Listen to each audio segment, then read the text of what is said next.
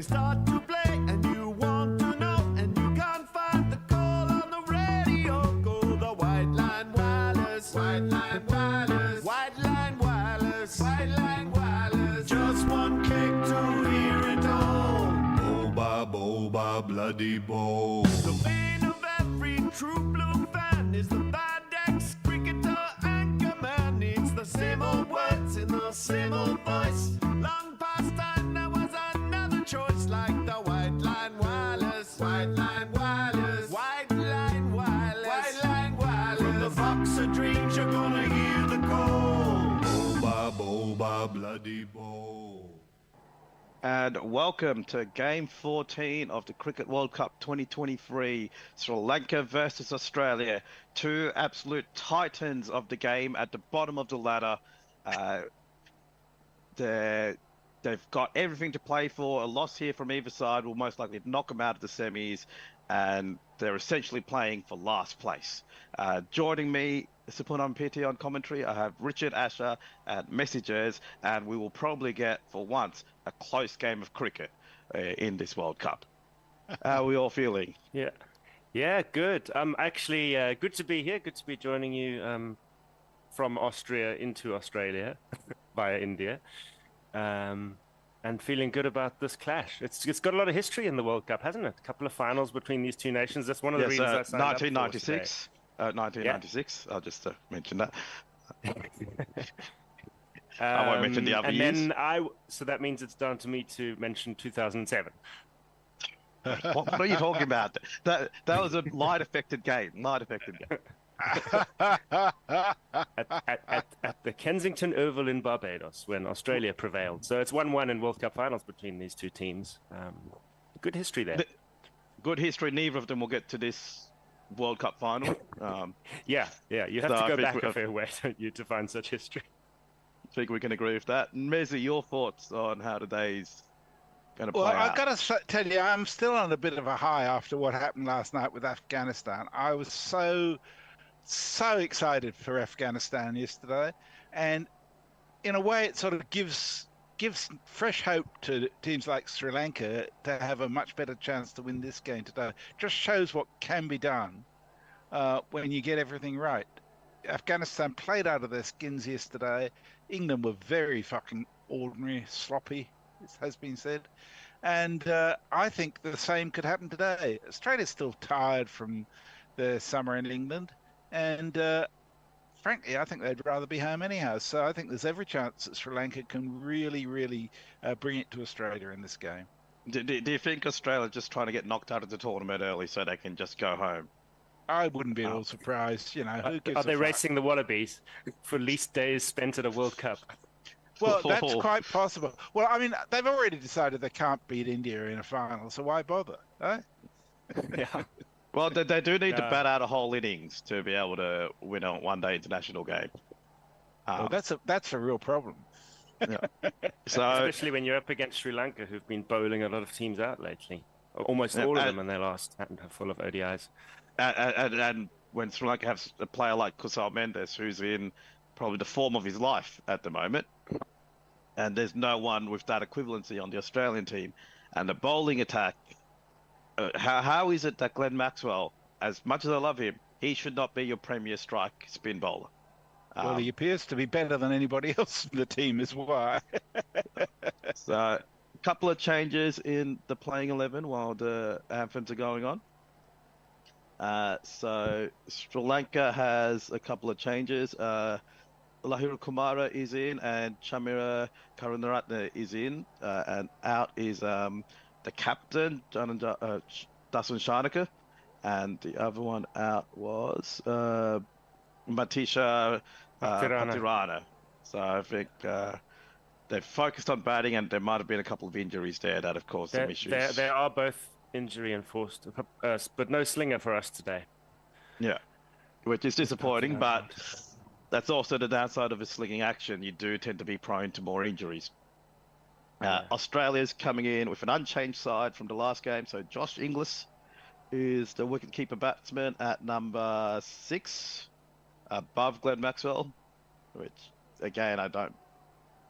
It doesn't make sense. It's Glenn Maxwell should be coming in above John Inglis. Like he's got the experience. It will depend, though. They'll keep themselves flexible on that, no doubt. Yeah. And bowling attack for Australia standard: Josh Hazlewood, Mitch Starc, Pat Cummins, Adam Zampa. Will Mitch Marsh get another over the ball today? Who knows? He's technically an all-rounder. And Stoinis as well has he's got one sort of delivery that he can do that does a bit of damage, but otherwise he'll usually get worked around the pitch quite badly. Just on the Sri Lankan side, the injury to Shanaka, the captain, may have solved the problem, you could argue, because his batting form has been mostly terrible of late. Yes. And there are those who said if he weren't captain, he would have been dropped ages ago. The amount of times where being captain has kept people in a side for longer than they should have been. I think it's a plague to all cricketing players. Now, you can join us, join in the conversation on Twitter at Gorilla Cricket or at White Line Wire, either or. You can join in on the YouTube comments as well. Messi, have we got anything yet? We've got a few people with us on YouTube. Leah's with us, and Mog saying hello, and Stephen Kelk, who's wondering what's happened to the White Line Wireless, the box of dreams. We're all remote at the moment, so once somebody in the box of dreams commentates, you will see that wonderful bare brick 1970s edifice that you love so much. Graham Caldwell is with us. Do you think Australia and England are suffering from such a hard-fought and intense Ashes series? I think there's certainly a bit of that. More focused on Test cricket this year rather than the World Cup. Although Australia has 7 players who played in the Test series today. I think England had 5 yesterday. But yeah, they both seem a bit disinterested, to be honest. That's actually a very interesting issue that's raised, isn't it? Because we do talk about how much more cricket India, England, Australia get than some of the lesser nations. Does it at the end of a long year like this? Yes, but the more cricket you play, the better you should be at cricket. It makes one wary. It makes you wary. Just come and see me on a Sunday after I've played. Well, it's a really good question, though, because, I mean, you go back to the 60s. Yeah, I can. You can't. And, you know, someone like Fred Truman was playing a summer of 5 tests and probably at least 18 county matches in the course of that summer, and just going continuously. And he reckoned it just kept him fit that he kept bowling.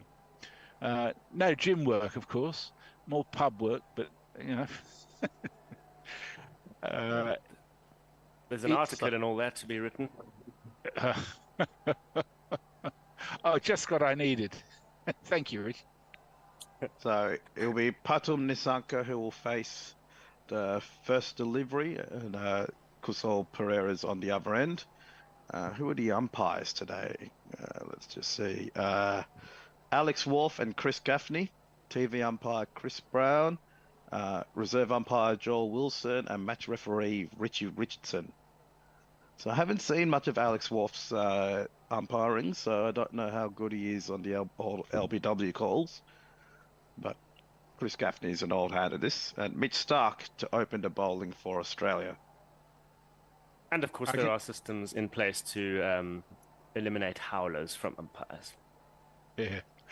I can tell you it's 33 degrees and 39% humidity there at the moment. Yeah, so that's not too bad. Warm, but not as bad as it has been on some occasions.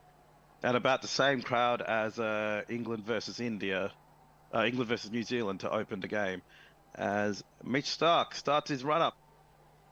And he's in, and that's a middle stump Yorker line. He's appealing for an LBW, nothing from the umpire, Alex Wharf. And they're tossing up whether they put this to DRS. It's counting down 877 seconds, and yes, they're going to do it. They're going to do it.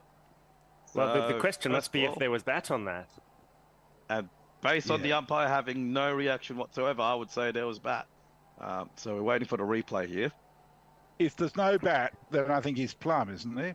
Yeah, that's my feeling. And it really was the classic Mitchell Starc delivery opening up. with the new ball, Yep. wasn't it? Very Yeah. full. Yep. Maybe Middle a little stump. swing. And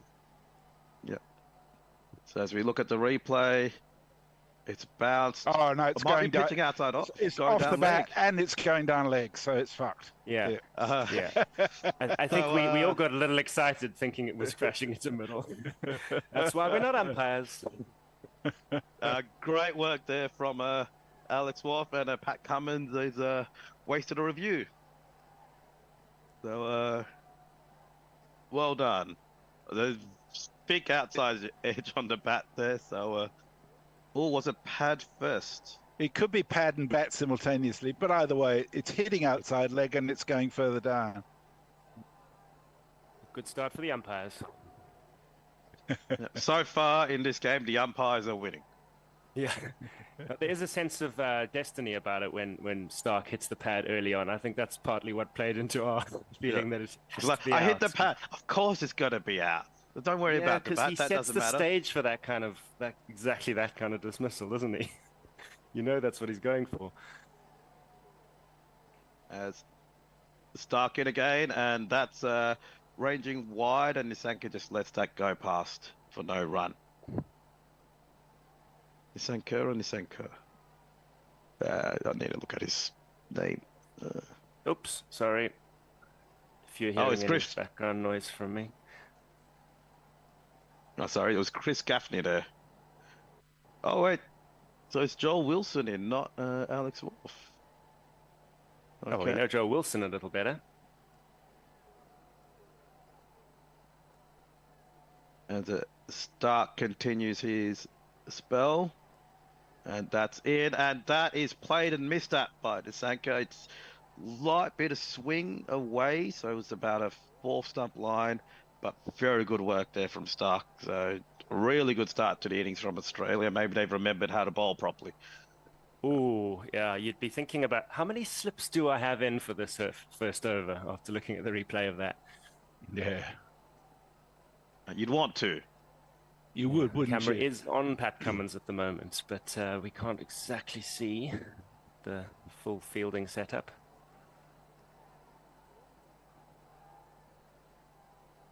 It's Stark in again. And that is wide down leg side, and it should be called a wide.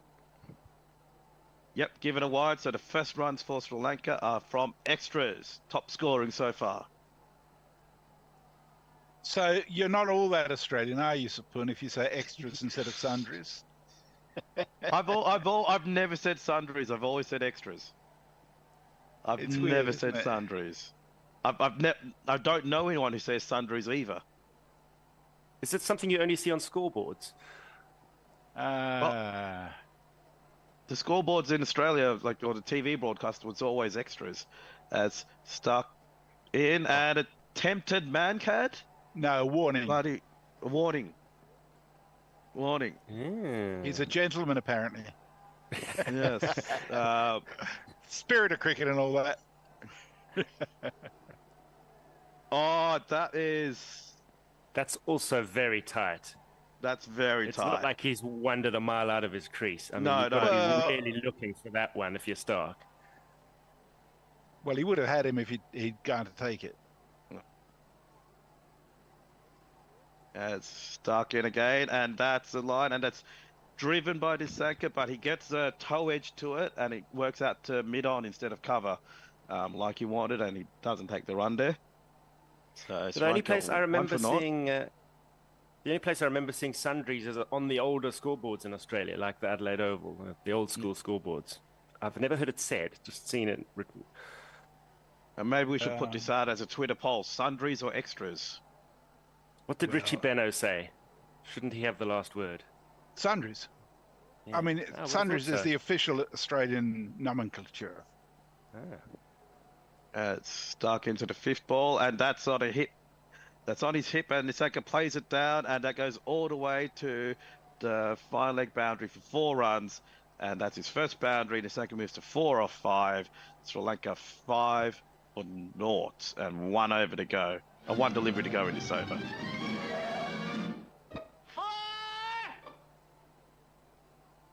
Oh, we have our jingles working. And Russ, don't forget the Atmos.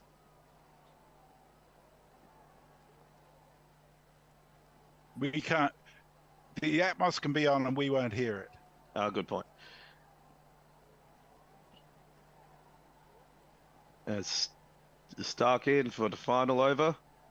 And there are 2 slips, and that is a middle stump line, and Nissanka works it well, digs it out, and that's actually going all the way down to the boundary for another 4 runs. There was a ridiculous late dive there from Maxwell, I think. Mitchell Marsh. Mitchell Marsh. So had the same His haircut trousers at the fell moment. down. Yeah. If you were watching carefully. Oh dear. And it I hope says, that's not a sign of things to come. he says, it's always nice to see the bottom place teams perform well against the former World Cup winners. Let's see if Australia can repeat the feat tonight versus Sri Lanka. Adam Newman says, T20 cricket has been added to the 2028 Olympics in Los Angeles. It's the first time since cricket in 1900 when England defeated France in the gold medal final in a 50-over game of cricket. Yeah, they were the only 2 teams that entered, and almost all the French team were English anyhow, so it was a bit odd. Dave Wood says, morning all, nice to be listening to a game that nothing rides on. 22 players planning where they're going on holidays in 2 weeks' time.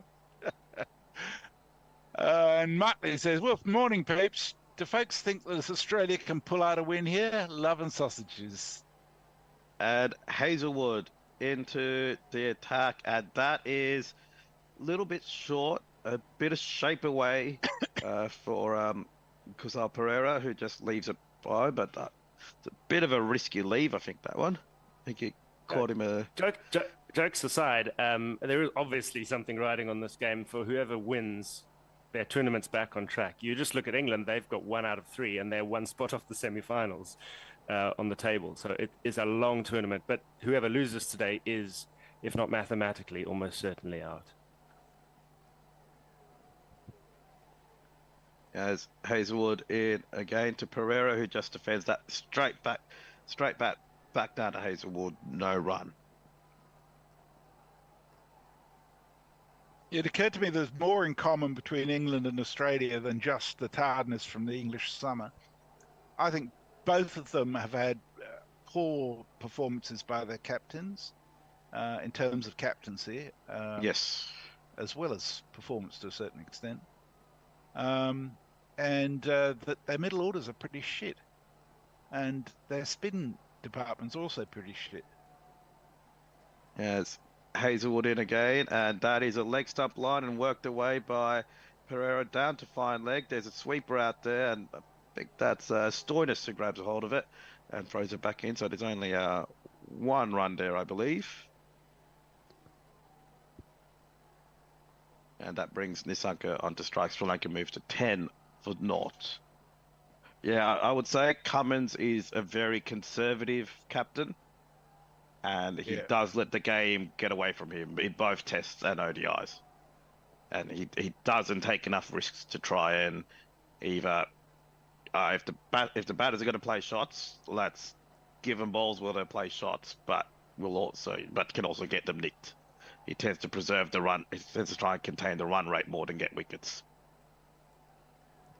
As Hazelwood in, and Nissanka just defends that down to backward point for no run. I suppose it's worth mentioning also about this ground. Australia have played here once already in the tournament, and that's where they got bowled out for 177, chasing 312 against South Africa. That was not long ago, Thursday last week.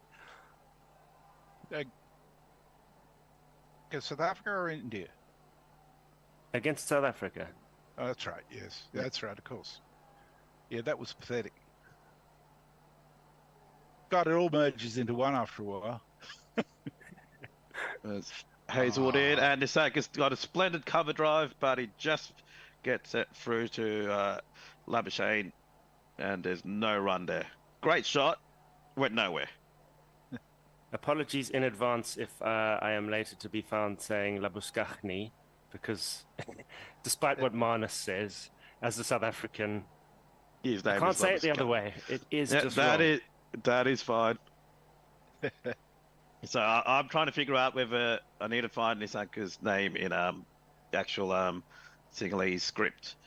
Ah, As Hazelwood into Nisanka, who defends that down to mid wicket for no run. That's the end of the over. Sri Lanka 10 for naught. Mog says, my physio suggested there are rumours that Cummings is on the chopping block. Perform or be dropped. I'm not entirely in line with you, Sapun, in terms of Cummins. I'm okay with a relatively conservative captain in Test cricket. I just think in one-day cricket you need that spark that, say, Owen Morgan brought, and I just don't think that either Butler or Cummins displays that imagination that you do need in one-day cricket.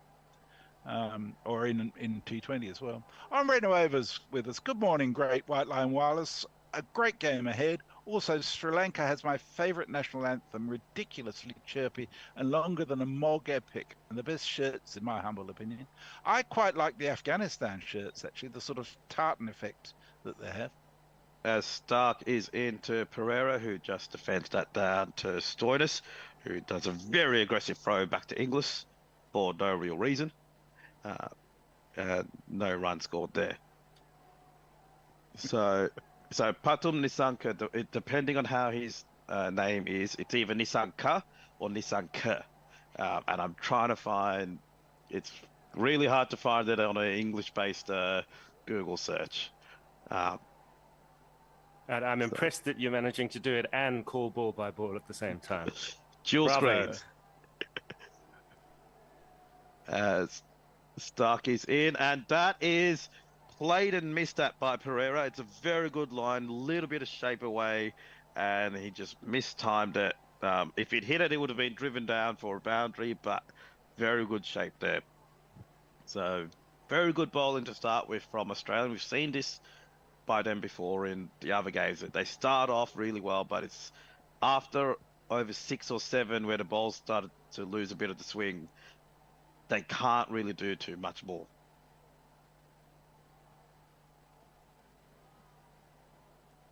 I thought it was very interesting watching Afghanistan yesterday. The expectation is that once their openers go, they're done. Sorry. As Stark in again, and that's just defended back by Pereira for no runs. Sri Lanka still 10 for no wicket loss. And they really changed that narrative. And I think Sri Lanka are in the same situation where they can actually change the narrative by batting long, if you know what I mean. Yeah, there's a surprising depth to the Sri Lankan batting lineup now that we haven't had for about 7 years, I'd say. Not since Sangakkara and Jayawardene retired. Mm-hmm. I think that's actually probably close to 10 years. So it's taken a long time to rebuild that. As Stark into Pereira, who drives it, and that's going straight to the fielder, who is Labush Gagni. No Not run bad, there. not bad. Just to pick up on the point as well about Australia's sometimes bright starts with the ball and then letting it go. Just in terms of taking wickets as well, very recent history against South Africa last week. They allowed an opening stand of over 100 between Bavuma and de Kock, so they won't be wanting a repeat of that today.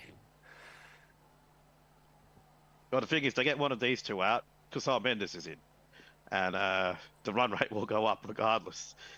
Then, as that's a leg stump line and worked away by Pereira down to fine leg, but there's a sweeper out there, so they just run through for a single. So Sri Lanka move to 11, and there's one ball to go with Stark's over. Mendes obviously will be the one danger man with the bat, 76 and 122 in the tournament so far. Which is a pretty tidy start with the willow. And he doesn't look aggressive while he's playing. He seems to he's got his timing right. He's got his placement right because he just hits it above the fielders by about a foot, where they always jump up to try and catch it, and it's always just a bit too far. Maddening. As Stark in for the final ball of his over to Nisanka, and that is a leg stump line and worked off. He's hit by Nisanka, and they'll manage to run through for a single here as Zampa collects out in the field. And Sri Lanka should move to 12 for no wicket loss. 13, actually, they managed to run 2. So Mog says, I'm not sure if anyone born here, I in Australia, after 1912 calls them sundries messy. I would contest that. I have a photo here of the Wacker Ground scoreboard from the 2013 Ashes, and down the bottom it says Sund, which is presumably short for sundries. No, they meant Sunday. You can get Sundays from the tuck shop. For 32 cents? I don't think so. Yes, and Mog, Richie Benno was born in 1930. There you go. Yeah. As Hazelwood continues, and that's bouncing up. Nisaka doesn't judge the pace or the bounce right. I think he gets a leading edge of it, but it lands in nowhere, so there's no chance of a wicket, and he's still safe.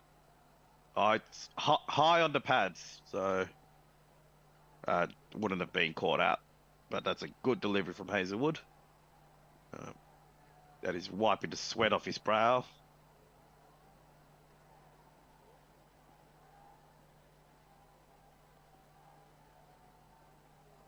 As Hazelwood in again, and Pereira gets right behind this and cuts it all the way through to the mid-off boundary for 4 runs. Sorry, not mid-off. That's a square boundary, and that's very well done. He timed it perfectly. There was a diving attempt at a save from the infield, and I think that was Maxwell. But very good work there from Pereira.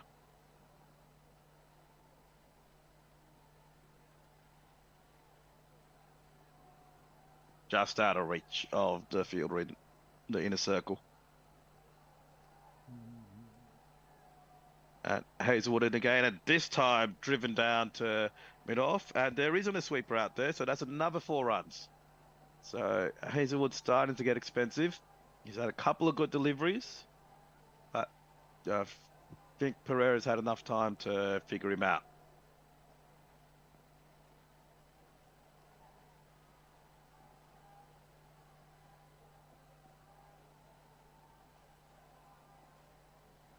Well, this wicket is looking to play very nicely, isn't it? Yeah, it's changed a bit from the last time I remember looking at it.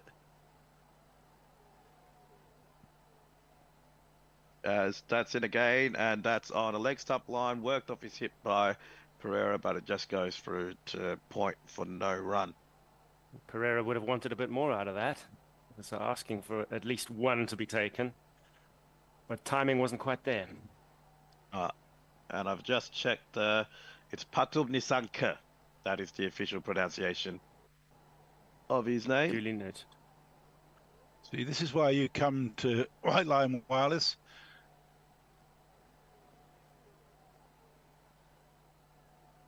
As Hazelwood in, and that is short and bounced, and there's an attempted pull shot, but I think Kusal just missed everything there, and it just goes back to Inglis, who collects it relatively well. Since we have a Sri Lanka Sinhalese pronunciation expert with us, can I ask, when something is written with a W, is it usually pronounced with a V sound? Depends on what's around it. Not a simple yes or no then. No. At the start of a word. It could be V, could be. Usually it's a V, but it can be a W-ish sound. As Hazelwood in, and that's in short, but not dangerous and not threatening. And Nisaka just plays that down to square, and that's the end of the over. Sri Lanka 21 for naught. Just as a counterpoint to Mog, I've posted a photo of the Adelaide Oval scoreboard, which says in great big yellow letters, sundries. Armchair Cricket Podcast says Sri Lanka are backing their batters to come good and set up the spinners as they bat after winning the toss. No sign of dew yet in World Cup 2023. Oh, there has been, but not tonight. Australia don't seem grumpy to bowl first. Sri Lankan spinners against Australia batters to decide both their chances in the tournament. Farong says, greetings all. I hope everyone's well. Pretty straightforward. Sri Lanka to reach 200 and win, as those useless 5 times ODI champions can't score at 4 runs and over. Brilliant effort from Afghanistan yesterday. Duckett was in the crowd. Get him in the side. And Stark in, and that's wide and just a little bit of late swing, but the swing happened past the stumps and just collected through by Inglis for no run. So it's always disappointing when the swing happens after the stumps. For the bowler, Yeah. So Stark, if you can get it to swing a little bit earlier, like that's just like just 2 feet, 2 feet. That's all. You might get something happening.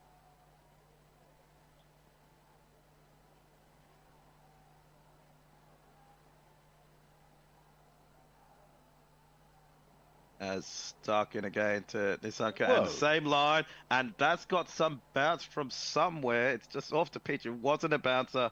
Came in reasonable wide line, and it just bounced, and Inglis had to jump up to try and reach it. Whoa, that took off.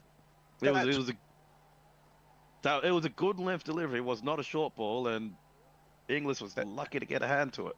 That's going to worry the batters. And it makes a good point. He says a lot of people don't think Cummins is conservative enough. Yes, how dare he have views that climate change might actually be happening. Stark in, and this time it's driven, but it's driven straight to the fielder at mid-on for no run. So Sri Lanka 21 for 0, taking their time in this first power play. Just letting things happen, just letting the ball lose a bit of its shine. They know they've got the batting lineup. I think last game they played between over 20 and 30. They were scoring at 10 and over. Wasn't enough to win them the game, but it was a great bit of batting.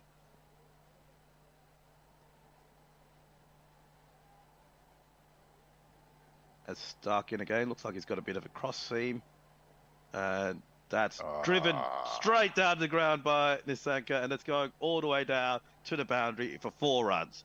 Sri Lanka move to 25, but no wicket loss. And Nissanka moves to 14 off 14.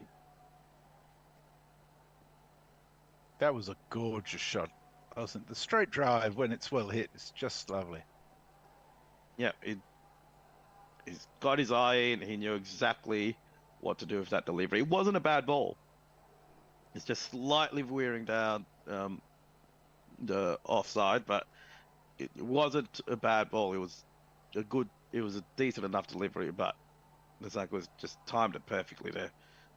And that one's in, and that one's rearing up at him, and he just defends it down straight in front for no run. So a little bit of that extra bounce that we've seen. It will be interesting to see if this is just one end or both ends that gets that bit of surprise bounce. Just one over to go in Stark's, one ball to go in Stark's over. Ian Lomax, who's a friend of Gorilla, says to someone who's looking for someone to listen to the game, go to Gorilla Cricket for ball-by-ball commentary on every game wherever you are in the world. They do swear occasionally, though. Not too fucking often, though. I only swear when something really bad happens, as Stark is attempting another warning for the Mancad. So But this time, no eye contact with the batsman. No. Yeah. Yeah, well, Pereira was just wandering off. He wasn't concentrating at all. And he wasn't on his ground. His bat was... If Stark had completed his delivery, his bat would have left the ground at the same time Stark released the ball. So that's Stark intimidating him. Yeah. Seems to me Stark is not concentrating on his bowling very much. As Stark is in, and that's a bit of a bottom edge by Nissanka, but he manages to work it down to fine leg for a single, and that's Sri Lanka 26 for not Messi. Muttley says, fuck's sake, Mutt, I just realised I was watching the wrong match. I was thinking to myself, why the fuck do they keep mentioning India? I'm here for real this time, loving sausages. Oh, dear. Ooh, sausages. Armchair Cricket Podcast says Pereira is due for big innings. Australia will be working on not being on the receiving end of one. Australia want Sri Lanka 2 to 3 down in the first 10 overs. Adam Newman says Netherlands versus Australia, Wednesday, October the 25th, has Travis Head back in for the Aussies to open the batting. He's about to arrive in India on October the 18th. Well, fingers crossed, because God knows they need him. And Mog says nothing is ever simple with languages, Richard. And he says, personally, I have no dog in the fight. I use extras. I'm just here to make mock of Messi's advanced stage. I'm very happy for that to be done. I don't mind being old. It just means I've been here a very long time. Hazelwood into Nisanka, who gets some bat behind us, but just hits it through to middle wicket for no run. Can I just ask, while we're on languages, to come back to my question about the V's and the W's in, well, I guess, Sinhalese. is it Velalaga or is it Welalaga? That's Welalaga. So Wella is really? pond. So Wella is pond, and Welalaga. I think it translates to comes from the pond or near the pond. Oh, that's disappointing. I was hoping it was a pond of beer. Well, it's where we grow our rice pat. It's where we grow rice. As Hazelwood in again to Nisanka, and that's a bad line from him. And Nisanka just works it off his hip, and it's going down square. There's a big chase on, and they do manage to get it, but I think there's 3 runs there. Yep. So good running from Sri Lanka. Now, where else would you learn fun facts like that? Are most of the Sri Lankan names translatable in that way? Some of them are, some of them aren't. You can tell with anyone with De Silva, there's some Portuguese influence in the naming. The benefits of and Fernando as well. Yep, Fernando. You could Tamil names tend to have a bit more of a N at the end, so Mullaridharan. And that is short and pulled by Nisanka, and that's going all the way down to the boundary for 4 runs. So I think there was Mitch Stark out on the boundary trying to get to it, but he couldn't quite get there. Sri Lanka moved to 33 off 0. Nice shot.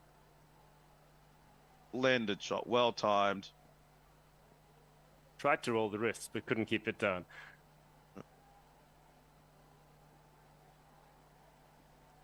Didn't need to, though.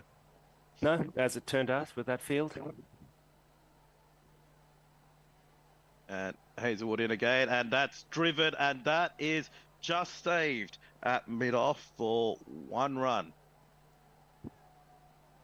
So a good field in there, otherwise by Labuschagne. Otherwise that definitely would have been another boundary. So it's like a 34 for naught. Thank you for joining my club of pronouncing Labuschagne, as it should be. I mean, out of all the names I've had to pronounce, that's not one of the hard ones. No, especially when you have a lot to do with Sri Lankan names. Ombre Nuevo said, you must have been swearing a lot this World Cup then. I know I have. As Hazelwood in again, and that's another bit of unexpected bounce there. And just defended down by Nisanka for no run. Dave Wood's So on it is my happening side. from both ends. Yeah. Dave Wood's on And my side. He says Messi deserves more respect. Not everyone can claim to have been first mate to Captain Cook. Yeah, thanks, Dave. So you're the reason everything's gone to shit. And Mog's got a question for you. He said, I used to work with a Sri Lankan guy called Dallas Achilles. What's the pronunciation on that? That was Achilles. That's a pretty straightforward one there. As last ball of the over, and Hazelwood tries to get it short, but that's just driven by Nisanka to point for no run. And that's the end of the over. It's like a 34 for naught. I think we're due a change, aren't we? Yes. Okay. Well, I'll... Whoops, I've just closed YouTube. There you go. So I was going to do a couple of YouTubes on the changeover, but I can't. And we have a change of commentary team. I'll be back with you in an hour or so. Thanks, everyone. Bye-bye. All right. Hi everyone, it's Krishna Devarajan. I'll pick up the ball-by-ball commentary for this second stanza of this innings after 6 overs. Sri Lanka 34 for no loss and batting quite comfortably overall.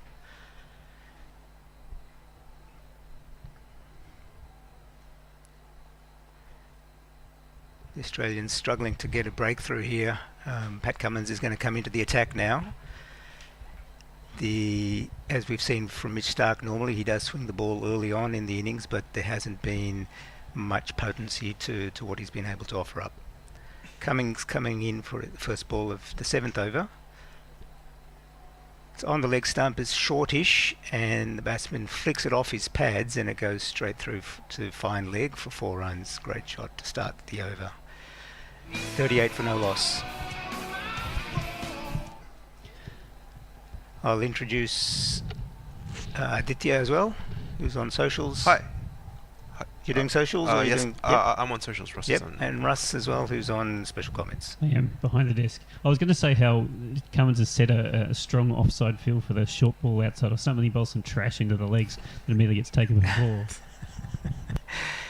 Next ball is short outside off stump, and Nisanka not much footwork, but he's able to clamp down on it and it goes through to the gully region. Yeah, I think it's just a reflection of the scattered minds with which the Australians are playing these games. They're very formulaic in their approach. There doesn't seem to be much instinctive thinking in the work that they're doing. Yeah, and Cummins himself, I know the last set of commentators talked about, he looks tired. Like he's looked tired for a while. And he doesn't have the same pep that he normally gets. Indeed. Cummins in again, over the wicket. Outside leg stump, the batsman misses it, goes through the keeper, will surely be called a wide.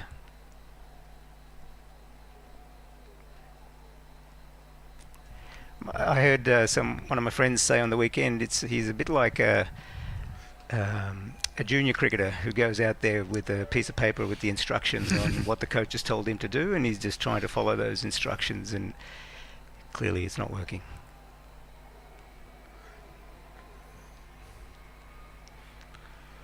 Cummins in again, left-handed. Short outside off stump. There's not much footwork by the batsman, who misses the ball and it gets taken by Inglis behind the stumps. That was much better. He's bowled 2 good balls outside of stump that's short of a length and 2 trash down the leg side. So just, I guess, struggling to find his line these first 4 balls. Even the first 2 games, when you reflect back on what the Australians did, they batted first in the first game, and when you've got Kohli chasing a score, you're always risking him scoring the runs, which he absolutely did. So that was the wrong call, I think. Cummins in again, outside off stump. There's a hoik by the batsman who misses, and it goes through to Inglis. It is a good over, I should say, after the first ball, which went for 4. The batsman hasn't had much opportunity to score runs beyond that. It's a disrespectful shot. It was, indeed. And then the second match, they let South Africa chase. Sorry, they wanted to chase. And again, they did the opposite of what was happening in the South African series, where South Africa was easily beating them. So they should have done something different in that game as well. Cummins in again, outside off stump. The batsman hits it to square leg. It's a good length ball. He inside edged it, so it wasn't hit with any power at all. There's no run, and it remains at 39 for no loss. Yeah, interesting approach here. He's trying to hit Cummins. He's already got the 4 in the over. They're pretty well placed. It just seems it's unnecessarily aggressive to balls that are actually on a good length just outside of stump. Yes, and of course, as the gent said in the first session, this is the game between the cellar dwellers. Cummins in again. Good ball on the stumps, short of a length, and all the batsman can do is deflect it off his body to square leg, and there's no run where Warner fields.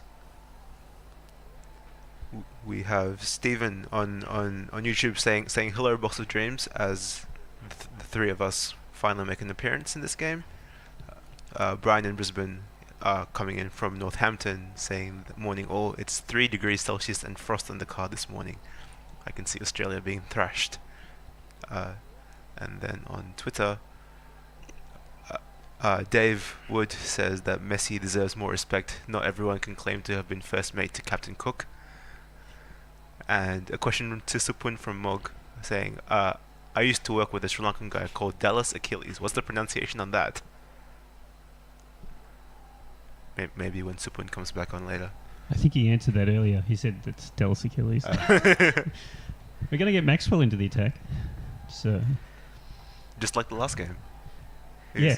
7th over, wasn't it? Yep. So he's And coming that's on what it 8th over. says on the piece of paper. yeah, that's right. Andrew McDonald said, bowl Maxwell over number 8, so that's what he's doing. He has been Australia's most economical bowler in this series so far, and just looking at the tournament stats, he's the 3rd most economical bowler in the whole tournament so far, Glenn Maxwell. So he's had a good series. First ball is outside the leg stump. It will be called a wide. Just like the last game. Exactly like the last It's also on the piece of paper. Bowler wide first up. Gets them out of their comfort zone. 40 for no loss. Maxwell's second ball is good length ball outside the off stump. Batsman's on his back foot and playing it 2 covers, and there's no run. Score remains on 40. Really cramped him up there. It's a good ball. But Maxwell's also been by far Australia's most effective spinner, which has been probably Australia's biggest issue so far. He's in again. Good length ball. The batsman plays it off the back foot through mid-on, and there's a slight misfield there. Again, just reflective of the way the Australians' mindset is at the moment. The batsman thought of a second run, wasn't there, and they get the single. 41 for no loss.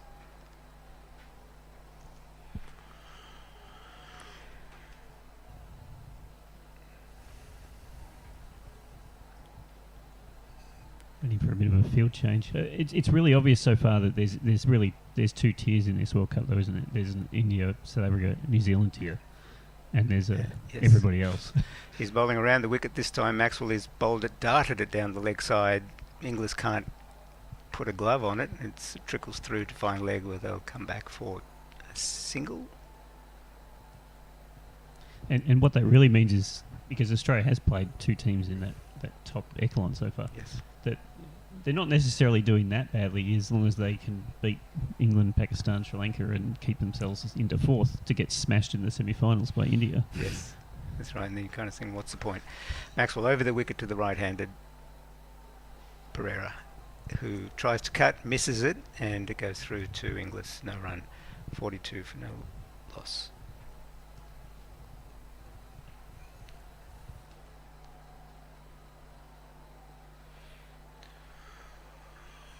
Maxwell in again. Good length ball. The batsman's on his back foot and edges it, I think, or did it come off Inglis's gloves? Not quite sure. And the ball goes through short third man. There's no run. Yeah, just watching the replay, he did get an edge and it was straight into Inglis. It doesn't count as a chance, missed the gloves. Final ball of the over. Batsman's on his front foot defending to the cover region. No run. 42 for no loss after 8 overs. Stephen Kelk on YouTube. Back later, off to undertake a quintessentially Dutch activity, brackets, looking at my 3 bikes. Is that looking after or just looking at? And on Twitter, Supun chimes in with all caps, Maxwell ball, 4 exclamation marks. Maxwell ball indeed. I'm surprised that most people I thought in the Netherlands didn't have multiple bikes. They just randomly picked one up off the street and rode it around. Yeah, they're all line bikes. Oh no, it's just, no one locks them up, so you just take one and keep going. I think they were replaying the edge to Inglis as if it was a dropped catch. I mean, it hit him, but Missed opportunity. It either hits your gloves or it doesn't, right? You don't have no choice when it's about a foot away from you to move into the right spot. Cummins at the start of the 9th over. Bowling over the wicket. The short ball that the batsman tries to pull. Does not lay bat on ball, and it's dropped by Inglis. No damage done though, since he hadn't hit it. Nisanka remains on 19 and Kusal Pereira's on 18. Stayed down that ball quite a lot. It might have bounced in front of Inglis, so interesting. Quite a few pitches we've played on so far, and particularly like Noah Howes has been a bit up and down, made it really hard to cut.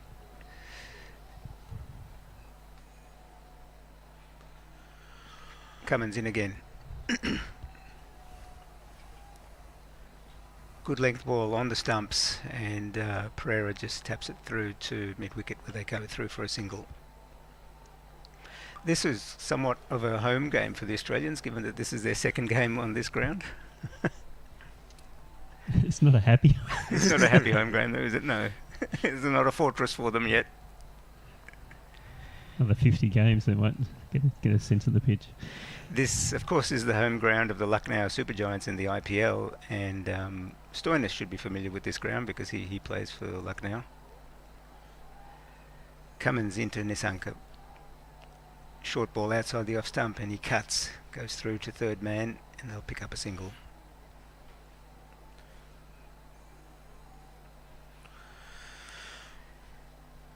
It is incredible how all of the Australian batsmen seem to be out of form at the same time. I thought that actually had more to do with the fact that India had like a very good attack that made them look bad, and then South Africa had a very good attack that made them look bad. That's true.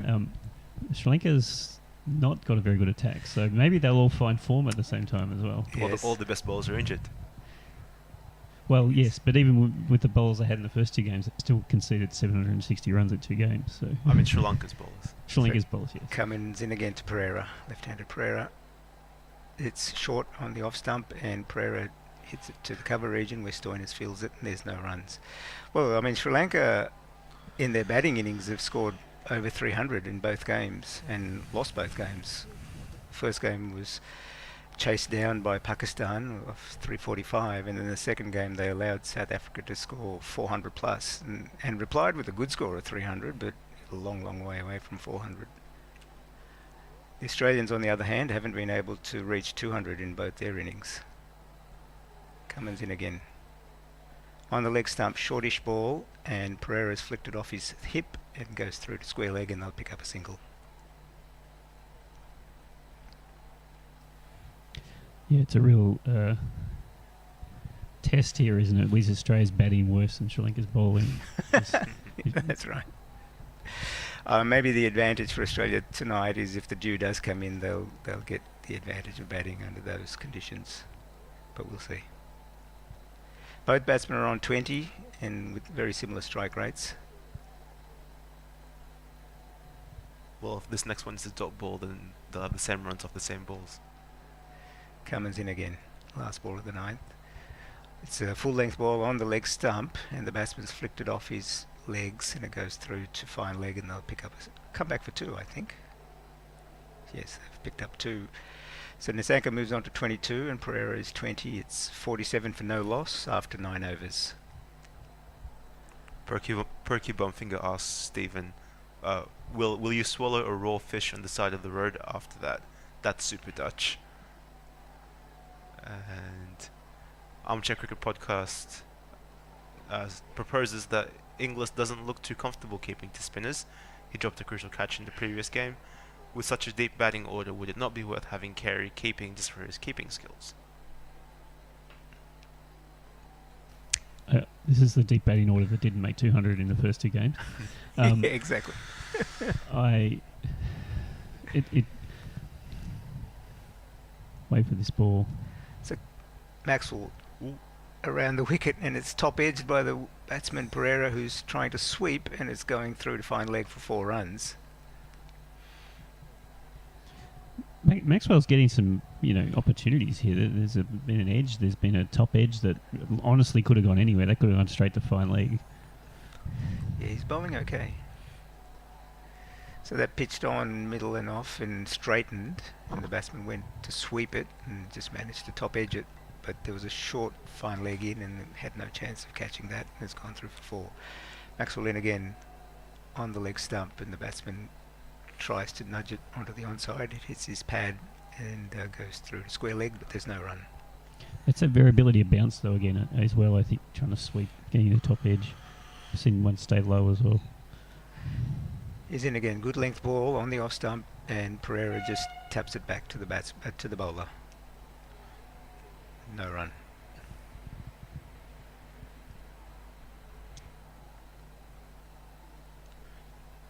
Maxwell in again on the leg stump. There's his appeal for leg before. He's quite confident, Maxwell. It's no from umpire Joel Wilson. Joel Wilson, that's right. Cummins is looking to see whether he should review it, but decides against it. So the problem is because they wasted a review off one that hit the bat in the first over. First ball, yes. First ball. They've probably not taken one that maybe was closer. Maxwell in again, shorty shot side off stump, batsman cuts, it goes through to point, there's no run. 51 for no loss. It would be deeply hilarious if this was actually out. Although I think it was probably going down leg. Going down leg side, looks like. It's close. Last ball of the over is shortish on the stumps, and the batsman's on his back foot and just plays it into the covers. No runs, 4 runs from that over, and it's 51 for no loss. End of the power play. End of the first player play. And again, the Australians just no potency in trying to get an early dismissal here. They took 3 for 2 in the beginning of the match against India, but since then they haven't been able to get early breakthroughs. No, I thought they did well against South Africa though in the back half of that innings, where they managed to keep them they were cruising along at 6 and over, and they kept them at kind of 6 and over the whole way through, rather than 8s and 9s. But I was going to say before, the lack of potency from Zampa is a big issue here, because without that ability to take wickets through that middle section, they kind of let teams just cruise along, which is what India did and what South Africa did. And then they get a good platform to smash them at the back end of the innings. Yeah, yep. Graham on YouTube just saying, I would be surprised if the semi-final lineup wasn't India, South Africa, New Zealand and Pakistan. Big calls. Well, given England is kind of Imploding. well, they made it very difficult for themselves by losing a game in which most of the other teams that are going to compete for the semi-finals, that last semi-final spot, will win. So, Pakistan's already won 2 games against the rest of the pack. Cummins in over the wicket, good length ball on the stumps, and the Nissanka just plays it onto the onside. There's no run. 51 for no loss. So just some fun facts about this stadium. It is one of the newer stadiums in India. It was built in 2017, I think. It's got a capacity of 50,000. Looks quite nice. It looks very intimidating. The stands are very steep. Yep. It's very pink and very blue. Cummins in again over the wicket. Shortish ball on the off stump, and all the batsman can do is just play it back to the bowler. And I say intimidating when there's a crowd there right now. It is entirely as it is at pink and blue with just the sea colours. There's probably 5,000, 20, maybe 10,000 people here at most. I was going to say it's Oh, like a wow. gender. We just seen a replay of that review, and it would have been out. Pitch in line, impact in line, hitting the wickets. That's hilarious captaincy. It didn't say on the piece of paper to challenge it, so he didn't go to the forensics. Cummins in again to Nissanka. Shortish outside off stump, and the batsman cuts it beautifully through the third man region and gets 4 runs.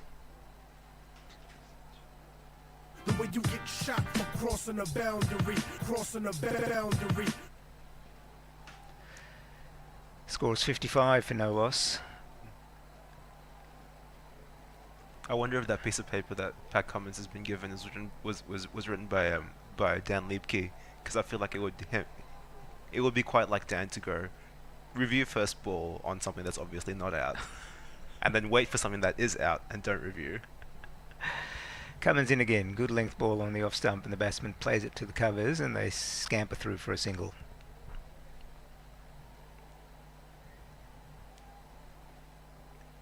They are looking for a spark here, the Australians, aren't they? There's something definitely missing.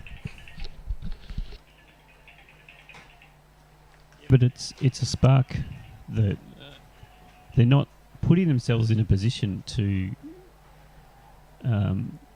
put pressure on the batters. They're basically kind of, it's now past the power play, so they've got 4 players backward of square and then a ring field. So where's the wicket coming from? Cummins in again. Short ball. The batsman pulls it to fine leg, and they'll pick up a single. I think the previous game that they played here, they worked out somewhere during the innings that short balls, slowish short balls, were the ones that were going to take wickets, and very late in the piece that's what they adopted to try and curtail the South African run rate. They haven't gone to that strategy yet here.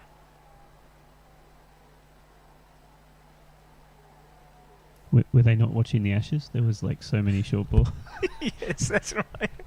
No, they were playing. They weren't paying attention. Cummins in again. Another short ball. It's fallen short. The batsman's pulled it and it's fallen short of mid-wicket and there's no run. That looked like half an opportunity, but wasn't quite there. Yeah, it was Fielded by Labuschagne. entirely off the throat of the bat. Very lucky it didn't go straight to mid-wicket.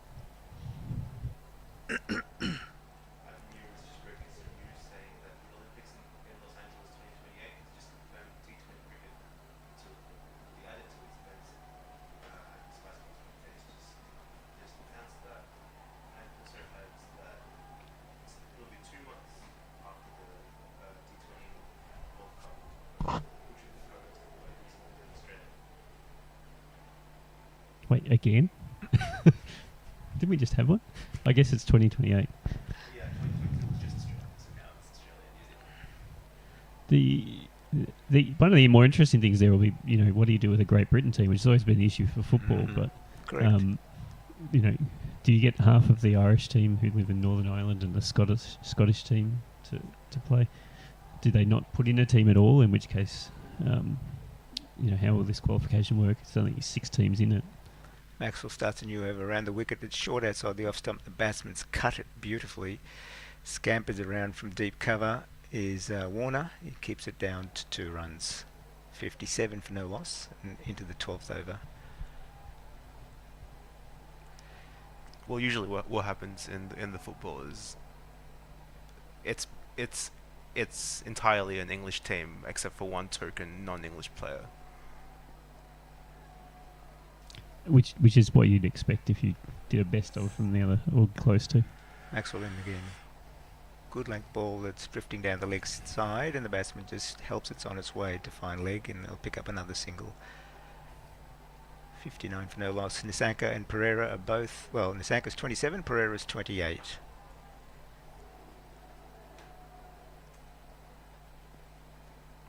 I'm not sure there's a lot of love lost between those other associations and the ECB though, so they may not want to play ball at all.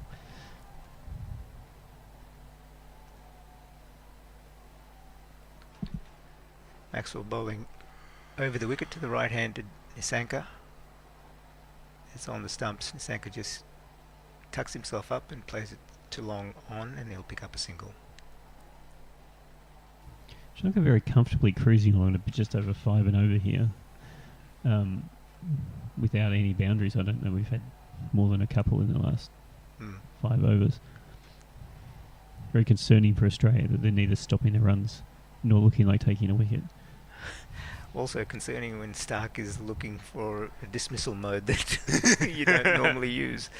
Maxwell around the wicket to the left-hander on the leg stump. Again, he's appealing for LBW, but not getting much support from the other fielders. There's no run, and score remains at 61. That one was definitely going down leg. So, not even a thought. He's in again, down the leg side, and the batsman just helps it on its way to deep square leg, and they'll pick up a single. Brings, well, we're into the back end of the 12th over at 61 for no loss.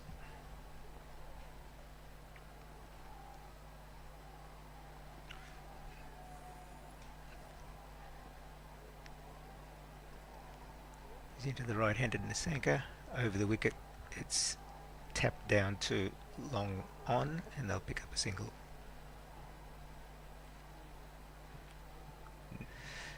No new tweets, but on your point about Mitchell Stark, he has had form. Like he started warning people in the series against South Africa last year. Yeah, I mean, my point of view there is that it's a legitimate form of dismissal.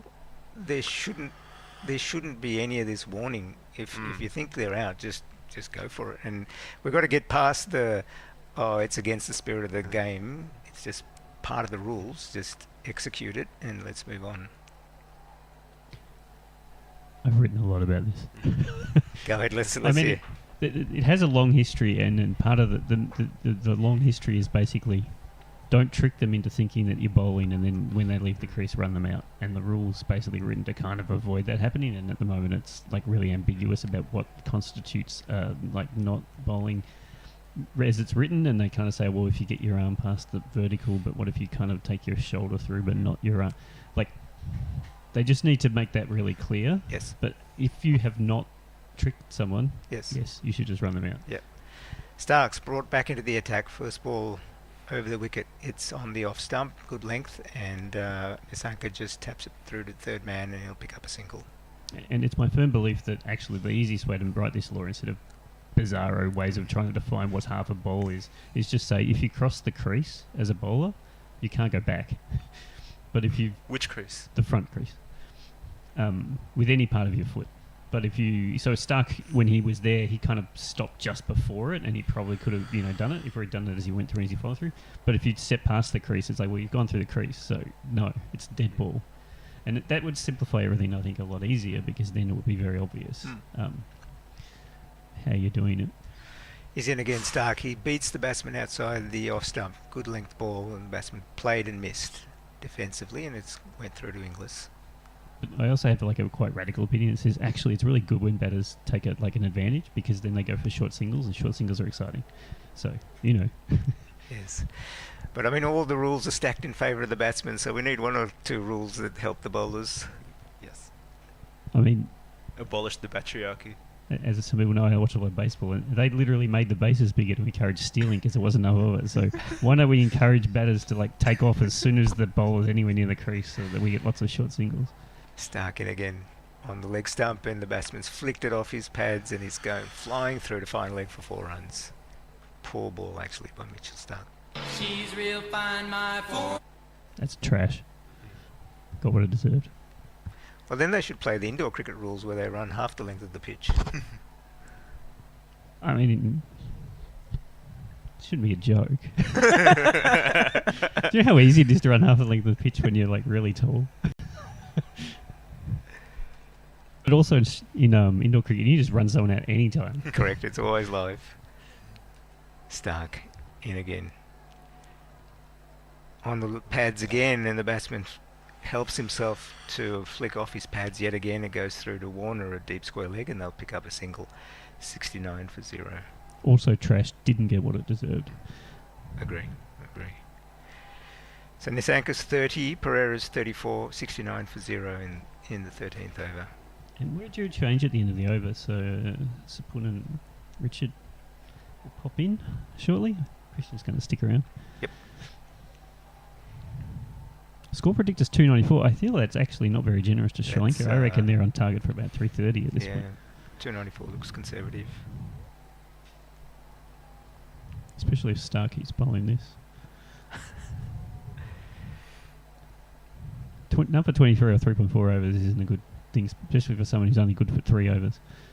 And again, Stark tries again to have a look at what the batsman's doing at the non-striker's end on his follow-through. I think that's what he did, or do you think he lost his footing? I wonder if he just lost his run-up then. I think He's okay. not focusing on what he's supposed to be doing. He's very distracted, isn't he?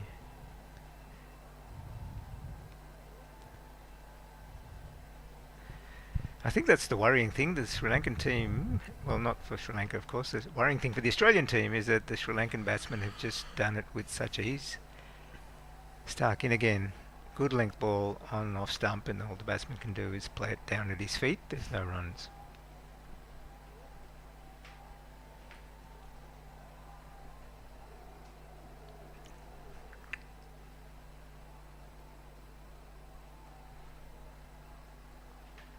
This partnership 69 off 80 balls, so quite comfortable.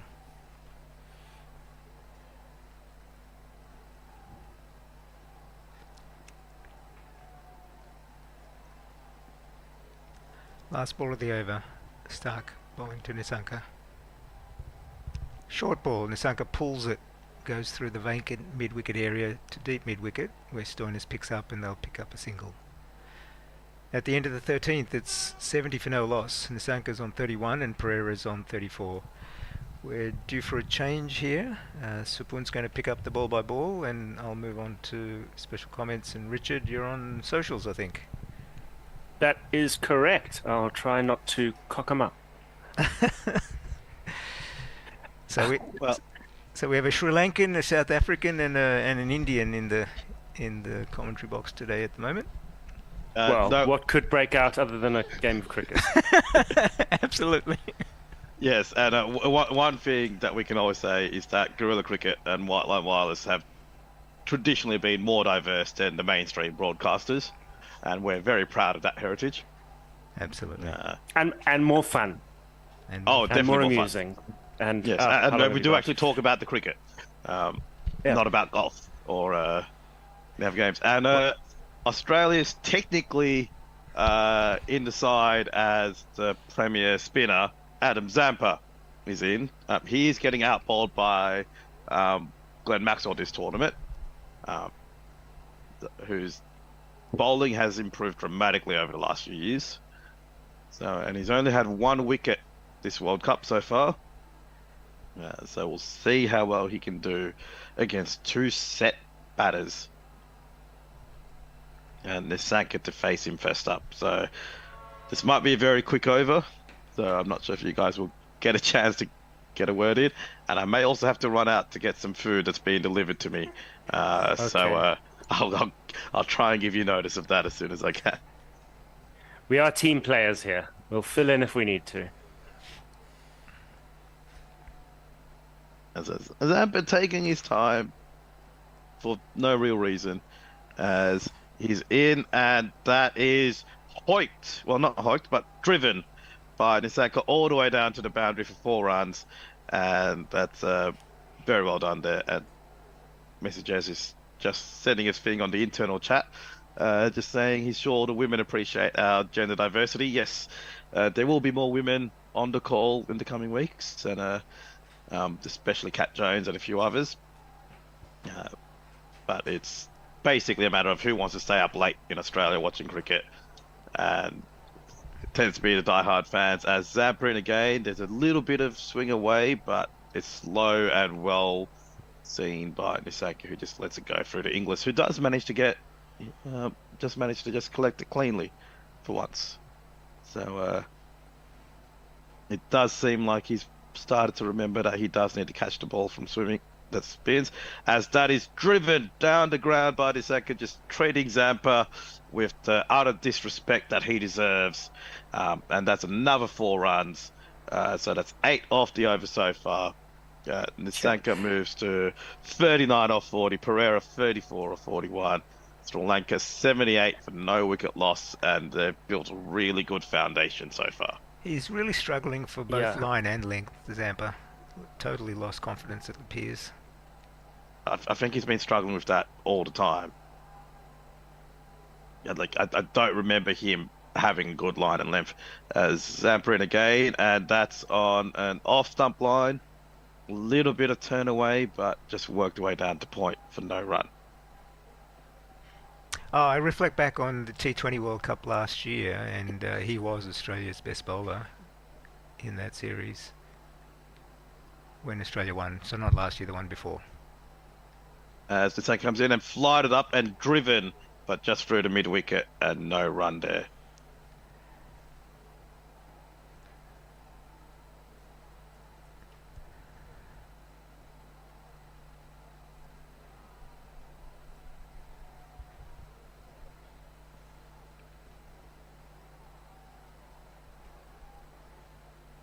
And last ball, that was turning slightly to leg side and just worked away by Nissanka down to deep mid off for a single there. And that's 9 off the over. Sri Lanka 79 for naught. So Richard, you still on high after South Africa's win early this morning? Yeah. I was on such a high, to be honest. I can't believe that we managed to pull that out against the French. I didn't think that we were favourites away, obviously, to the hosts.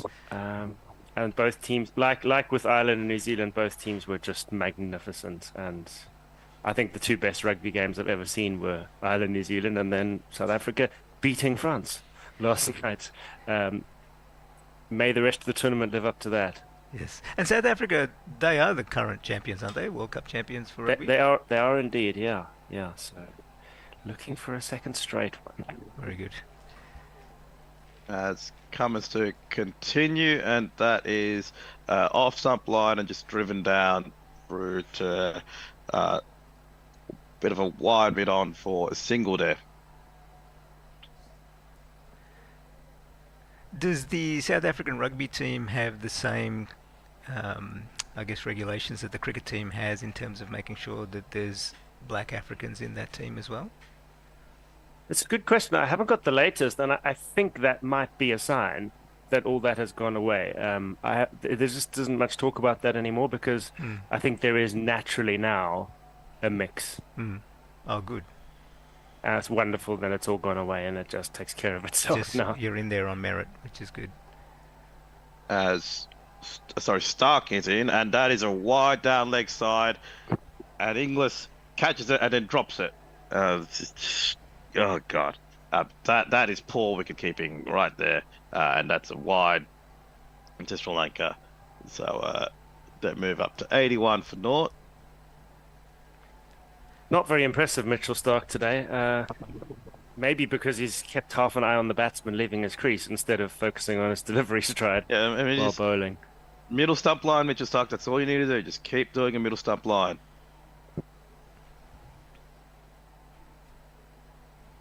As Mitch Stark again, there you go, middle stump line, worked away just through the mid wicket for no run. And Krish, if I could get you to finish this over off, I'll be back in a minute. As long as we can get to share your dinner with you. I mean, I don't know, like it's Indonesian deep fried beef, Right, but I okay. don't know how it's going to taste once I fly it over to you guys. All right. Okay, so Stark's coming in now on the 15th over. It's 81 for no loss. Bowling over the wicket.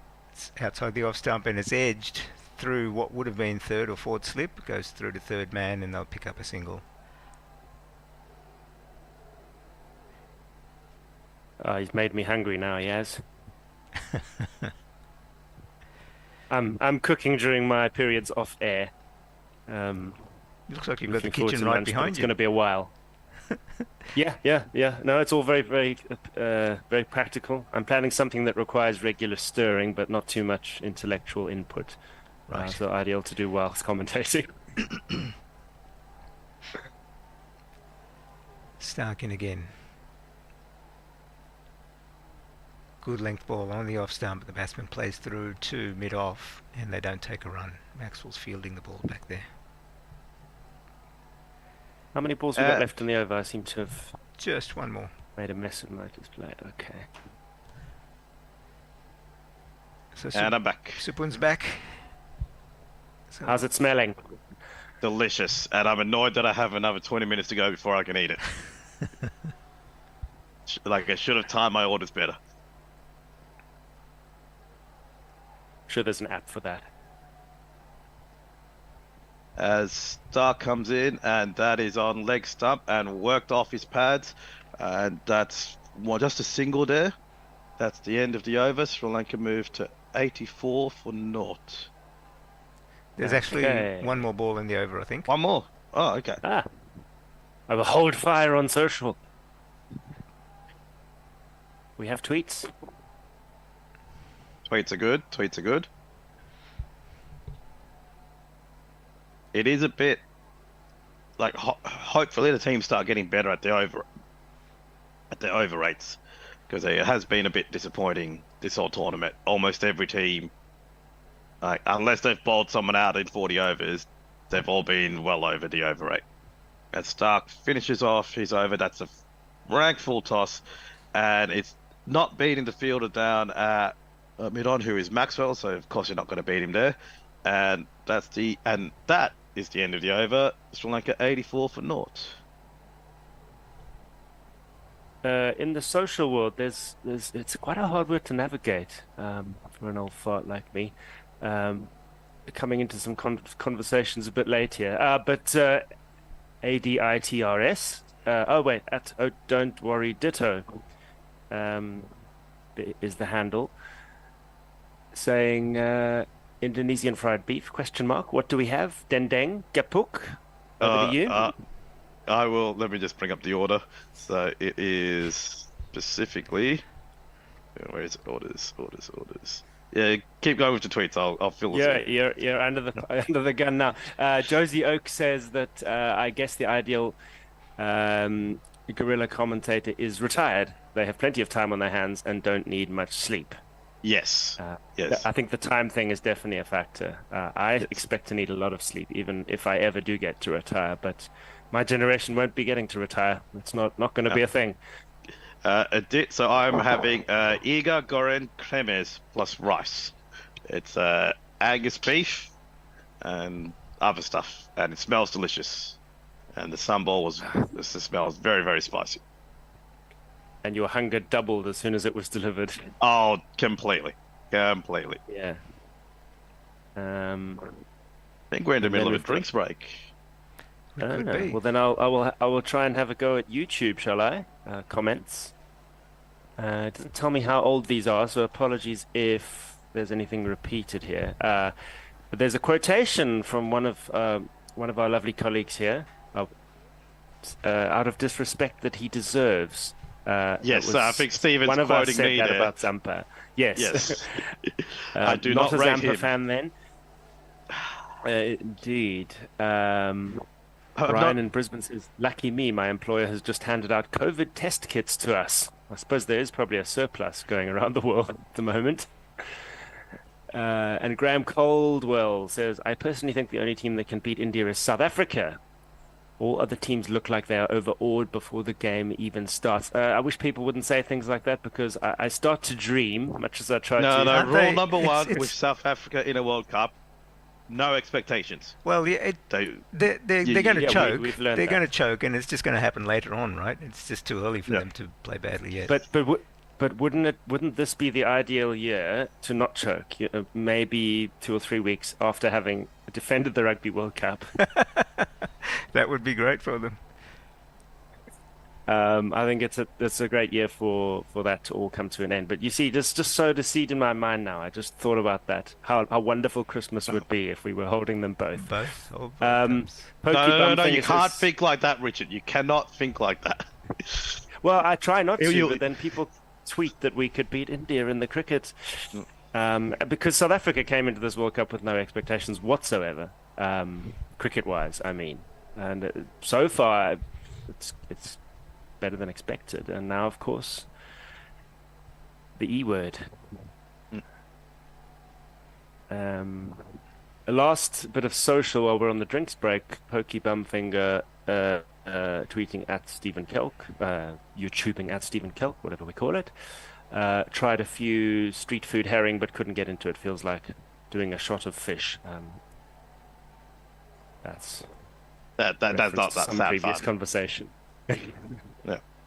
I have talked about my lack of faith in the development of Australian spin and the ability of the Australian spinners before. You cannot hope every single player you get will be the next Shane Warne. that Australia's still chasing for a Shane Warne, and you can't do that. Shane Warne was very unique. He had a lot of skill, but if you're expecting that level of performance from your spinner, which even at Shane Warne's peak, there's only one other spinner in the world who could match him, and that was Murali. Right. As Zampa goes in to continue his attack, and that's wide down leg side, should be called a wide, and Inglis takes the bails off to show he can, but no real reason for it because it was down leg side. So Sri Lanka moved to 85 for naught as Zampa has to ball the first ball again. And that is another leg side one, and this time there's some back to it as Pereira sweeps, and that goes all the way down to fine leg, but you've got a sweeper down there in Stark, I believe, who manages to keep it to 1 run. My sense of dress wants me to tell Zampa to fix up his right leg pant because he's got his socks tucked in. He's got his pants tucked in his That's socks. tucked into his socks. Oh dear. Another reason. Another reason to not like Zampa. At least you got to dress like a cricketer, right? Yeah. Oh, sorry, they managed to run 2 there, so Pereira's still on strike, and that is hoiked by Pereira over mid-wicket, and it's going all the way down to the boundary for 4 runs, so Zampa's being very expensive here. As Sri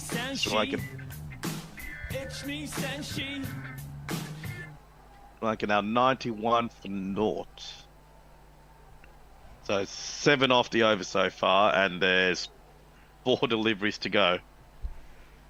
They've really got a taste for Zampa. Yes. Zampa in, and that's a better line. It's just outside leg and turning in a bit, but Pereira is well behind it and defends it with a straight bat. But no run. A lot of Australians came into this tournament with little or no preparation. When you look at the batting lineup, lots of guys were rested in the previous series. So they've come in with Zampa in form. again, leg stump line, and Pereira just works it off his pad to backward point for no run. And on the same front, the bowlers as well, Stark, Hazelwood, Cummins, they've all rested before this series. They haven't had much hard match practice. Especially with these conditions, you need to be trying as Zampa in again, and that is driven by Pereira, but just through to the infield, no run. I think he's been lucky not to go for more in his spell, actually, Zampa. They've been quite kind to him. Some of the worst deliveries.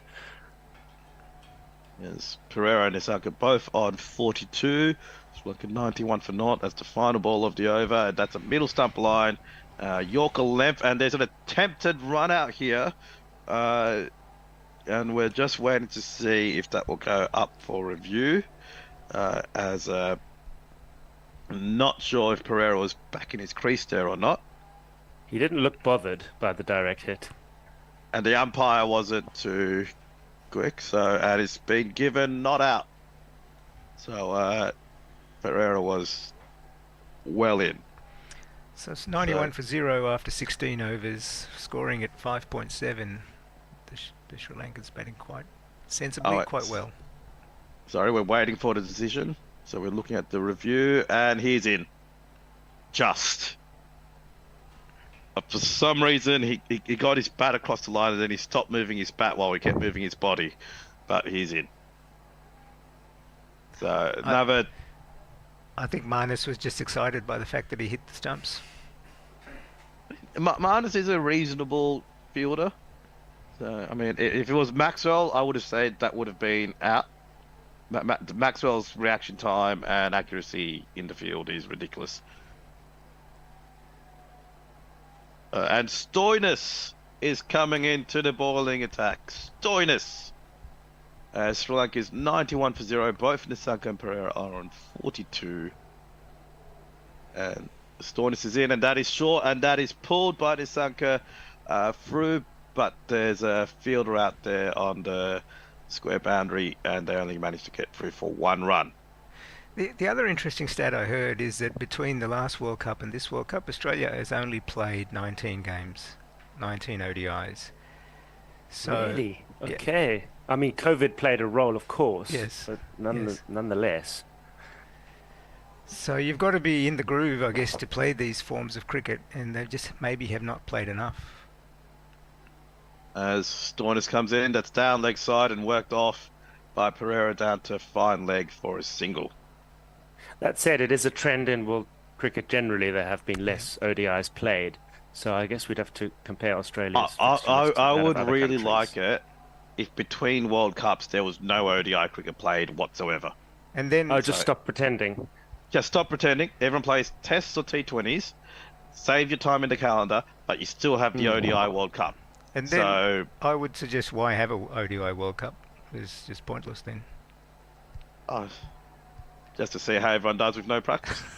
As Stoinis into Nisaka, who just defends it down. Though I suppose we are seeing that with the Australian team right now. I just think there's something about a format where there's a real possibility of getting bowled all out without batting catastrophically. and that is 50 over cricket. T20, you've got to have a horror day to get bowled out. And cricket is but meant to be a T20 game where also you are play- thinking about looking after your wickets, I think. Stoinis in again, and that is short and pulled through, and that's going all the way down to the boundary. Oh no, there's a sweeper out there in the form of Michael Stark, I think, and keeps it to 2 runs. I think mid-wicket might have actually got his hands on that. Yeah, that was hit really well. There was a leap from mid-wicket. Not sure if it was in the air. Like if he hadn't got his hands on it, it would have definitely gone for 4. So I think Lapskin has touched it. Potential catch, but did save a 4 at least.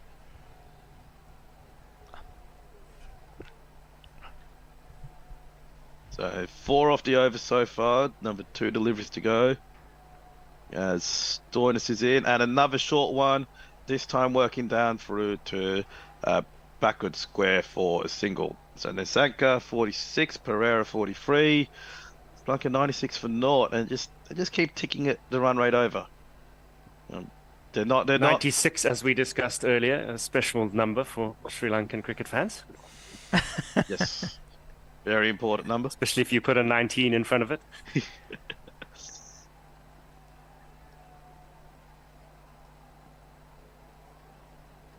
As last ball of Stoinis's over is short and top edged, but it's just landed nowhere, and I'm not sure I if think it's that actually got him hit in the the batsman. box for Pereira. It's hit the batsman somewhere in the head, in the helmet, and he's taken his helmet off in a hurry. I think he looks a bit dazed actually. Yeah, so Stoinis coming into check, so there will be a concussion check happening now. Yeah, which is good. You don't want players playing while concussed. I'm So not it'll sure be an whether interesting he. replay when we get it. Yeah, I'm not sure if whether there was he's a- edged the ball into his helmet or whether it smacked him straight on. But this is that unexpected bounce we've been seeing from this pitch, where every now and then a good length ball is bouncing up and rearing up a lot more than expected. So he's having a bit of trouble focusing his eyes. They're looking for any damage to his skull. So this might not be good for Kusal Pereira. He might have to retire hurt. Which would be frustrating on 46. I'm sure he'll do all he can to stay out there. Still waiting for a replay of exactly how he was struck. But it's always good to put your money on edge into a helmet. Yeah. Always the likely candidate. Yeah, and looking at quick info, yep, it was an edge. He took his eye off the ball, top edged it into his own helmet. So it would have taken a bit of pace off, but it's still not what you want. As we're about to set a replay now. Oh no, maybe off the glove to the helmet.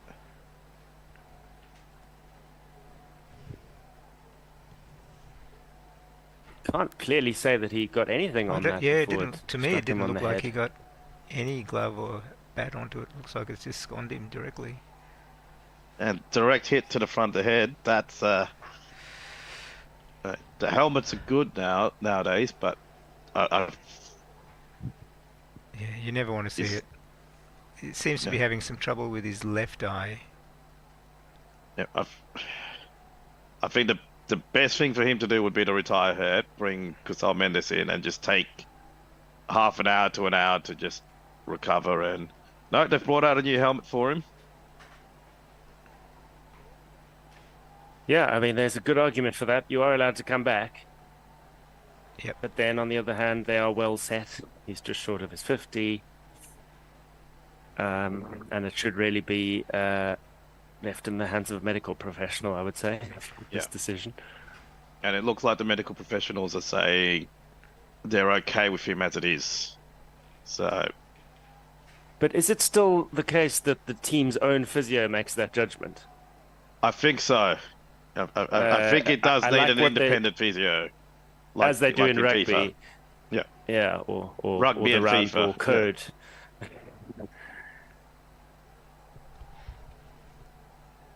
Do join us in tomorrow as we cover South Africa v Netherlands. I think that's going to be hosted by the main Guerrilla Cricket crew.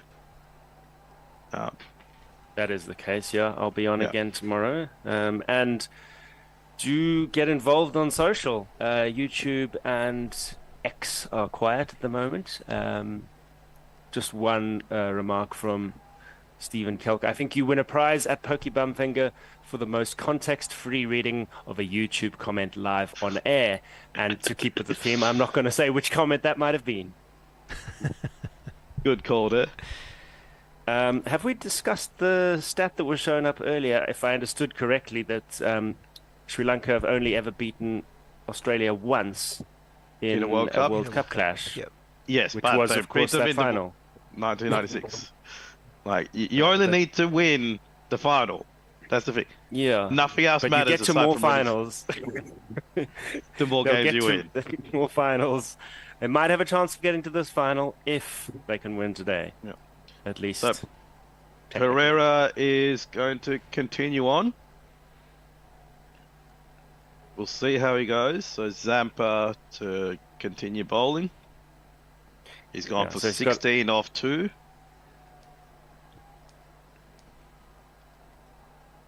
And they're just trying to set the field.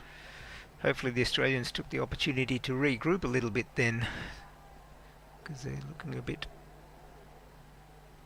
I mean, frazzled. you needed a wicket in the early overs, and they had one, but they didn't review it.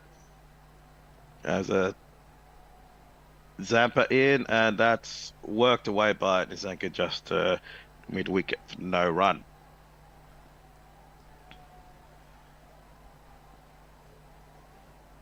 Do a change at the top of this over, I think. Yes, and I can have my dinner. Very important. As Zampa in again, that's flighted up, and Nizanka gets behind it and drives it down. I'm pretty sure there's a sweeper out there down at deep mid on, and there is, and that's just run through for a single, and Pereira will face his first delivery after that knock, and we'll see how he does. I still think they did the wrong decision here, because like with Steve Smith in England, like the batters always want to stay out there regardless, but Yeah. it might end up causing other issues. As Zampa in again to Pereira, who gets behind it and hits this all the way down the ground, but he hasn't got it far enough. Maxwell's done a chase, and they managed to run through for 2, but a very well timed hit. Sri Lanka moves to 99 off 0, Pereira 45 off 53, so he looks in control. It looked like a bit of a golf chip actually with the 7-iron. He's just hit it over the sand wedge. So the last time Sri Lanka were batting, they gave a lot of potential chances with aiming balls just over the infield, and the infield not being able to catch it. They haven't tried that so much today, as Zampa into Pereira, and that's a middle stump line, and Pereira gets some bat on it to defend, and the ball just trickles down to backward square for no run.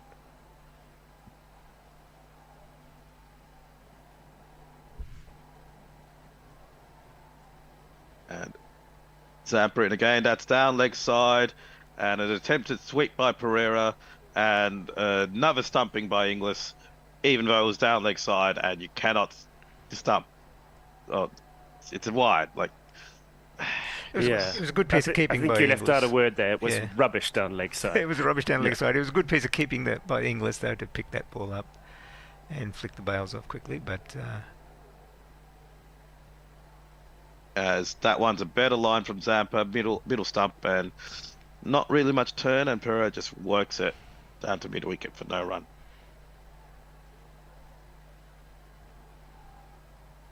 So and Sri Lanka's up to 100 with that wide, with no wicket loss after 17.5 overs, and this time Pereira slogs it, and again he finds the sweeper out on the boundary, and they only manage to run through for 2, but that's still 6 off the over.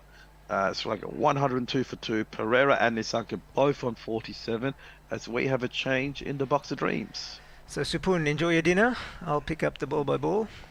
Aditya, I think you're coming on to comments, and hopefully Messers is back as well. I am indeed. And I'm sorry Sapun's not here because I want to challenge him. He's said this a couple of times that all Australia is doing is looking for another Shane Warne. And I just don't think there's any evidence to suggest that it's true. Everybody would like another Shane Warne, but I think Cricket Australia is trying to develop as many spinners as possible. Absolutely. In the hope of them doing well.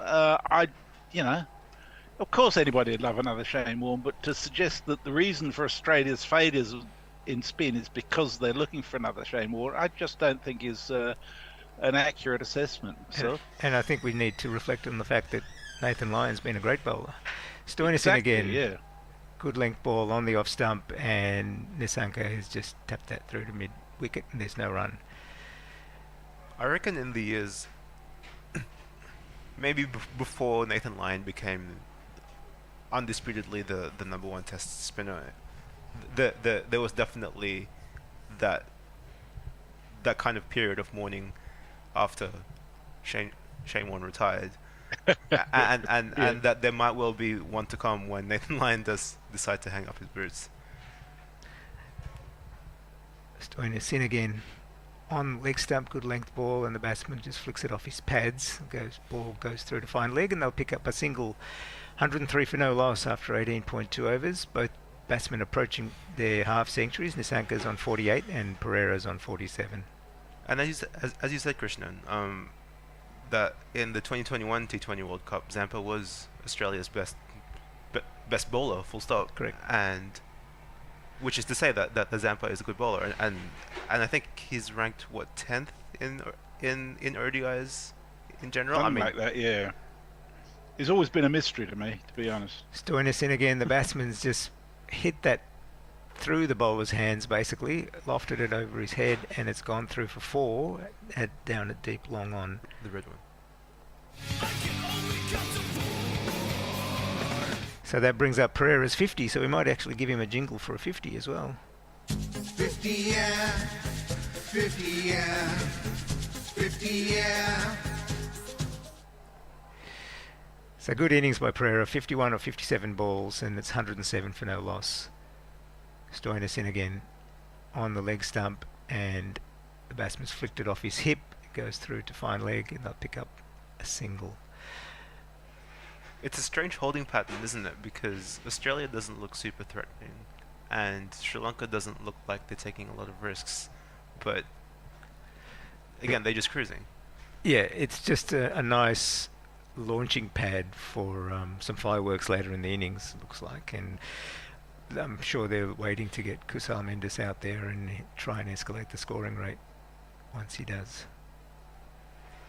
Do you reckon if the Sri Lankans could choose when... Oh, what's this ball? Stoinisson again, right on middle stump, good length ball, and Nissanka is just tapping that onto the onside, no run.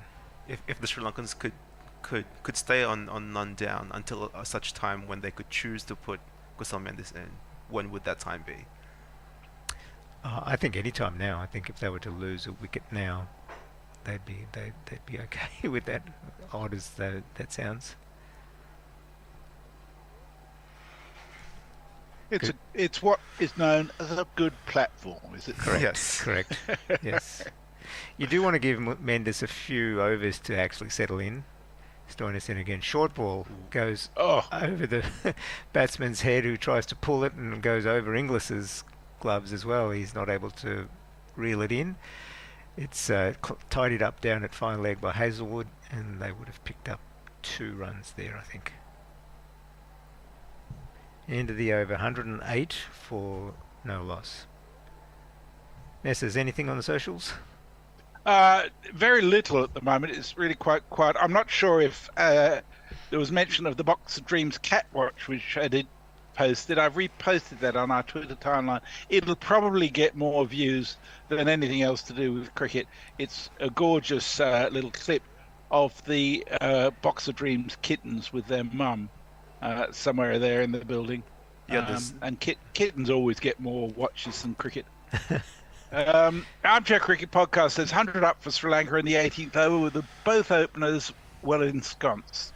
it's to be expected that one of them will step up the scoring shortly. Given their styles of play, it will most likely be Pereira. He's already showing some signs of expansiveness. I don't know if he read that, come on, Amber Lynn didn't retire hurt. Well, she didn't have much chance, really. She retired out. And Pokey Bumfinger says, how is that fuckwit Zampa still playing in this tournament? Clearly a fan. I've never understood why Zampa has had success, because I just never thought of him as a particularly good bowler. I thought Agar is a big loss for Australia in this tournament. It really is. So Maxwell's back into the attack. He's bowling around the wicket.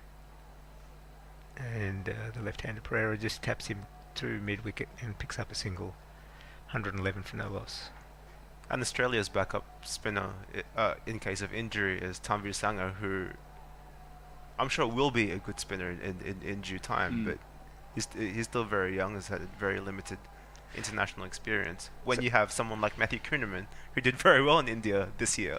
So was there a bit of Western Australian bias there, Messrs, about your opinion of Agar? Because I don't think highly of him at all, to be honest. Well, it's just the experience with him is that in white ball cricket, he's been really effective. Mm-hmm. If you look at his data, he doesn't get to play as much as Zampa because he's second string, but...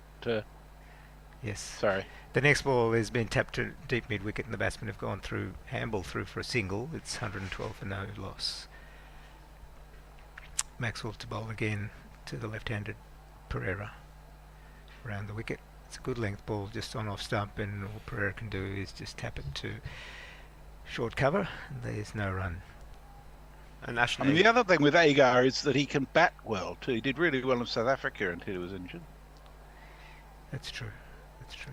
Weren't there a few T20s against Sri Lanka last year when they tried to bat Ashton Agar as an opener in T20s? Maxwell I in think again. there might have been, yeah. It's a cut shot over the cover's head. It goes through to the deep cover, and Warner's down there, and they'll pick up a single. 113 for no loss. And I think speaking of openers, I'd change this team around a lot.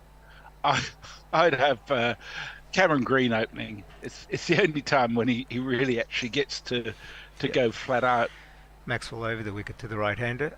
It's on the leg stump, who taps it off his pads, goes through to deep square leg, and they'll pick up a single. So that brings up Nisanka's 50 as well. He's 50 of 58. Pereira's 54 of 61. It's 114 for no loss. 50, 50, 50, pretty nifty on a bowler's pitch. I wouldn't say this is a bowler's pitch, would you, Krishna? Not quite a bowler's pitch, no. Maxwell around the wicket to the left-handed Pereira, who plays it to point. There's no run, and it's 114 for no loss. And Peggy Bumfinger says, Lion shows you don't need to be a ball-turning demon to be effective. Yes, that's very true. I mean, that's the thing about Lion. He's not going to ever be successful in T20 cricket. In ODI cricket, I think he can be. I think it's long enough for his sort of skill to work. And he's made himself available. And early on in his career, Lyon, playing for the Sydney Sixers, was one of their better bowlers. And although the standard in the BBL is not that fantastic. No, true. The other bowler we're forgetting to mention in these discussions is Todd Murphy. I mean, he had a good series in India. He had a good series in England. He's having a very bad start to the Sheffield Shield, unfortunately. Is he? Okay. They've kept him out of this series, but I thought he would have been an option that they could have looked at as well. I reckon Matthew Kuhneman, given that he's a little bit older, he's got more experience, he would have been quite handy. Hazelwood back into the attack. 9 for 16 off 3 overs over the wicket, off on the leg stump, and Nisanka's just played that down to fine leg, and they'll pick up a single. In fact, they've come back for 2, I think. 116 for no loss. Now, tell me something. I had to miss watching for a bit because my bloody hot water system's blown up and I'm trying to arrange its replacement. I think it was Hazelwood who got or maybe Stark got the ball to take off from a good length very early on. Has there been any more of that? No, that was just a one odd delivery. It's hit a spot in the pitch and climbed, but nothing's happened since then. Hazelwood in again. short outside the off stump, and Nisanka's cut it beautifully. Actually, it's beaten the deep cover and it's gone through for 4. The number of the day is 666. And I've played the wrong jingle there. You gave him a 50% loading on that. I like the shot so much, I gave him a 50% loading. Very good. Oh dear. That was there's touches of Kao Rahul about that because it wasn't that wide Correct. Yes. for him to cut. But it looked to me that David Warner kind of gave up on the chase quite early. Yeah. Seems un-Warner-like. Hazelwood in again, short on the off stump, and Nisanka just plays it to the covers. The thing about the Australian bowling here, there doesn't seem to be a set plan. There's balls outside off stump, there's balls outside leg stump. There's just no consistency in what they're trying to do. And it's just as if they're just hoping or waiting for the batsman to make a mistake and to try and pick up a wicket. I think that's the way they've been bowling for the whole of the World Cup so far, isn't it? Mm. And that probably does lend credence to the theory that they're just tired. Next ball short outside off stump again, and Nisanka's playing it away onto the offside, goes to point, and there's no run. Yeah, that's what most of us are like, right? When we're at work and we're tired, we just don't really stick to a plan. We just try and do things and It's a bit scattered, isn't move along and wait for 5 o'clock. Oh dear. So now we know what your job applications look like. Oh dear, oh dear. Hazelwood in again, short. Nisanka's pulled that away nicely to fine leg, and they'll pick up a single. But totally in control of that shot and very comfortable in playing that pull shot.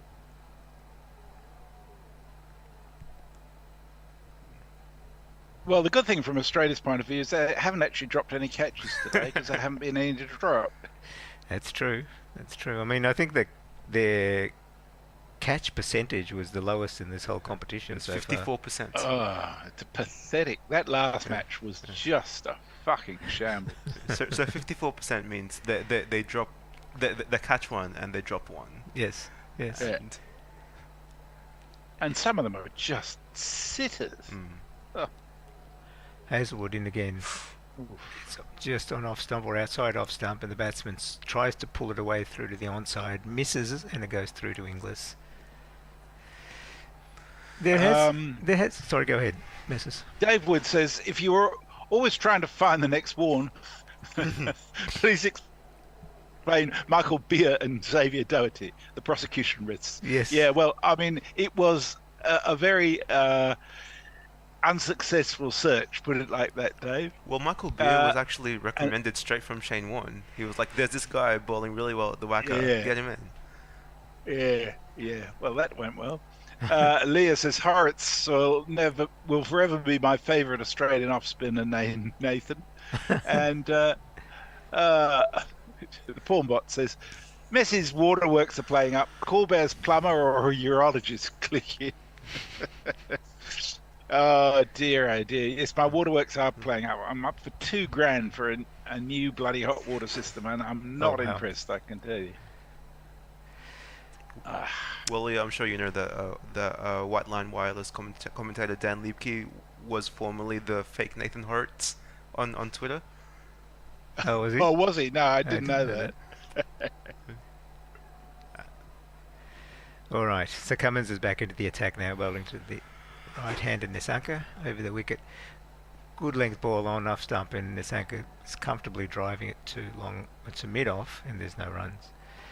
I think it was Dan Liebke who correctly drew to the world's attention that England achieved their goal in yesterday's game against Sri Lanka by ensuring that Australia are bottom of the table. I think Jonathan Trott would be so happy, right? He's beaten his own his former teammates as the coach of Afghanistan. He'd be very thrilled. Cummins in again. On off stump or just outside off stump, and Nisanka plays it to point, and there's no run. And I hope for Jonathan Trott's sake that Afghanistan don't need to worry about net run rate this time. That was only the second time Afghanistan's ever won a World Cup match. The first time was 2015 against Scotland. So this is a really big scalp for them to pick up. They're just very good against teams from the British Isles. True. Or from Great Britain. Yes, yeah. Well, I mean, the English always end up that way. Here we go. The next ball is short and it's pulled by Nisanka over mid-wicket, and he's picked up a boundary. A really good shot.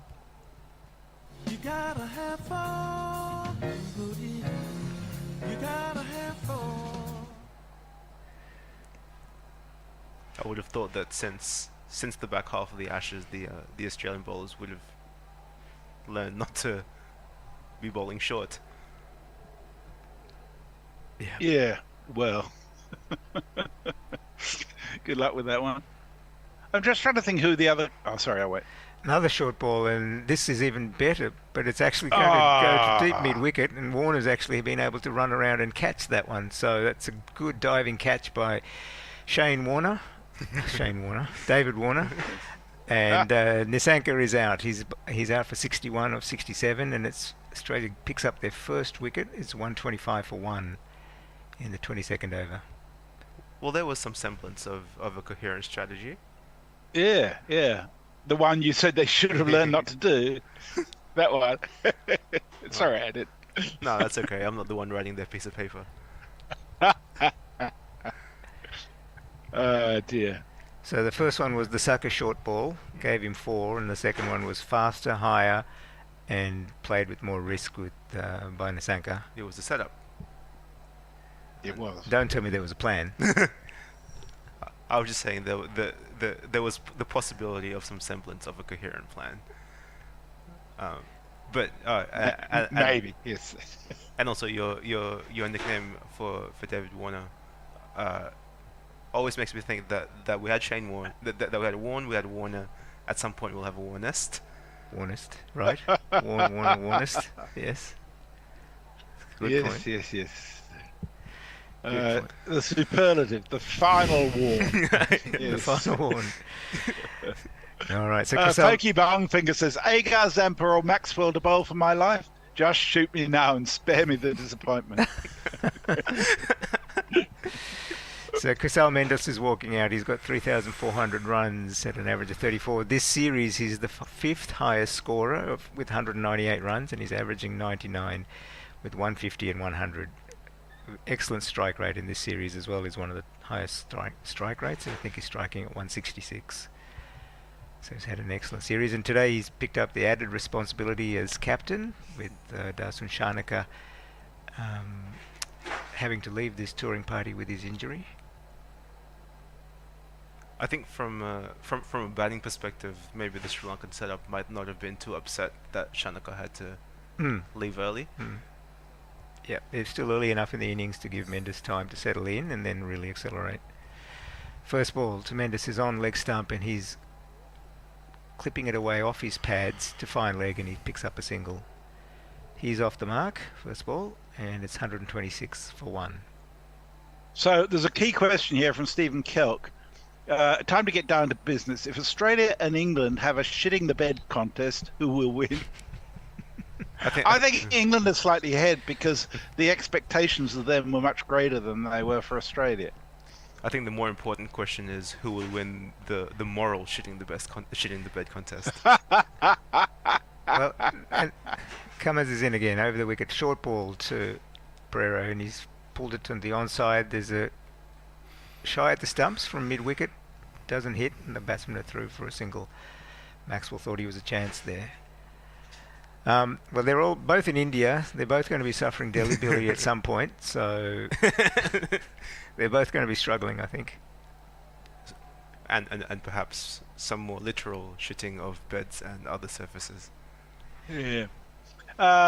Pokey says, I think England would roll about in shit more on current form.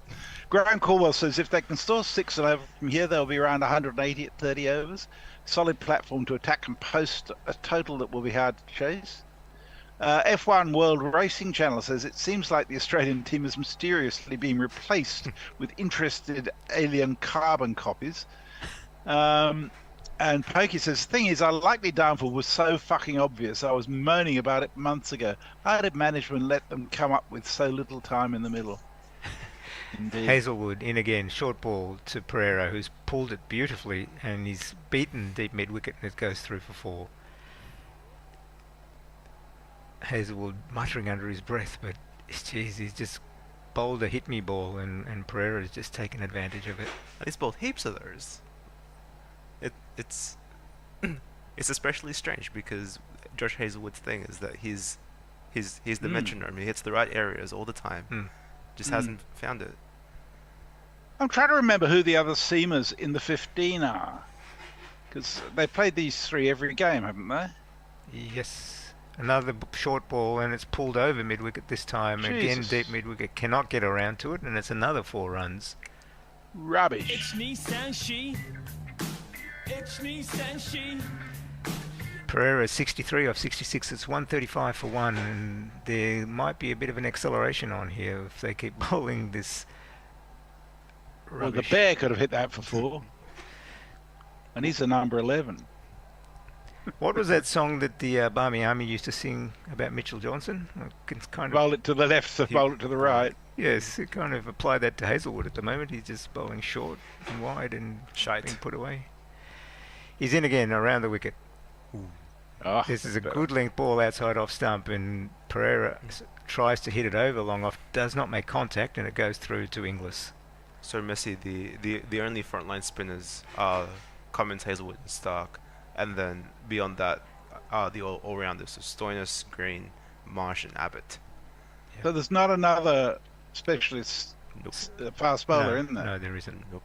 Wow. They did stack their team with all-rounders, and again, you Yeah. know, you look at the selection of this team, there's lots of questions to be asked.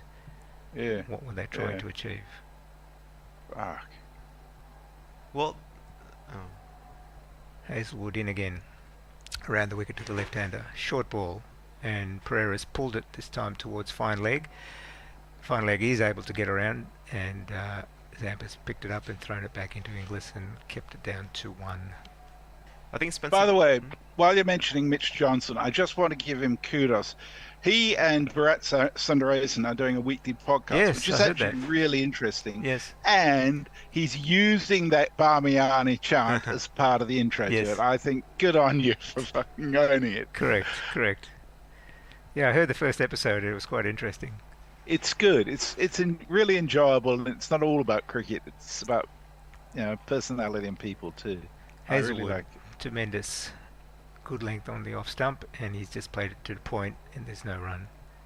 Speaking of left Sorry, arm, Eddie, I interrupted you. that's okay. I was just about to say, speaking of left arm fast bowlers named Johnson, they were supposed to take Spencer Johnson on this Yes. Oh, yeah. World Cup as well, but he had some sort of injury. I think maybe in the 3-game series against India. Right. Okay.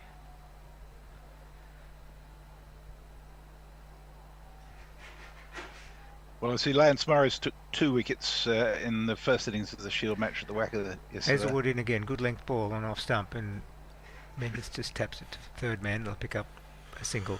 Yeah, I guess the bowlers that they'd be looking at, Lance Morris would be one. Jai Richardson, hopefully he's back. He's back from his injury as well, and He's hits playing in good second. form. He's playing for WA second 11, and he scored 85 today.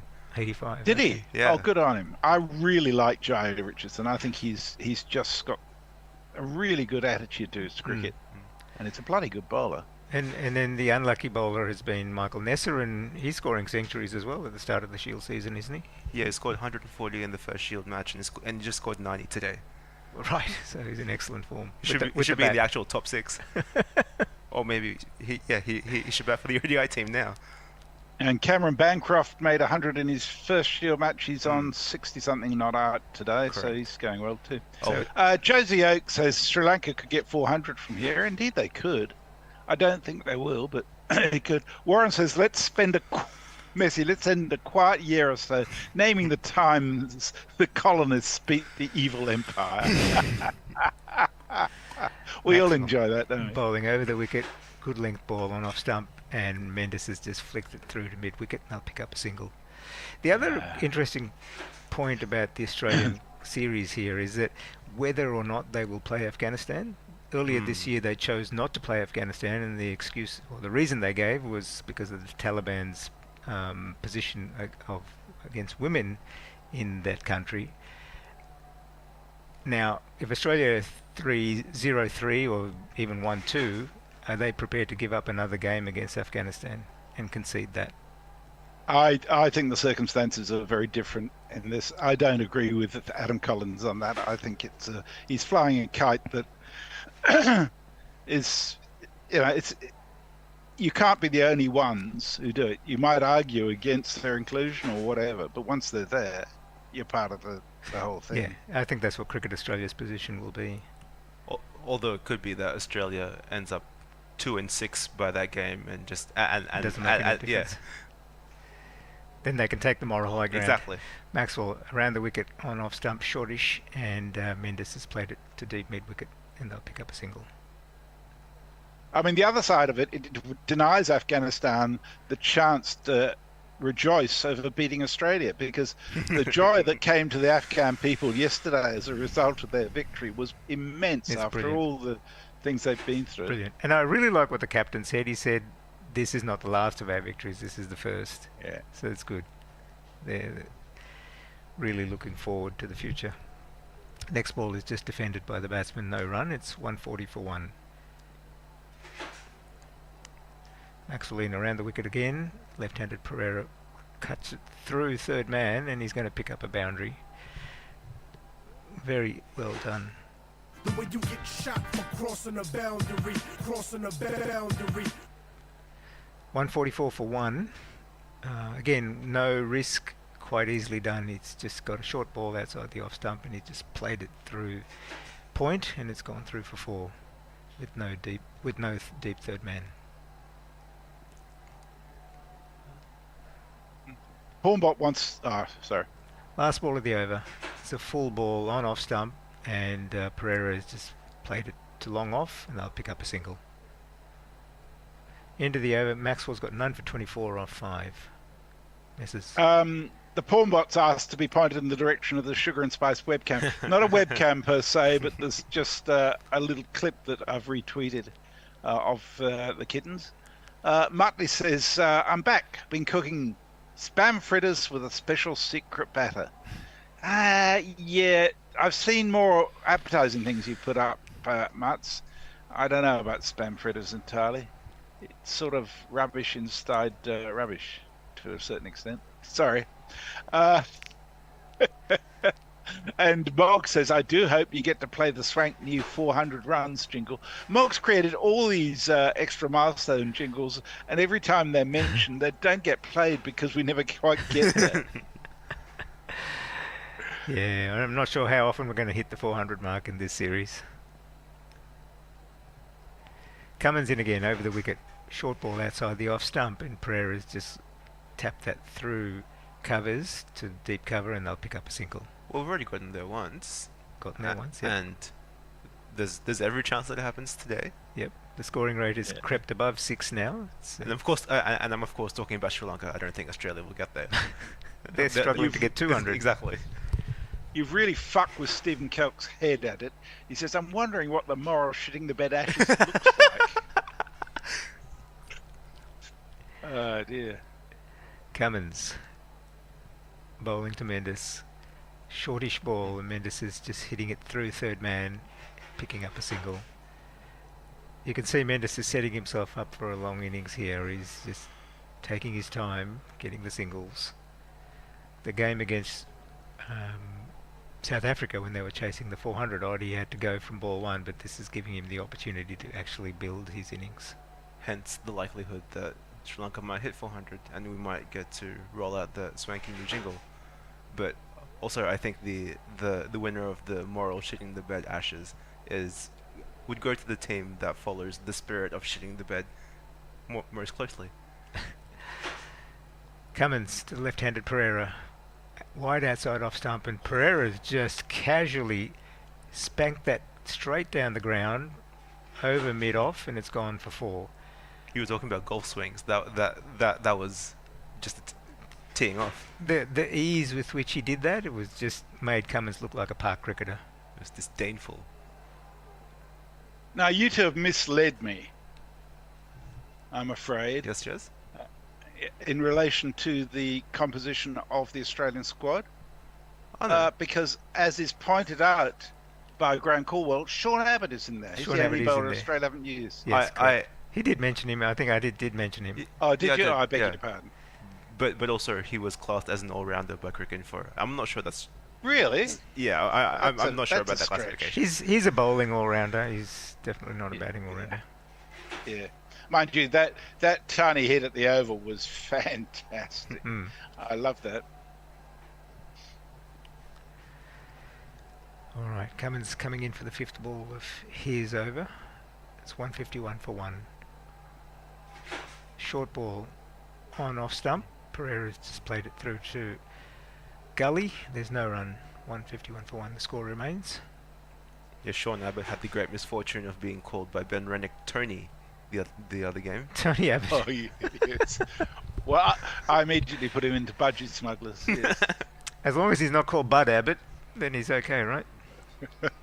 That's going over my head. Oh, you haven't heard of Abbott and Costello? Oh, Abbott and Costello. Okay, sure. Yeah. Short ball outside the off stump, and Pereira's cut that away to deep cover, and Stoinis picks it up, and they'll pick up a single. 152 for one at the halfway point of this innings. I think we're due for a change, and Yes, we Subun's are. coming on to ball by ball. Russ, I think you're coming on to special comments, and Adit, you're picking up the socials. Okay. I'll bugger off then. I'll, Are we done? Yeah. I will just say there will be no talk of Sri Lanka getting 400 until they actually get to 400. I will not have this jinxed by the commentary team. We will play that jingle when and if the time arrives. So Sri Lanka currently 152 for one. Maxwell to continue his spell. Pereira 76 of 77. Mendes 5 of 6. As a welcome Russ back into the box of dreams as Pereira just defends this down to a point for no run. Thank you, Sapun. Good to be here. Good to be on camera. Well, it's it's different. I don't actually like being on camera, so it's good to be behind the box, behind the producer's desk. As Maxwell comes in, he tries to fly it up and he gets a good line there, but Pereira's well in charge of it and just works that through to mid wicket for no run. So run rate exactly 6 and over at the moment, just exactly what Sri Lanka want. As Maxwell in, and that's down leg, and there's a sweep. Pereira doesn't quite time it perfectly, but he gets enough on it to run through for a single and bring Mendes on strike. And Maxwell isn't happy about that. He was hoping for a top edge there. This is in a sense, though, I think, where you'd expect, how you expected this innings to go, Sapun. Sri Lanka to bat well, Australia's bowling to not be particularly good at defending them. Yeah, I was expecting at least one early wicket, like within the first 15 overs, but we haven't seen that. As Maxwell comes in, that's a middle stump line. Mendes gets well behind it off the back foot and just drives it down to long off for no run. Sorry, for one run. Yeah, if Australia had a better spin base, you'd wonder whether taking Stark, Hazelwood and Cummins into the side was wise, but who are you replacing them with? Nisa. As Maxwell comes in, and that's just worked off his pads by Pereira for a quick single. Maxwell does the effort of going out and doing his own fielding when there were two other fielders there. He could have done it, but I think he's just gone like, nah, you know what, I got this, guys. My theory of an excess of all-rounders is that you do that when you don't think your bowling's very penetrative, so you just bolster your batting.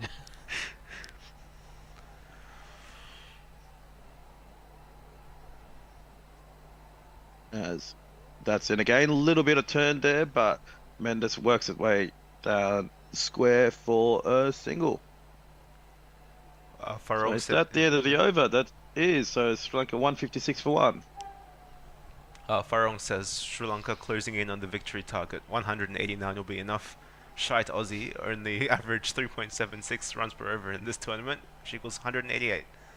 And sundries. On memory on memory, one of the scoreboards at Mirpur still shows sundries. Would need to check the photo album from Chattogram and Sylhet. Okay, there's to be no talk of a Sri Lankan victory until it happens. I've been burnt too many times. Were you asleep when Pakistan won that game the other night? I couldn't stay up. Like, I was exhausted at that point. What was your Like- expectation though? Were you thinking it was gone? We lost it in the. We lost it when we couldn't get a couple of there was I think over 35 we'd lost it. As Cummins into Mendes, who drives this all the way through to deep backward point for a single. Unfortunately, it was a great shot, but the sweep is out there for Cummins for that shot. Yeah, the bowling just lost. Yeah, you could tell, and I'm just like, okay, it's not going to be a victory. I'm not sure what the score projector is, but at the moment it's at 7 and 8 runs and over, which is not unachievable when you've got 9 wickets in hand with 25 overs to go. It's 348, so it will be a formidable total for Australia. As Cummins in, and that is clean bowled from Pereira. There's some late swing there, and I'm not sure if it hit the bat and edged onto the stumps or if it just clean bowled him. But that is Kusal Pereira gone 78 off 82 after a splendid innings. Australia get their second wicket, and can they do something to hold this Sri Lankan batting attack? So 157 for 2 Sri Lanka, as we see in a replay, and comes in and missed it completely with the bat. A little bit of extra pace and a little bit of late swing, and that just careens in and takes out off and middle stump. So very good bowling from Cummins, and Sri Lanka 157 for 2. Good ball, but he played all around it, didn't he? I think probably a bit of intent to start up in the run rate. So Australia have had 2, I won't say quick wickets, but 2 wickets close enough that both batters will be fresh. So they'll probably take another 2 or 3 overs just to get their eye in before they try to accelerate the run rate up again. The projected score in cricket info is 312. See, that still seems very low to me. Yeah. Like, from this position where you're at 6 and over with 8 wickets in hand, you'd be very disappointed to only go at 6 and over for the remaining 24 overs. Particularly with 2 players at the Samara crease. Wickrama comes in to bat. So if you're playing along at home and want to know how to pronounce his surname, Samara Wickrama, but you say it quickly, Samara Wickrama. Sir, that's a W that sounds like a W? Yes. Okay. Yeah, you won't be able to tell which W sound like a W and which one sound like a B. Like, I just know it. But yeah, if you just read the anglicized versions, it doesn't make sense which one's which. Or you read the back of his shirt, which just says Samara. thus saving you. Samara. Samara. No. Actually, let me just check that.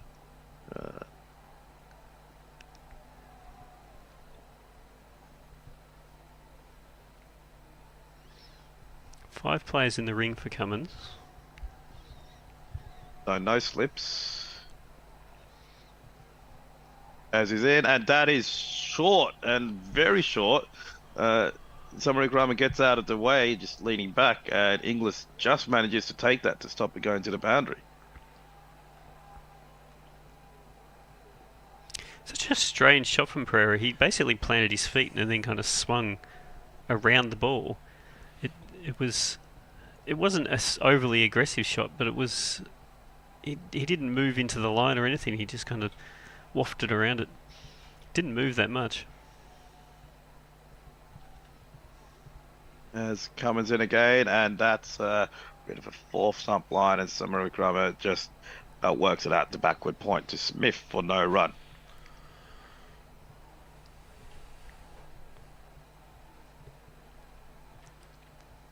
Okay, annoyingly enough, Samara Wickrama doesn't have a Sinhalese Wikipedia page. There's a Tamil one, and what looks to be Arabic and a few other Sanskrit languages, but not a Sinhalese one.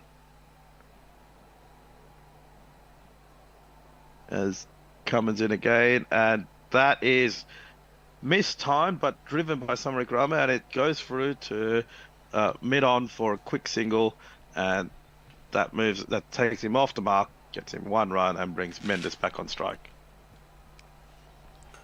Have you looked up Harshita Samaravikrama's whether she has a Sinhalese Wikipedia page? She's Sri Lanka's women's other good batter, other than Chamari Atapattu. Yeah, it's nice when you have 2 good batters on your team and that's it. I think Australia's in that moment. As Cummins in for the last ball, and that is short, and Mendes just lets it go through to Inglis. So that's 158 for 2. Good over from Cummins, only a wicket and 2 runs off it. Mog's volunteering for some shifts, saying that if we can roll up and not actually be on camera, start slotting me into rosters. And Mog, don't tempt me. and Warren says, in a bold move, the whole England squad have infected themselves with dysentery and eaten a whole bar of Elax each. Baz bowling shit the bed. I think that was in reference to our shit the bed ashes. Yeah.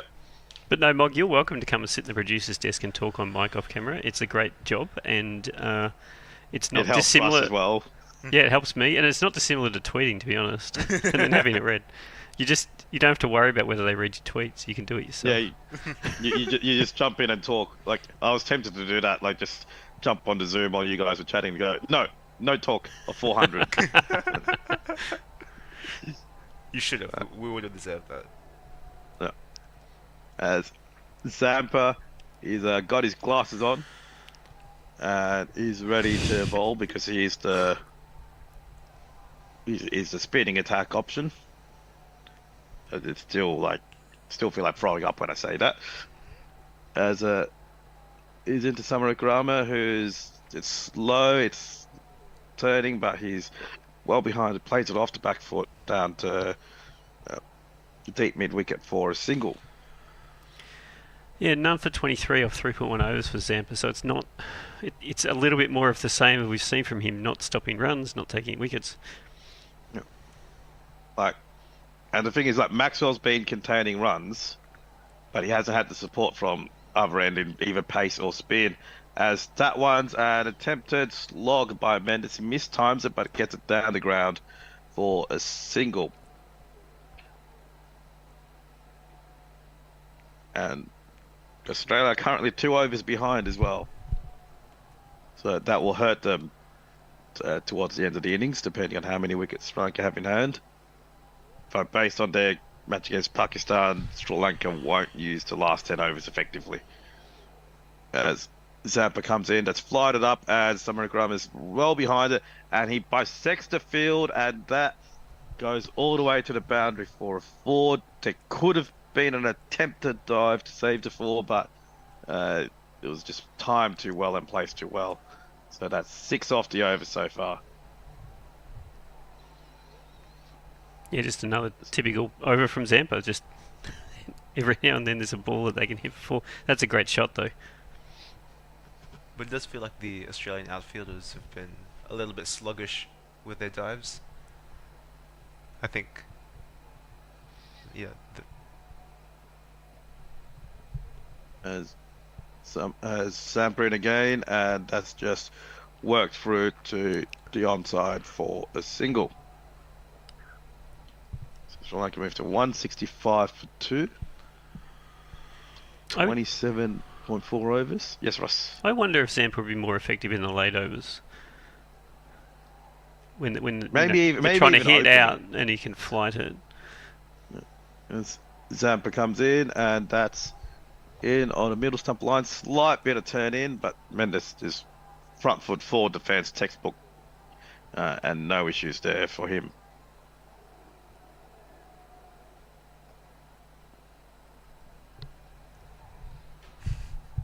And Zampa goes in for the final ball of the over, and Mendes gets some bat on it. This is all in the air. There's a diving catch, and that is caught. Mendes is out, and Zampa finally gets a wicket, and Sri Lanka are in all sorts of trouble now. 165 for 3. Well, is your theory coming good there, Russ? Crystal Mendes was obviously trying to accelerate and gets caught in the outfield. Don't listen to the box of dreams. That's a great catch, though. With Maxwell out there, I think. Warner was. Oh, it's Warner. Oh, there you go. Warner. Yeah. Yeah, he did bang his knee. I hope he hasn't injured it, because although this field's not the sandpit of Dharamsala, it is. It did bring up a pretty big divot as he hit the ground. Just seeing the replay of Mendes' bat,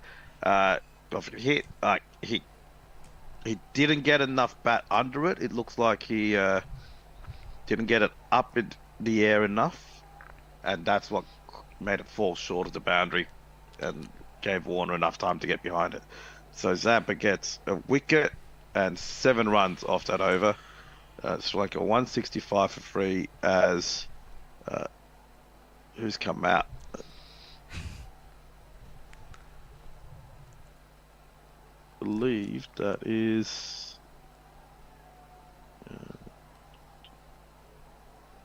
who is that? Salenka, maybe, or is it De Silva? It should be Asalanka. He's next. He's next. Yeah. Based on his side, I'd say that's Asalanka. So 2 wickets in 2 overs now. 2 for 8 the last 2 overs. 2 for 9 rather. Presumably Dave sent this before this last wicket when he asked, when you say 2 wickets quite close together, you mean in the same innings, right?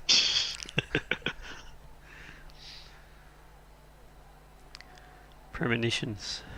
I think that's a drinks break, Russ. Is it? Let's play the drinks jingle. Oh, yes. We missed the last one. That was my second fault. best jingle in White Line Wireless.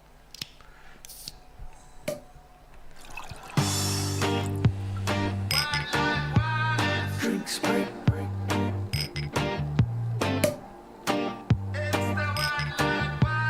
Drinks break.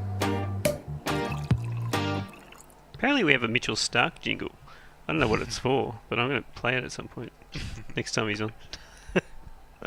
For those interested in what the best White Line Wireless jingle is, it is our rain delay jingle, which will only play if there's rain in this ODI tournament, which doesn't seem likely, unless a monsoon hits. It's not out of the realms of possibility. I think if we're trying to avoid jinxes, that should be the big one. We should not be saying a things monsoon for the final. Well, because there'll be a reserve day and both days will be washed out. So we'll go so like the last World Cup, it'll go to whoever scored the most boundaries. I think that's only fair. Every time the slogan for the World Cup comes up, which is "It only takes 1 day," I always think, but what if there's a reserve day? And we're just seeing a replay of that amazing catch by Warner. So it doesn't seem like he's injured himself. So he dug his knee in, but he seems to be okay. A little bit of pressure on Warner, you think, when he comes out to bat? A little bit of pressure on the entire Australian batting lineup, Russ. Well, yeah, but there's. I feel They like haven't put a score on. Yeah, but I feel like Warner is at that age and also has been struggling for long enough that if you were going to really shake things up, he's the one you'd look at, right? Who would you replace him with? I don't care.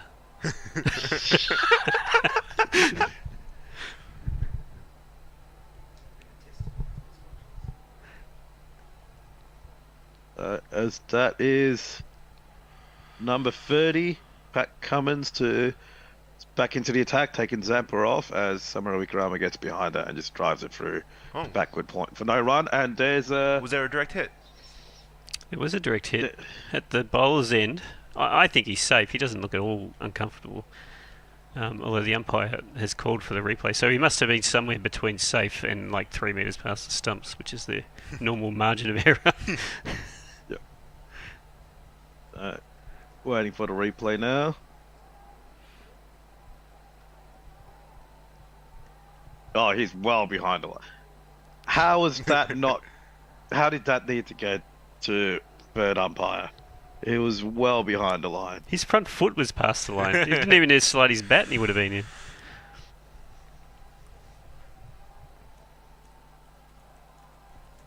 As Asalanka is facing his first delivery from Pat Cummins. And that is attempted Yorker length, but Asalanka gets behind it and just drives it down to mid-on for no run. Okay, another one I'm going to check, is it Asalanka or Asalanka?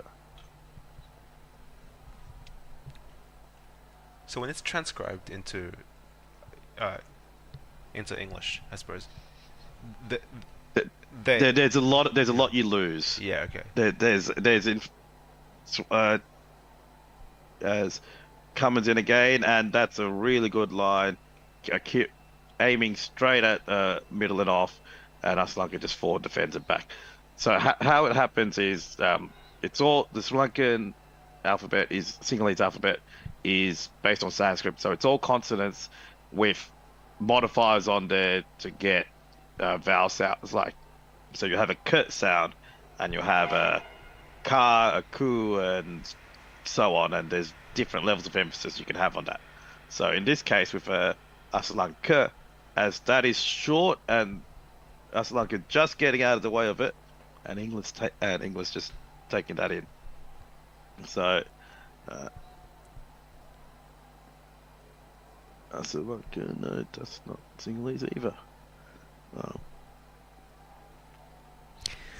I love that the broadcaster's kind of graphic for how far Warner run was basically like a 1980s computer game where they'd like run and then stand dead upright. Where they ended up. As that's it, and that's down leg side, and there's an appeal for a catch from Cummins. No one else is really excited about it. Inglis probably even just grounded the ball anyway, so it wouldn't count as a catch. And doesn't look like they're going to review it. They've only got one review remaining after they wasted one on Stark on his first ball, which for an LBW which hit the bat. Outstanding appeal, because that didn't get called a wide. Well, maybe it hit the thigh pad. Maybe that's why it didn't get called. But there was no bat involved. There. No, it was nowhere near chance the bat. of LBW. Like, but he made it very clear that it had taken something on the way through. As Cummins' final ball of the over, and that is swung at by Asalanka, and he misses it completely, and it's just caught behind by Inglis. That's like a 166 for free. So, any tweets there, Adit? Stephen Kelk on YouTube saying, Supun, looks like you're superstitious. No discussion of a Sri Lanka victory has backfired. I would like to think that's more the fact that we had been talking about Sri Lanka getting 400. And yeah, no, I blame that on the free callers ahead of me. Yeah. I'm not sure what this was in reference to, but Stephen also asked, how will Russ vent his pent-up rage today? This is an ongoing joke that I'm actually... Out of everyone on the roster between Whiteline Wireless and Gorilla Cricket, Russ is probably the calmest person there is. This is why it's funny. And Zampa back into the attack. He started from the other end now. No, same end. And that is hitting the pad. It is being given out, and this will most likely be reviewed by Sri Lanka. Samaru Grama reviewing straight away. To me, it looked like it was going down leg, but it's a bit of a desperate review there. Sri Lanka 166 for 4. I thought it might have been a bit high. They only need 30 more runs to get a total that Australia can't reach. Well, they're struggling at this. No, that was plumb, to be honest. I mean, that's pitching kind of middle and leg, and middle and off, and probably hitting middle and leg. He was forward down the wicket, but he's played all around it, and it was a bit of a top spinner. Oh, it's a leg stump line. Oh, maybe that's not quite true. Maybe it's hitting more on leg, but I think it's going to clear. It's hit him in leg, but it seems to be turning in. Oh, actually, he might have hit it. It's very close to the bat. There may be the smallest of touches. And did it pitch outside leg? No, it's pitching on middle. No, it pitched inside. But he might have got a very... They're watching a pointless replay now of whether it touched the bat from the front. Just use the Snicko, for God's sake. That's what it's there for. Apparently the front on is is only it's basically a loading bar for when for when I guess it takes them so long to sync it up. They have computers that can do that, these days.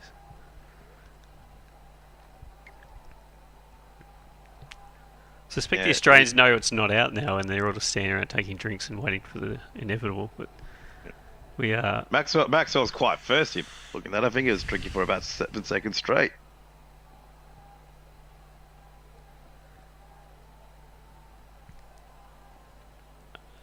This is why the over rates are so bad. So when it takes forever for this to. Ooh, there's nothing on the Snicko. It's flat against going past the bat. First bit of noise hitting the pad.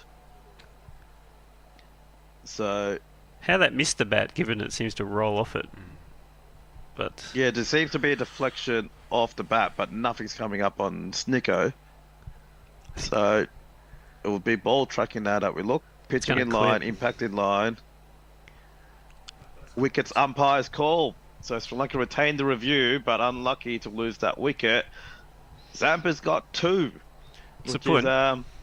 It pitched in front and it was hitting the stumps. So it's not unlucky. Don't call out my bias, Russ. I'm just surprised Zampa's got another wicket. I think we're all surprised Zampa's got another wicket. But 4 down now. So this small stint by me has changed the game, which is surprising because normally Australia goes to pot when I'm in the Cox. Next Sri Lanka game, Russ, you're not on the commentary at all. I'll just talk for 4 hours straight, just to make sure you don't get on. So Leia's getting worried. Do we see the Lankans fall to the minnows today after that England masterclass in defecating on the sleeping furniture? And Mog ponders, Warner is still set on retiring after the 2029 Ashes, right? I think the Ashes will be in 2027. Unless we start playing Ashes every year, of course. I mean, that's what makes money. So, like, why wouldn't you play the Ashes every year? As Dhananjaya de Silva into the attack. So, I think Sri Lanka have 2 options now. Like, bat out the 20 overs at about 4 and over, and they'll get to what? 260. Oh, and it's a hat-trick ball here. Ooh. So, there's a slip in for Zampa. As that comes in, and that is just defended through by De Silva for no run, and the hat-trick is denied to Zampa, which I am glad about. He went with the googly. It was far too short, and it just sort of sat up on the pitch, so no way of deceiving the batter when you do that.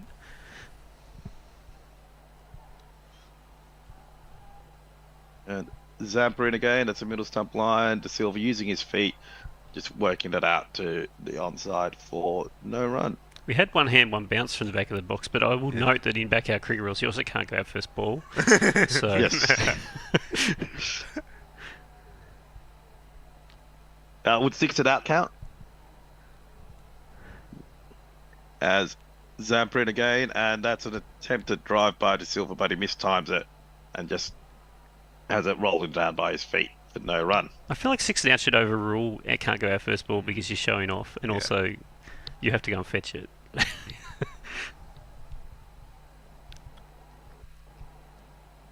It's Zampa into De Silva, who just works that down, thinks about a run, and Maxwell's out there to make sure that doesn't happen.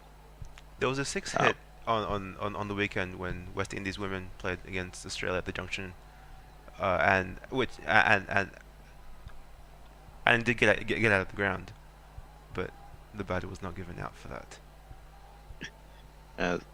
Zampa into De Silva, and that's just a cutaway to backward gully, but no run there. So a wicket maiden for Zampa. And Sri Lanka 166 for 4. Are we changing, Russ? We are changing. I don't know who's on. Australia thanks you for your service, I'm on. Russ. 14 for 3 in the last 5 overs. Thank you, Russell. That was a big turnaround in the game there. Yeah, a lot can happen when you pop down the road to buy a couple of sticks of celery. A couple of sticks of celery. That sounds like a really fucking exciting lunch you're going to be having there. It's gonna go into a somewhat more exciting lunch. Important stew ingredients. Yes, yeah. Celery is a good filler in stew, I must say. Yeah. And autumn has arrived and times are getting leaner as Well, far as summer's vegetable arrived choice is concerned. here, although it's only spring. 36.4 degrees here today. Thank you very much. All right, Stark's in over the wicket bowling to Asalanka. First ball. You're not plugged in, Grish. Sorry. All good. So, can you hear me now? Yep. Great. First ball was wide of the off stump, and Asalanka, the new batsman, left it and went through to Inglis. 166 for 4.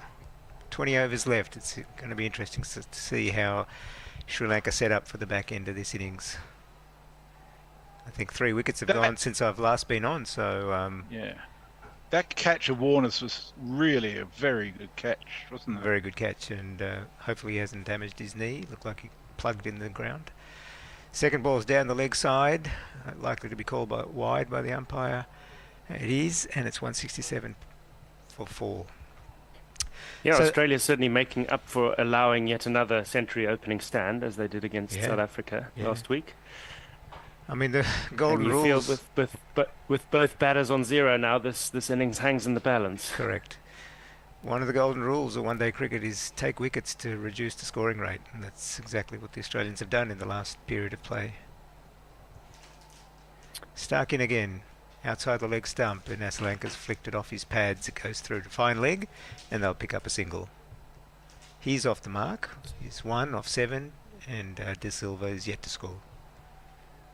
There's been a lot of that from Stark today, hasn't there? That steady diet on the leg stump for the left-hander. Yeah, he has been loose, very loose. So the run rate had peaked at little over 6 not so long ago. It is now back down to 5.5.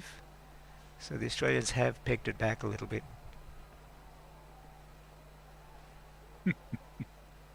Stark in again. Good length ball just on the off stump, and De Silva's just played it to gully. There's no run. Score remains 168 for 4. Australia have been a different side for the last 10 overs. They've actually bowled with some Purpose. some plan in their what was previously all over the place. They've actually sought to get wickets, it feels like to me. Yes, I agree. Stark in again. Slower ball, just on off stump, and there's not much footwork by De Silva, and he's just been able to squeeze that out to point, and there's no run. Kept it tad low too, I think. It did, yes. I mean, the ball will be getting soft now, and I guess this is when the Australians should be using variations in pace and variations in length to try and knock the Sri Lankans off their line of hitting the ball.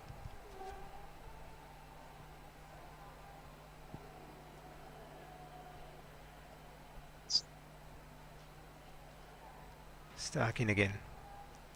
Short ball outside the leg stump, allows a free swing for the batsman to pull it to fine leg, and he'll pick up a single. He's off the mark, De Silva. He's on 1. Asalanka is also on 1. It's 169 for 4. So some encouragement for Sri Lankan supporters. The Cricket Info win predictor, which I was laughing at yesterday because it gave Afghanistan what seemed a ridiculously good chance, has Sri Lanka at 56.13% to win. And that's not dissimilar to where Afghanistan's was yesterday. So there you go. Last ball of the over is good length ball just on off stump, and Asalanka drives it nicely off the back foot. Doesn't get a run though. Ball goes to mid on where it's fielded. End of the over, 168 for 4. Stephen Kelk says, "Look what you've done, Sapun." Although I think Russ took credit for those wickets. Sudahu's back. He says, "Hey folks, what have I missed? You missed 3 wickets for 15 runs in the last 5 overs. So it's sort of changed the complexion quite considerably. Zampa has had, believe it or not, 2 wickets, and Cummins has got 2. I'm pleased to see Cummins get a couple of wickets. And Stephen Kelk says Sapun jinxed them by trying not to jinx them. Pokey Bungfinger says something that I actually sort of agree with. Not a fan of celery. A lot of work for dubious reward. I mean, the truth is you can juice celery and get a whole lot of stuff with absolutely nothing really in it except green. Zamping again, short outside the off stump, and it's cut by the batsman that goes through for 4. He's played it really well. There was no deep third man to try and prevent that from going to the boundary. It's a good shot.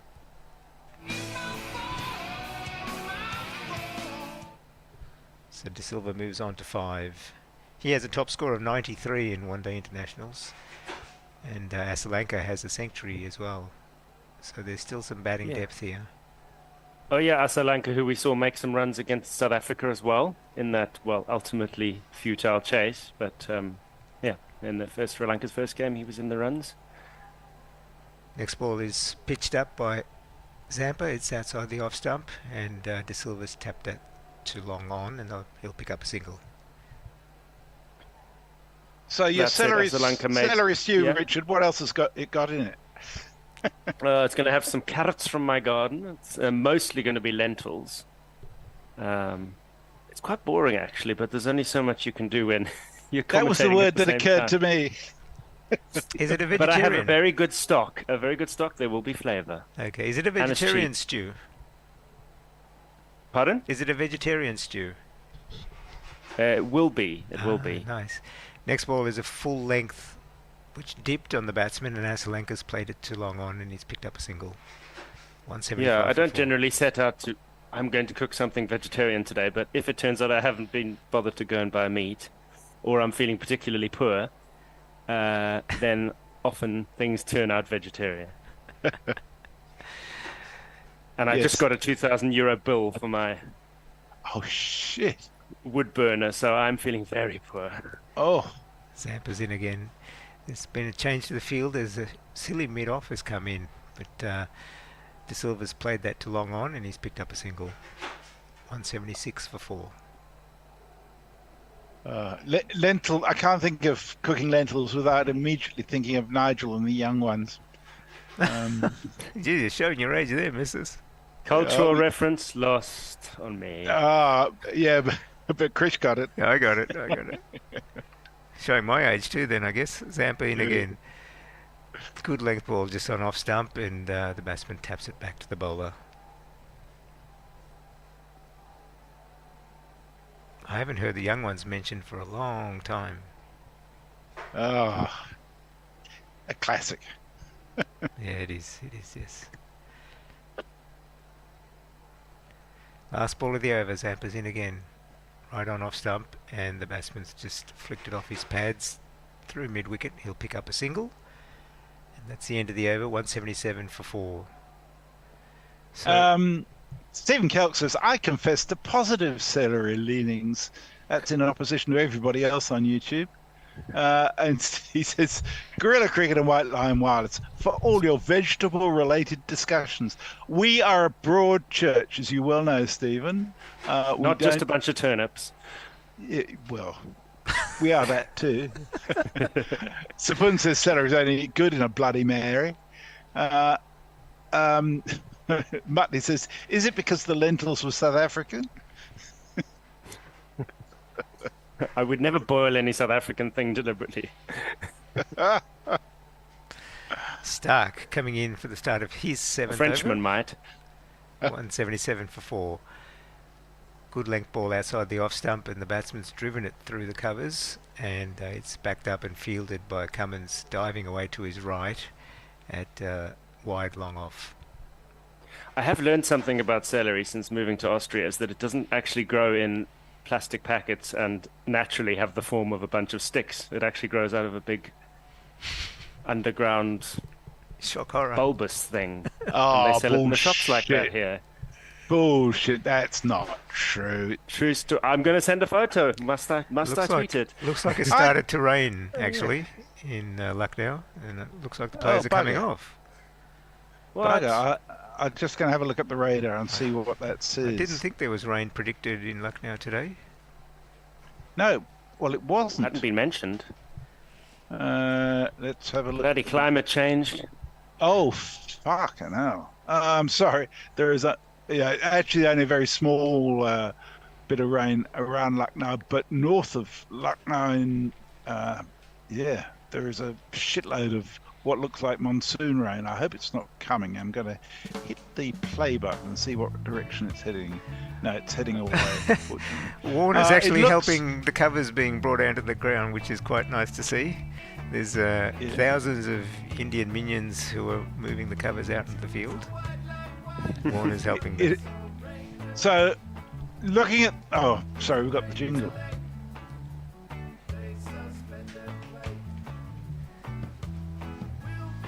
Is it done? I don't know how to stop it. Can we stop the jingle? Yep, go ahead. Mrs. So, looking at the radar, I've got to preface this by saying rain radar in India is notoriously random. So, I can't tell you for sure this is going to be accurate. But it looks very patchy, the rain, and the suggestion from the radar is that it's not going to continue for very long, but who knows? Who knows? Funnily enough, the very first clouds of the day have just swept in Austria as well. Maybe this is a global phenomenon.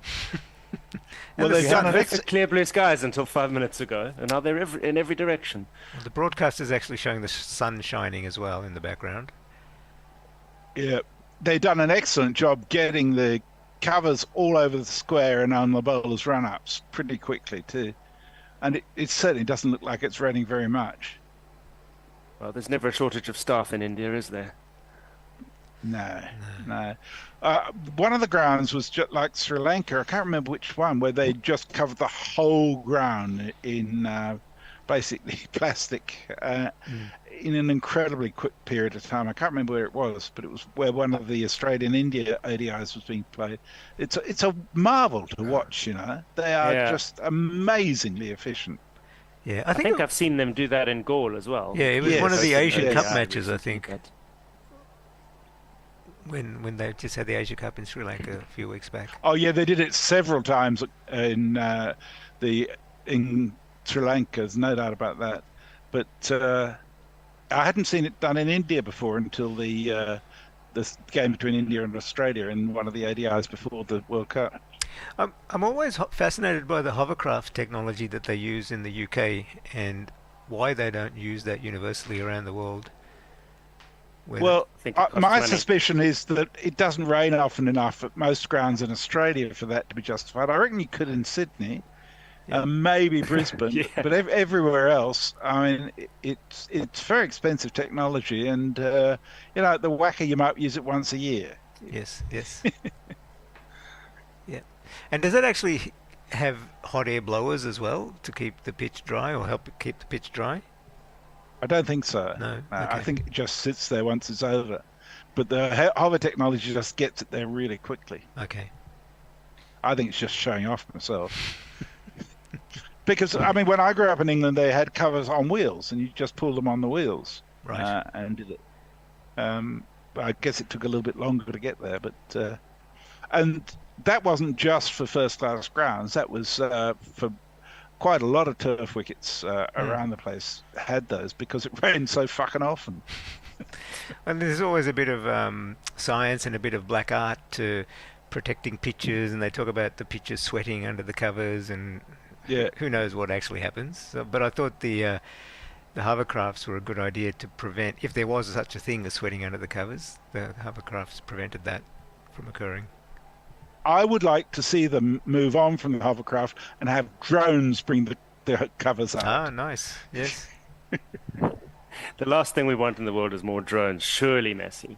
Oh, I don't know. They're fun. I've always wanted a drone. I want a really flash drone that I can send up and just visit all the surrounding areas and see who's getting up to what. You know, it just Is visit the surrounding areas a euphemism for spy on the neighbours?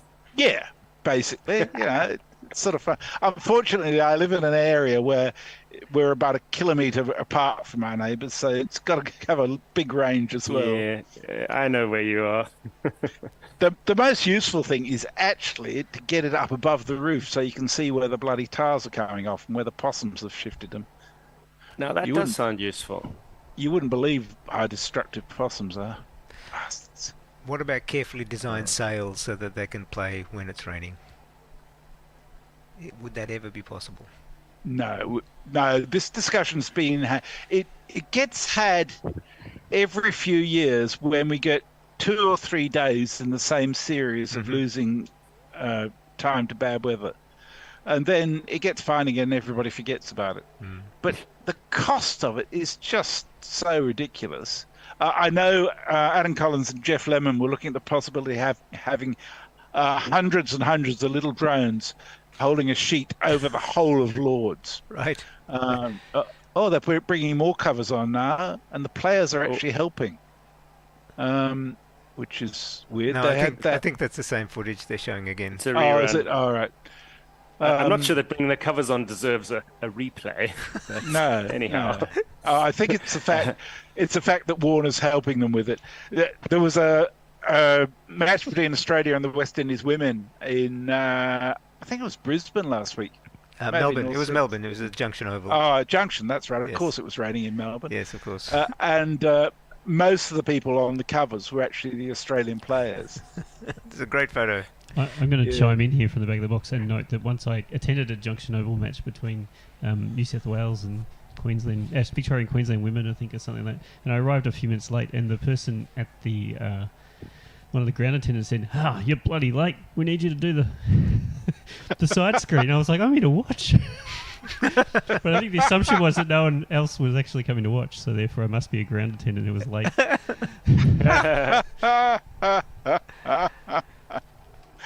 Well, that was in the days before women's cricket had become an actual spectator sport, was it, Russ? Yes, before the WBL, and yes, Yeah. there was mostly, you would go to a ground and there would be 40 people there, and most of them were ex-Australian or Victorian players, or their kids. And relatives, yeah. Yes. If you just Speaking of nobody coming to watch, there'll probably be an even less of a crowd when the players get back on, if this shower hangs around. If you've just tuned in, the score is 178 for 4, and a shower has interrupted the play. The covers are on the ground.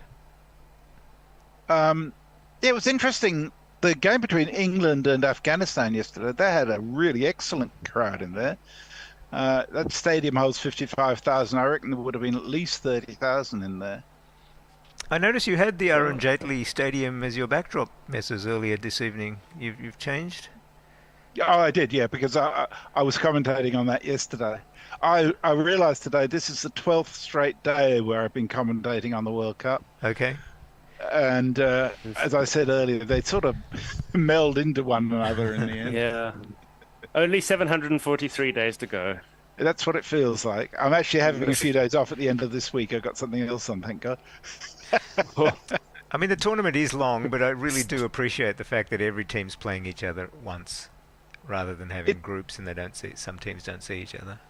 It's good. The only thing I know that will happen is that we'll get to the stage in the last round, maybe the last 2 rounds, where there are completely meaningless games. Yes, it will be. You know, England and Australia will both be out of the World Cup. They won't be able to qualify, and they'll still have to play each other.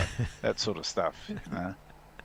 And nobody ever cares about who wins between England and Australia anyhow, do they? Correct. Well, it's an interesting contrast at the moment with the cricket and rugby going on at the same time, where in the rugby they've got the pool format, and you also end up having meaningless games there, but that's because they've invited more lesser nations, let's say. Yeah. But were they all top nations, I guess none of them would be meaningless, and that is one advantage. Yeah. Well, I mean, the fact that Fiji made it through to the quarterfinals, who would have guessed that they were going to get there ahead of Australia? Yeah. And the other thing is that what it does do, a pool format like that, is ensure that those people who do get through to the quarterfinals have got enough match practice to be playing well. And I don't know if you watched any of them, but I watched 3 of the games, and they were. I don't normally watch much rugby. They were all fantastic games of rugby. They were. I remember when quarterfinals used to be dour exchanges of penalties, and everyone was just defend, and too scared of losing. Yeah. I mean, it's polar opposite now. The Absolutely. skills are off the charts. I mean, there are parts of the rules I just don't get these days, and the descriptions don't help at all. But I don't care. It was good to watch yesterday. It really was. Yeah. I just wanted to comment. And we get to the knockout stages of the Cricket World Cup in February or whenever we get there, all 3 matches of them, then there'll be a sense of real purpose about the games. I did want to comment the format of the semi-finals. We have 1 versus 4 and 2 versus 3. Team 1 could finish 3 games ahead of Team 4 and just have a bad day in that first semi and get knocked out. I think that's unfair. I actually prefer the format in the IPL semi-finals where 1 and 2 play and 3 and 4 play. 3 and 4 is an elimination and the loser goes. 1 and 2 plays, the winner goes straight to a final, and 2 will then play the winner of 3 and 4. I think that's a far fairer. It actually gives the ICC an extra game and further revenue. So I don't know why they haven't adopted that approach in this series. Yeah. When When you got a league popular format, in the Australian football? yeah, very much Yes, so. we do that in There's Australian always an football. advantage for people who end top of the league. When you got a league system like this, I think that works. When you got pools, you don't need it. Correct, yes. The T20 World Cup next year will be 20 teams. I think 4 pools of 5, which will be fine. It'll be a bit like the Rugby World Cup, not quite as big. I think the next ODI World Cup is 14 teams. Yes. So the 2 groups of 7 going through to a Super 8 group or Super 6 group. I can't remember what. Yes, yeah. Has there ever been a World Cup where they haven't fiddled with the format between one and the next?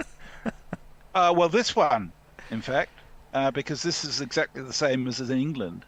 And what Chris was talking about happened there because I think India ended top of the table, losing only 1 game in the qualifiers. They may have had a no result one because there was quite a bit of rain in that series. But they got knocked out in the semi-finals, as it did the second place. Was it South Africa who got beaten in the semi-final? Yeah, let's just No, say Australia. They didn't get that far. But did they not? Forgive me not paying attention to the history enough, but there was much more talk about test playing nations not being able to qualify for this one than the last one. Is that because they reduced the number of teams? It was because they reduced the Something number. changed. That's right. So like Zimbabwe, West Indies, Sri Lanka, they were all in a qualifying tournament to actually make this series. Yeah. Yeah. Okay. Well, I'm counting that as a format change then.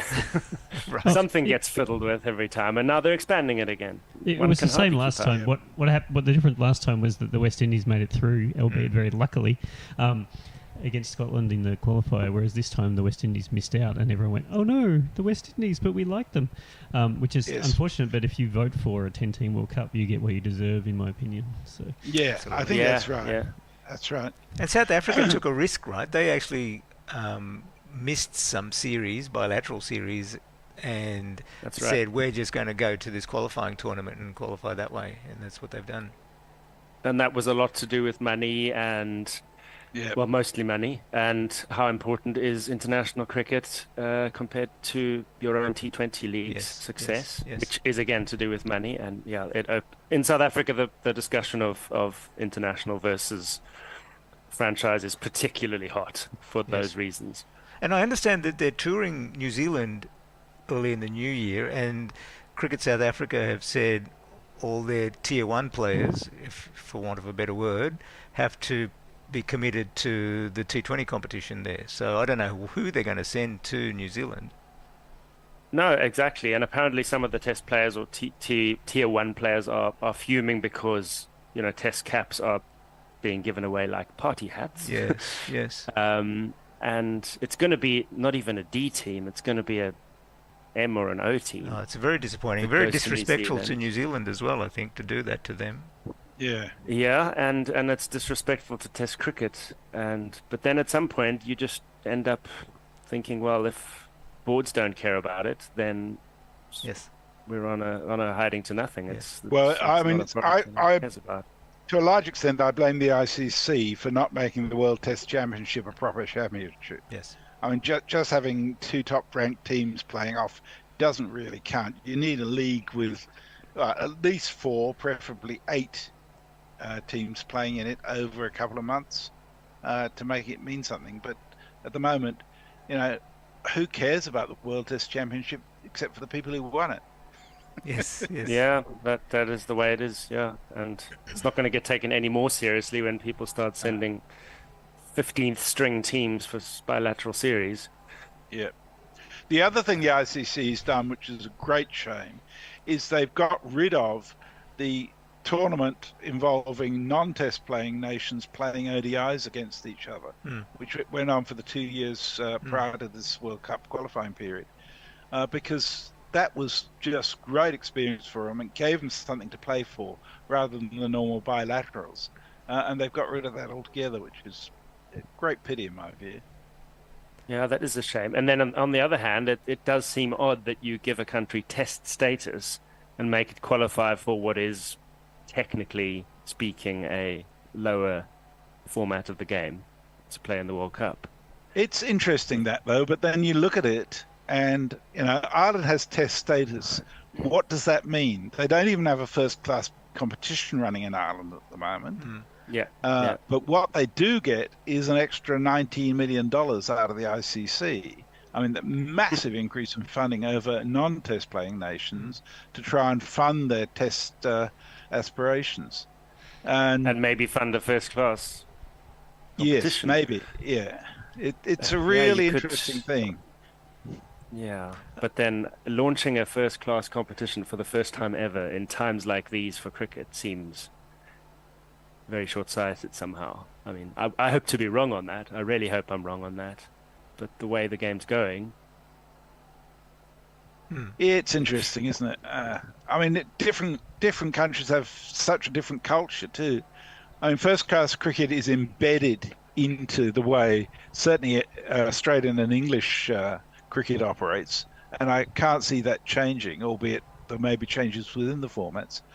But the Sheffield Shield is the feeder to the test side, and the test side is still what people aspire to above all else as cricketers. Yeah, I don't think that's the case in a lot of countries anymore. Well, I heard an interview with Jake Fraser McGurk, who's a young South Australian former Victorian who just broke the world record for the fastest 100 in a one-day game, and he's only 20. And in the interview, he said he still wants to play all 3 formats of the game. So he's quite respectful of what Test cricket means and how important it is. So that was good to hear that from a youngster. Yeah, but there is that from a youngster. But then when the injuries come and the travel gets relentless in 4 or 5 years' time, and a choice does have to be made, that will be the real test of what's important. Yes, true. Well, the difference just is to give you an update from Cricket Info, it says there's still rain about, and the covers have covered the centre square and the area immediately surrounding it. Super Sopper is out on the outfield too, and we're due for a change anyhow. So you're on, aren't you, Russ? Well, what I was going to suggest is what we might do is pause the coverage, and we'll go downstairs and get some kittens and throw them on in front of the screen. Oh, wow. And then we'll play the rainy delay jingle for like 25 times. And then as soon as the people are back on the field, whoever's supposed to... The rotor actually goes all the way through hour-wise because of the weirdness around over it. So if you see them back on the field, please jump on, and then we'll start us up again. So here's the thing, Russ. If you get the kittens on the camera... I think our YouTube audience would rather you leave the kittens on while we're commentating afterwards. They'd much rather look at the kittens than us. We might accidentally leave the kittens in the... No, we'll do the right thing. Anyway, I'll be back. Okay, we'll catch you in a little while. All right. See you in a bit.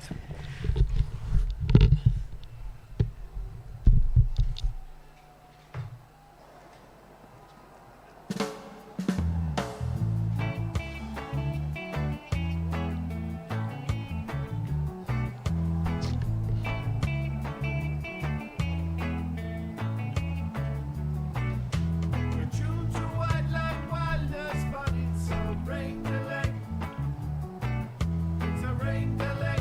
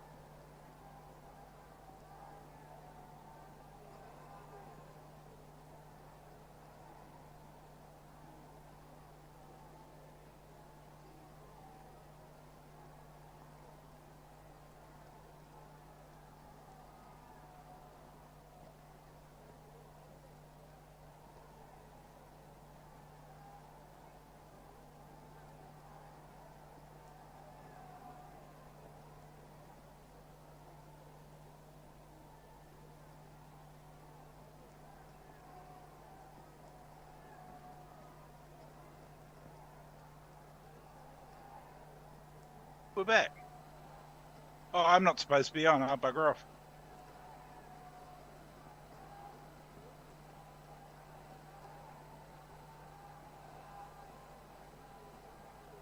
Which is on mute.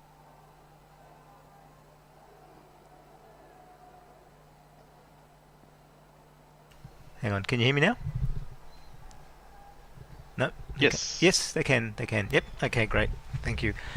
So Stark's continuing on with the 33rd over. 178 for 4 after that short rain break. First ball was hit for a single, second ball was a dot ball. Be interesting to see if the pitch has freshened up at all after that short rain break with the covers on. He's in again around the wicket and it's bowled him. He's taken out the stumps. I think there was an inside edge by the batsman there, but it's taken out leg stump. And that's bowled De Silva. So that's 178 for 5. So Australia's actually working their way back into this game. They've now taken 4 relatively cheap wickets. Great seam position by Stark, inside edge, and has gone onto the leg stump and knocked the leg stump out of the ground. So Just after you asked if there was anything in the pitch, yeah, perhaps yes, after the covers had been correct. on. Good piece of timing, not a great piece of footwork, I must say, from Dhananjaya De Silva. He just hung the bat out there. Yeah, he did. A big gap between bat and pad, and it just caught the inside edge. But that's what a break can do. Interrupts your rhythm as a batter. Yes. Yeah, it's going to be interesting to see what Sri Lanka do now in terms of trying to set up a total. Yeah, they had such a great platform, and here we are now. They've still got 18 overs to play out. But yeah, I think that is going to have to be what they try and do, is make sure they've survived the overs. I think that's going to have to be priority, at least till the end is in sight. Yep. Well, Laga's the next player in, left-handed batter. Average of 5 in this World Cup, which is not really representative of anything after 2 innings. So Good strike rate. yes. Quickly got to 5. Stark's figures 1 for 33 off 6.3 overs, so he started expensive, but I think they're flattering those figures actually, the way he's bowled. I think they have been.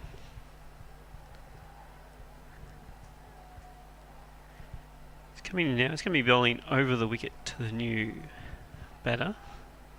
And this one's outside of stump. He's driving well, actually, Wellalaga. He's just going to get a single out to the covers. Actually, he's turning for 2. And did they go for that? No, I don't in the think end, they I don't think they did. No. 5 for 179. Just a single. So Wellalaga is very young. He's only 20.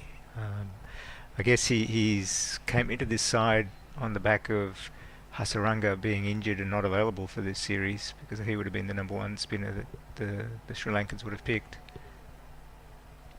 Yeah, big loss for them, especially how they've performed to date. Here's Stark again. This one's into the pads of Asalanka, and he's going to turn around the corner to finally pick up a single. Hazelwood Fields with 5 for 180. Wellalaga still does have a high score of 42 in one-day cricket. He's played 18 games, so he's handy with the bat, batting at number 7. Yeah, it's averaging 18, but how many opportunities Yeah, correct. Yeah. would he have got? Stark's playing with again those 4 players all behind square on the boundary, and 5 players in a ring in front of the wicket, or 4 in front of the wicket, 1 at backward point. It's bowling to Wellalaga, and it's outside of stump, and he slashes at that, goes through to the keeper. End of the over, 5 for 180 off 33.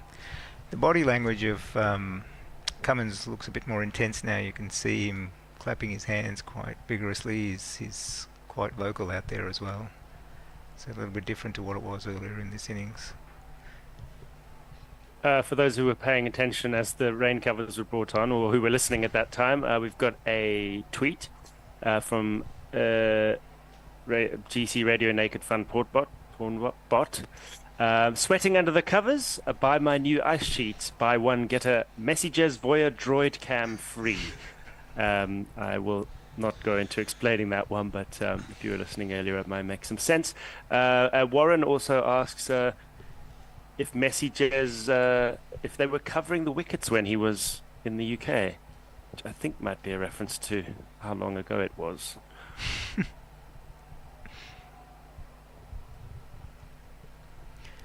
Here's Maxwell. He's bowling around the wicket to Asalanka and he drives it out to deep mid off. He'll get a single.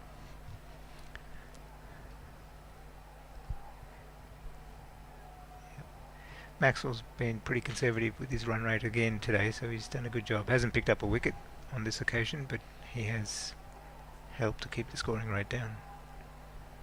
And he was unlucky because he had one that he was very confident it was out, and they refused to review it because they'd already wasted a review with a correct pointless ball that hit the inside edge. Interesting field for Maxwell. I'll try and describe it in a minute. This one's full and driven, straight out to cover, well fielded. There, no run. He's got a kind of a deep mid off, a deep backward square, a deep backward point, and then 3 players kind of on the offside. Here he is again. It's just short of a length into the pads. It's defended by Wellalaga. The keeper gets around quickly to field it.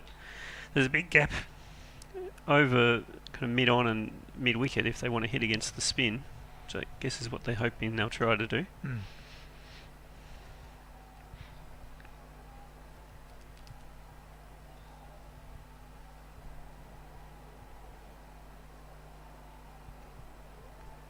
A little bit of sneaky touching the stumps by Inglis. But, no one was full for it. This one by Maxwell's full and it's driven out the offside to that deep point, and they'll get a single. I think Maxwell did get excited by that. He saw the bails had fallen off and he thought, ooh, I'm a chance here. Well, he played it back quite a long way, but not so far that he was anywhere near the stumps. Inglis had to point out, no, it was his own glove that knocked the bails off. Here's Maxwell's full and into the pads, bounces off. There's a half appeal, but it's definitely going down leg side. On ball left in the over, 5 for 182. Well, if they can knock singles for a while, a competitive score is definitely still on. Here's Maxwell. Last ball over around the wicket. It's driven by Asalanka out to that deep mid-off position. End of the over, 5 for 183. 16 overs to go. Yeah, you think South Africa made 311 the other day, and that was more than enough against Australia. If Sri Lanka play this right and get a steady partnership going, hope may not yet be lost. Over on YouTube, Saltahu says, how to get more YouTube views? Kittens. Well, yes, we do need those views. We do need to pay for our celery somehow. Speaking of which, again, I myself have tweeted into the X account at Gorilla Cricket, and there you can see the celery bulb that we were talking about earlier. Messi Jez has also replied to the taunting, yes, we used to cover the wickets with the discarded draft versions of the bio tapestry. Here's Stark. He's over the wicket to Asalanka, who's edgily pacing it, gets it past the gully though, and they'll get a single down to Zampa at a third man. So he goes on to 8, scored a 5 for 184. Oddly enough, the second time I've heard the bio tapestry mentioned in 24 hours, and I'd never heard of it before. Because I think only cultured people have heard of such things. It's very famous in England because of the whole 1066 and all that. Okay. Well, I didn't grow up there, you see. And English colonies, clearly, in my case. Here's Stark. He's around over the wicket again, and it's short of length outside of stump and left alone by Wellalaga. For one reason or the other, we learned an awful lot about the Great Trek at school, and we found it all fantastically boring. I'm sorry, what is that? I suppose that might not be internationally recognised. It's when the Boers got into their ox wagons and fled into the interior, or migrated into the interior.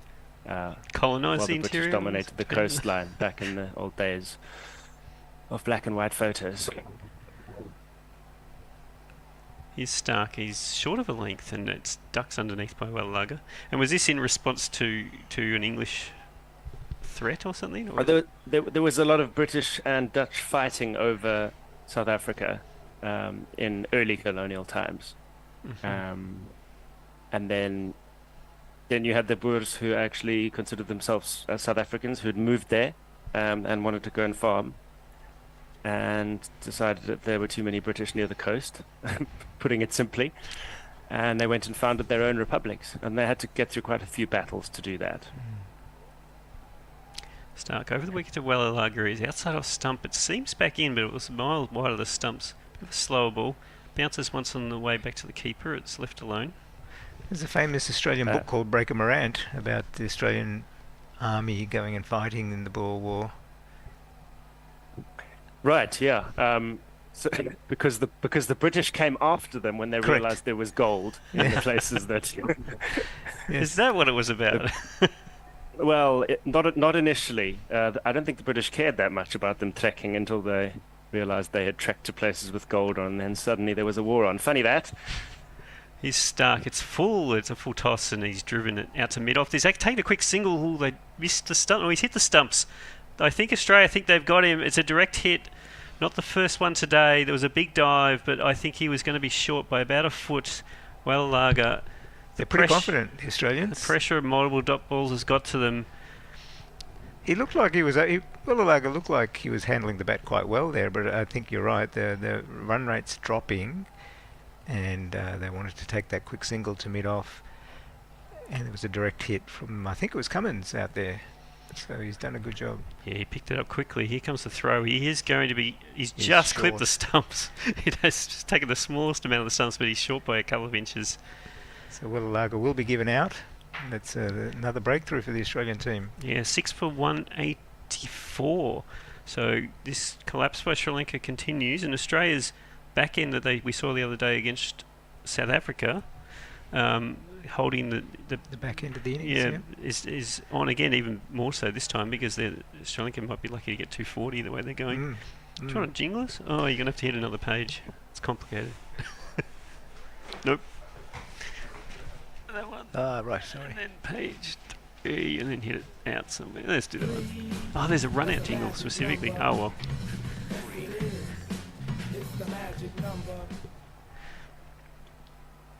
So I think, if you look at the Sri Lankan batting, they've lost 4 for not much, right? 4 or 5 for not much. 6. Six Comes for to not the much. books. 6 for not many, no.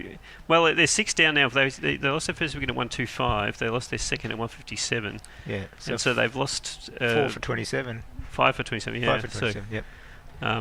But since the rain delay, they've lost 2 now for 6. Karunaratne's coming in. I think he's the replacement for Dasun Shanaka. He's got a good average, 27, strike rate of 81, which is not too bad. Depends how much you spend at the top of the order. Yeah, 21 ODIs to his name, that new man in the World Cup squad.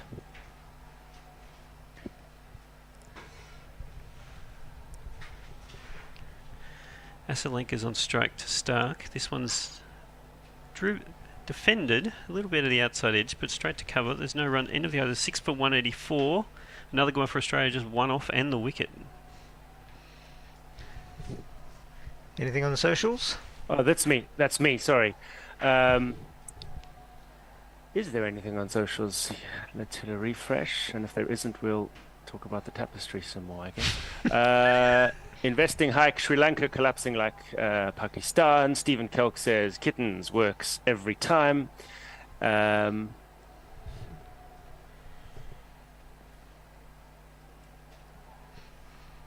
Yes, we'll continue our kitten there's coverage. Other things I don't understand. Too many acronyms for my old brain.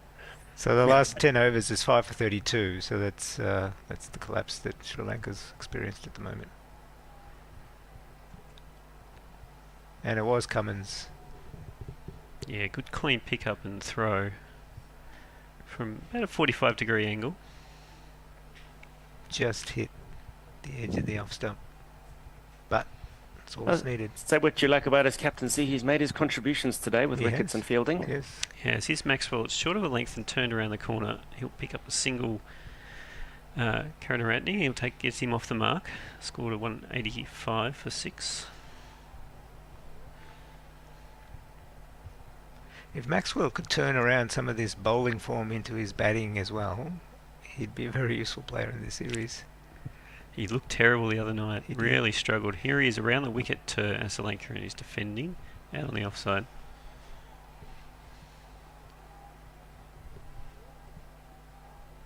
He's such a strange player though. You know, he looks terrible and then suddenly he can take off. This one's full to Asalenka, who's driving out to deep mid off. He'll take a single, take the score into 186. I feel with him though that like he doesn't need to aim for a strike rate of 140. He could bat normally and get a strike rate of 120 and still be such an explosive player. He tries to do the mercurial all the time and I don't think it's necessary. He's over the wicket to Karunaratne. He's defending straight back down to the bowler. So no run. Goes around again. This one is outside of stump and again defended straight back to the bowler. One thing he wins hands down around the cricket world is got the hairiest forearms out there. He's trying to race through the overs, Maxwell. I don't know how many overs they need to race through. The brain delay's probably wrecked all sorts of calculations, but this is the last ball of the over and he's again defending Kerry, trying to get it past the mid-wicket. Does not get it. It's the end of over 6 for 186, 14 overs to go. Yeah, so before the rain delay, they were 2 overs behind Australia, so they were going to be penalised some way. I don't know what impact the rain delay has had now. Farong says over on X, no overs lost due to, not due, I see, play on words, to the weather, hard to describe over audio. 189 is the magical number for Sri Lanka. And when will the Aussies give Head a go? He's arriving on Thursday, that being Travis Head. Yes. What do you guys think? If he's got any sort of form, it might be net form, probably quite soon, because he gives them a bowling option as well as a better batting option than most of what they've got there. I don't think they'd play him against Pakistan, which is their next outing, I think, but one after that, Netherlands. I'm sure he'll be into that game. Hazelwood's into the attack, replacing Stark. He's going to be bowling around the wicket to Asalenka, and this one's defended out to point for no run. If 189 is the magic number, you'd hope they can manage that. It's 3 runs away. I thought you were All going wickets standing. talk about Australia, but you know. No talk like that, please, guys. You're just making it worse. Who's that? All right, we'll talk about the Wallabies instead. Spoon's listening in. Just we can induce comments from him by We can taunt him. jinxing Sri Lanka. Here's Hazelwood, and he's just short of a length outside of stump. They're going to go for a quick single again. This one is picked up by cover and shied at the stumps at the bowler's end, but it does not hit, and the batter was safely home anyway. Labuschagne there, I think. Does Marsh not do any bowling anymore, or is he just a permanent batsman only? I don't think they trust him. He bowled an over? Okay.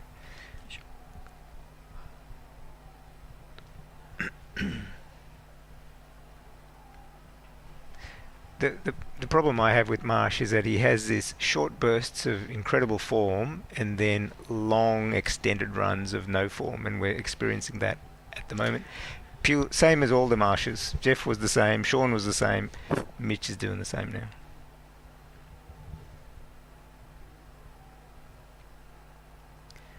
Be Hazelwood bowling over the wicket to Karunaratne, and he's defending down to mid-on for no run. Like the other pace bowlers, Hazelwood's got most of his fielders on the rope behind square, inviting the drive.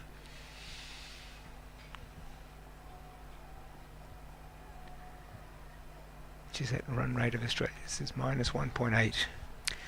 Yeah, but look, they've probably played the best 2 teams in the tournament, so Yeah, sure. in some ways it's not the thing to worry about. It'll correct itself.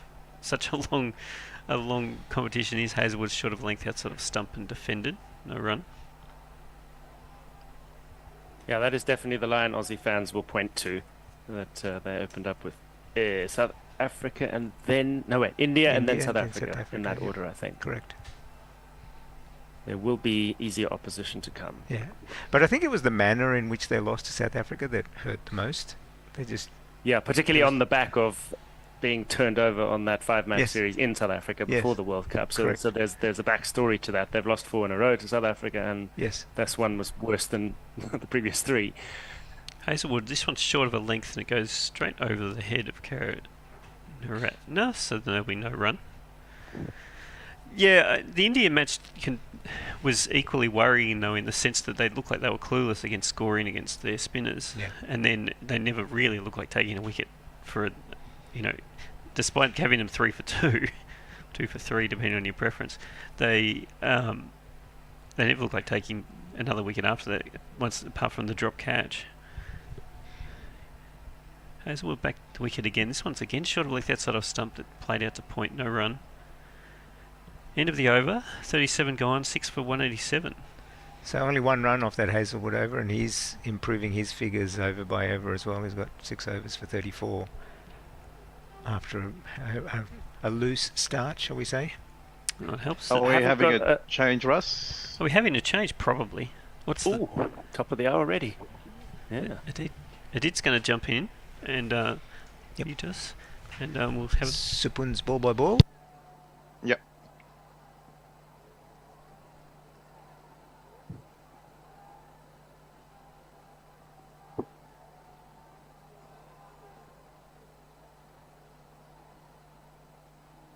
So Zampa to continue. He is a match-defining over. I will just point out Australia's last 2 scores in this World Cup: 199 versus India and 177 versus South Africa. So in that case, the magic number would be 200, right? If Australia is capable of getting 199. Yep. And as Adit and Messi join us for who knows how long this will be. Yeah, I mean, we're the last ones on, aren't we? The last lot standing, and we've still got 13 overs to go because of the rain delay. And it's Australia with the... So if you check the rotor, you'll notice that it actually just keeps going half hour by half hour. So we'll just start in the second innings and keep going. Yeah. Okay. Zampa into Sri Lanka, who bottom edges this, going all the way over the boundary. That is 6 runs over mid-off, and that is an excellent way to treat Zampa's bowling. Sri Lanka moves to 16. Sri Lanka 193 for 6.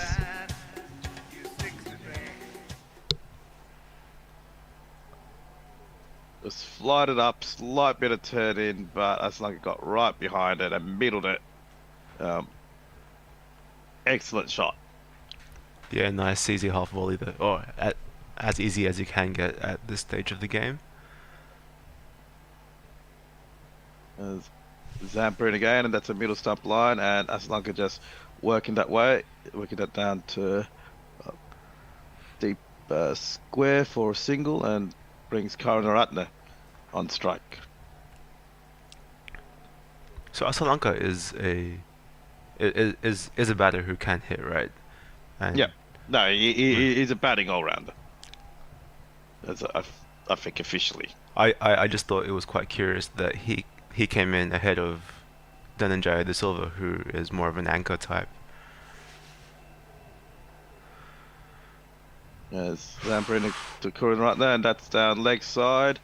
And there's I'm not sure, I wouldn't classify this as a drop catch. It looks like, I don't think there was any bat on it, but it just skims past a 5-pad, and Inglis fails to take it cleanly. In fact, he drops it. As Zampa into Karunaratne, who plays that off middle stump line and manages to run through for a single.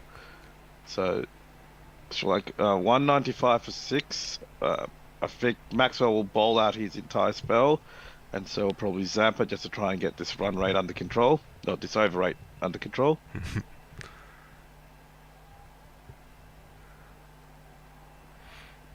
There's quite a good bit of pressure on the offside as Zampa comes into Sri Lanka, who's driving that down through the mid-off, but there's a fielder down deep, so they only get 1. So 37.5 overs gone. It's like a 196 for 6. To the extent that I have a cricketing bias, it is a West Australian one, and on one hand, I'm not liking hearing your anti-English sentiment. On the other, he's also playing quite terribly.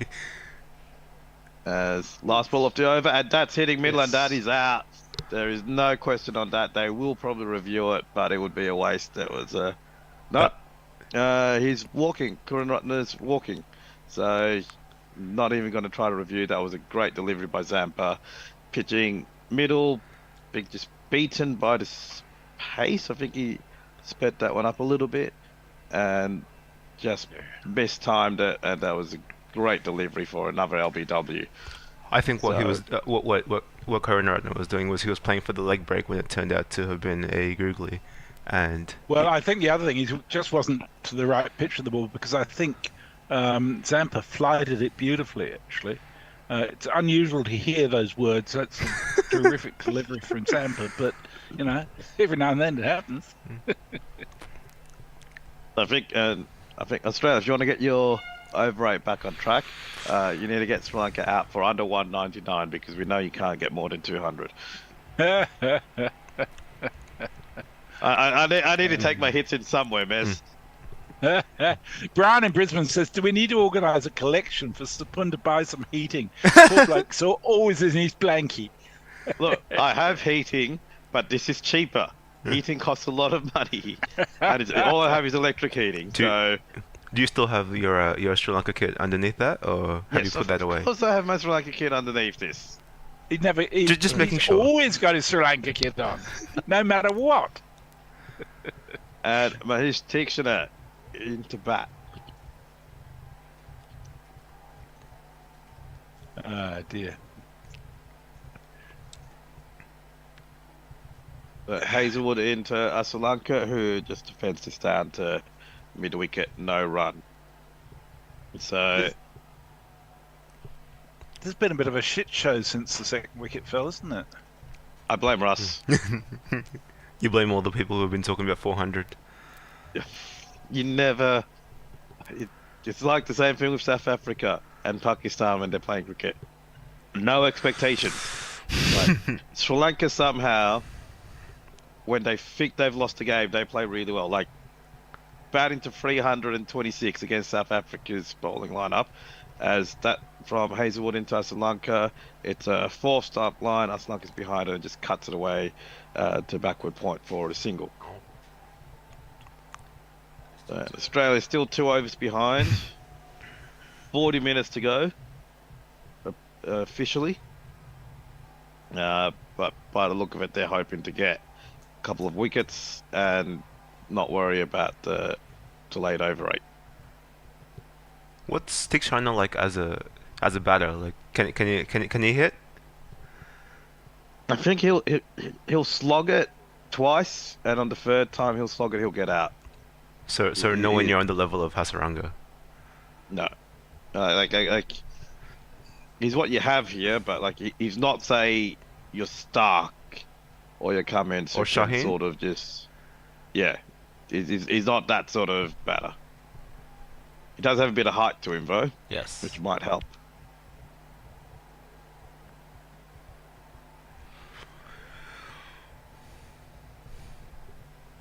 As Hazelwood into Tikshana, and that is bounced, and Tikshana's ducking down under it, and that's collected cleanly by Inglis.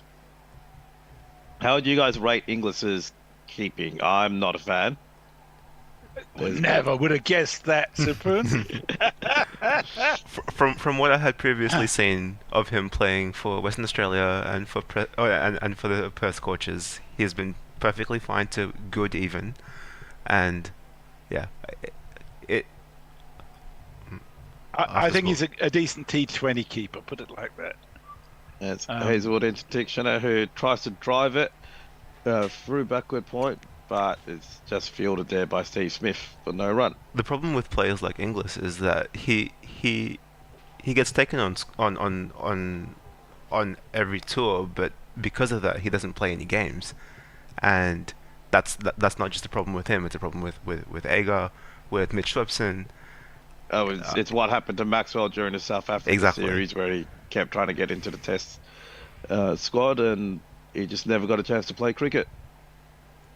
As Hazelwood in over the wicket this time to Tikshana, who just lets that go through to Inglis for no run. And it's a miracle that... Sorry? Oh, you go. It's a miracle that Michael Niso has managed to stay so good despite having been taken on tours for a couple of years just to run drinks. Speaking of players who would be handy in this team right now. Well, I mean, it was suggested after the first 2 games that they just send the Perth Scorchers out in place of Australia. As Hazelwood in, and that's down leg side, so they'll be given a wide. So Sri Lanka move to 198. 2 more runs to reach an unbeatable score. Hazelwood's been right off today, hasn't he? I haven't enjoyed him all tournament. He's not threatening with pace, which that was never his real main thing, but his variations, his line and length, it's just he hasn't been able to hold on to it at all. And I think the teams that have done really well in bowling have kept their plans up and bowled to their field. And there's another bouncer there, and Dixon are just dropping under it. And that's 2 off the over. It's like a 198 for 7. Leah says it's starting to get cold over here, but I can't get any fresh kale yet. This is how I imagine hell to be. Well, my imagining of hell is that it's full of fucking kale.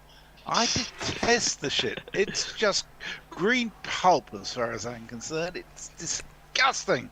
Sorry, Leah, that was probably a slight overreaction, but... No, I'm with you there 100%, Mez.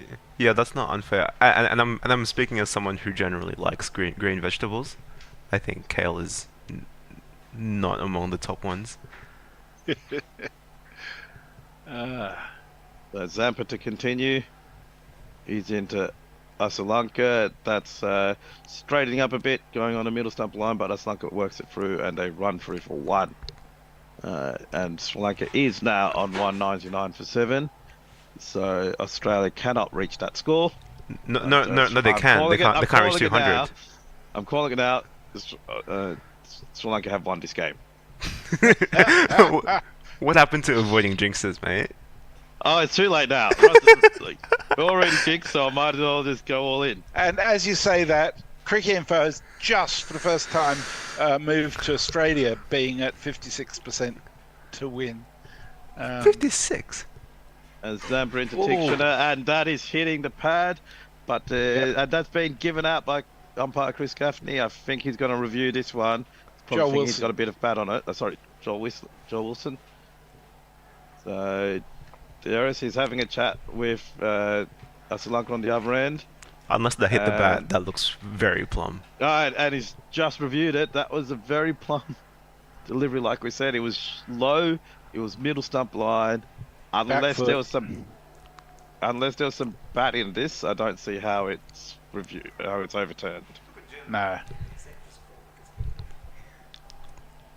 Yes, sir. So Supun, your favourite Australian bowler has now got 4 wickets. Oh, fuck man as well. If he gets a 5 for like that kept a little bit low, didn't it? And there was no bat involved. Absolutely nowhere near the bat.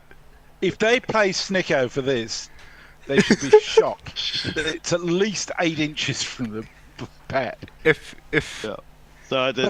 Tikshana's bat was twice as wide, it would have missed that. Yeah. Hey, they haven't. Thank God for that. It's turned a fair bit. Pitching outside off.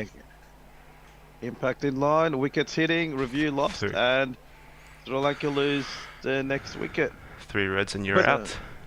But it's all right because Sapun says they've got enough rounds already. Yes, they do. So, Sri Lanka 199 for 8. Well, no, if they get bowled out for 199, then it'll be a tie. Because that's what Australia's capable of getting. Right. And there's no super overs we need to worry about today. No. And the net run rate will stay exactly the same as it is now. Perfect. So Australia will stay on the bottom of the table. Well, actually, no, it won't. Because it'll actually improve Australia's net run rate if they get the same score each. Right, because that's your average winning or losing margin, right? And yeah, that's what it comes down to. Yeah. So if they tie, having lost their first 2 games by quite badly, they will really improve. It'll be better than shit.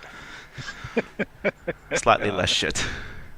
So Yes. Lahiro Kumara into bat. And he'll be facing up to Zampa. Average of 5.67. Always love consecutive numbers, even in decimal form. You are such a nerd at it. Sorry, that was. It is sounded a bit commentating personal. cricket, Mez. We're all nerds. Am I in the I wrong know, place I for that, know, Messi? No, I'm with you. I'm with you. Absolutely. Where else would you be? As Zampa in, and that is driven well by Kumara, and Zampa manages to get a hand on it to take the pace off, and it's just collected by mid-off for no run. Otherwise, that was going all the way down to the boundary for 4. Adam Zampa is yet to use his primary skill of running out batters with his face. As Zampa in again to Kumara, who just drives this down to a wide mid-off for no run. Ah, dear. He's At played this 20 stage, would you just hit out and just try to put as many runs on the board as you can? Might It's as like well. holding out for 10 overs is going to be a struggle. Yeah. As Kumara in, and that's just defended down through the mid wicket. I think if No I'm run. if I'm Kumara, I'll at least try and stay in so that Aslanka can get on strike because he's the batter. Yeah. He's the one who Yes. can hit. And they're doing the old field placement thing where they're just giving just enough room for a single. Won't To fall keep for that. Kumara on strike. And there is a slip in place for Kumara, as that's leading away from him, and he doesn't play at it.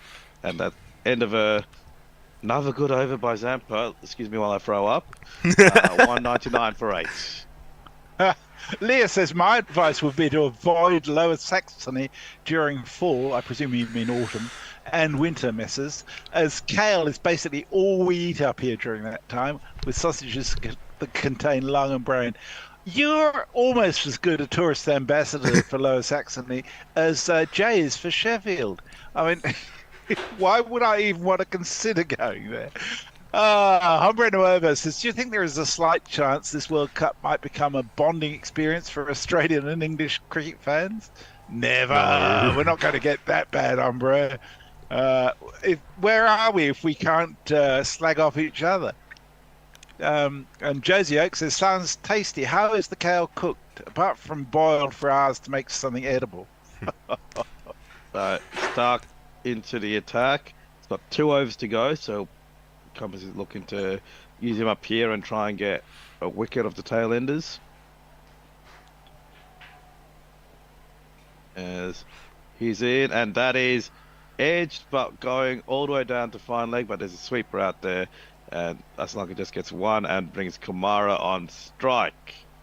So Stark has 5 potential deliveries at the new batter. I wonder why Aslanka chose to take the single. Yeah. Yeah, he should have held on. Sometimes you think the runs are more important, so you just get the single where you can. Krishna from the back of the box says so that he can get a not out. Maintain his average. You cynic, Krish. As for that on 200 for 8 wickets down. Unassailable 200. Stark in Oof. again, and Kumara using his feet, and he drives it, and somehow it has ended up at the boundary for 4 runs. Yeah, but where? Like, It's straight behind the wicketkeeper. was that the toe of the bat? No, it was an inside edge that went just past the leg stump and down to the long leg boundary. Yeah, he didn't know about that at all. It's the proverbial French cut, I believe. What is Kamara's high score in ODIs? 10, I think. Just defended back to the bowler. Outside off. Attempted drive. No run. Let's try and get 204 for 8. Only batting, ODIs, high score 10, yes. Average of 5.66. So he's almost at his average. Yeah. And he may get a red inky, you never know.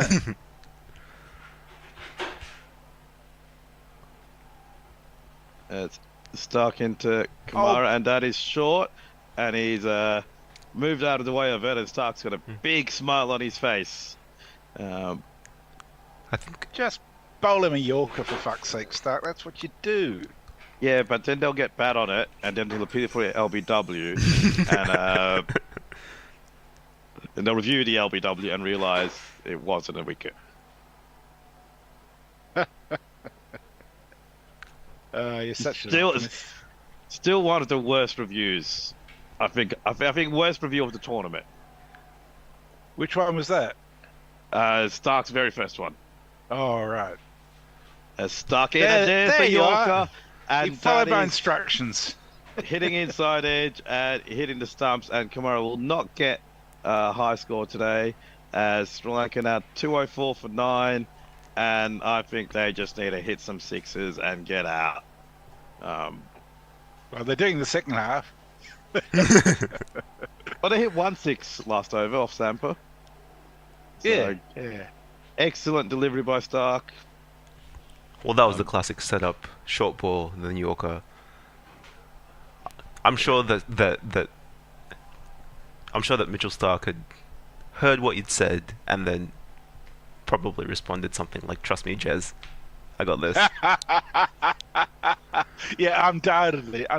Lots of love for Kale coming in, surprisingly. Stephen Kelk says, again, I must confess to positive kale leanings. It's a big vegetable in the Netherlands.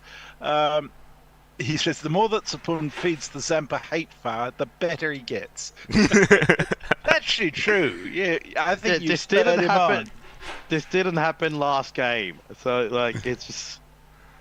So Dilshan Madhushankar is the final batter coming out for Sri Lanka. Run rate's now dropped to 5, but based on this, by the time they get all out, the required run rate for Australia will be 4-ish. 4.5 or less. I think that's optimistic. Yeah. So 4.1 will be 220. Dilshan Madhushankar has a Right? score of, I believe it was 9 total runs in ODI cricket. No, 4.1 will be 205.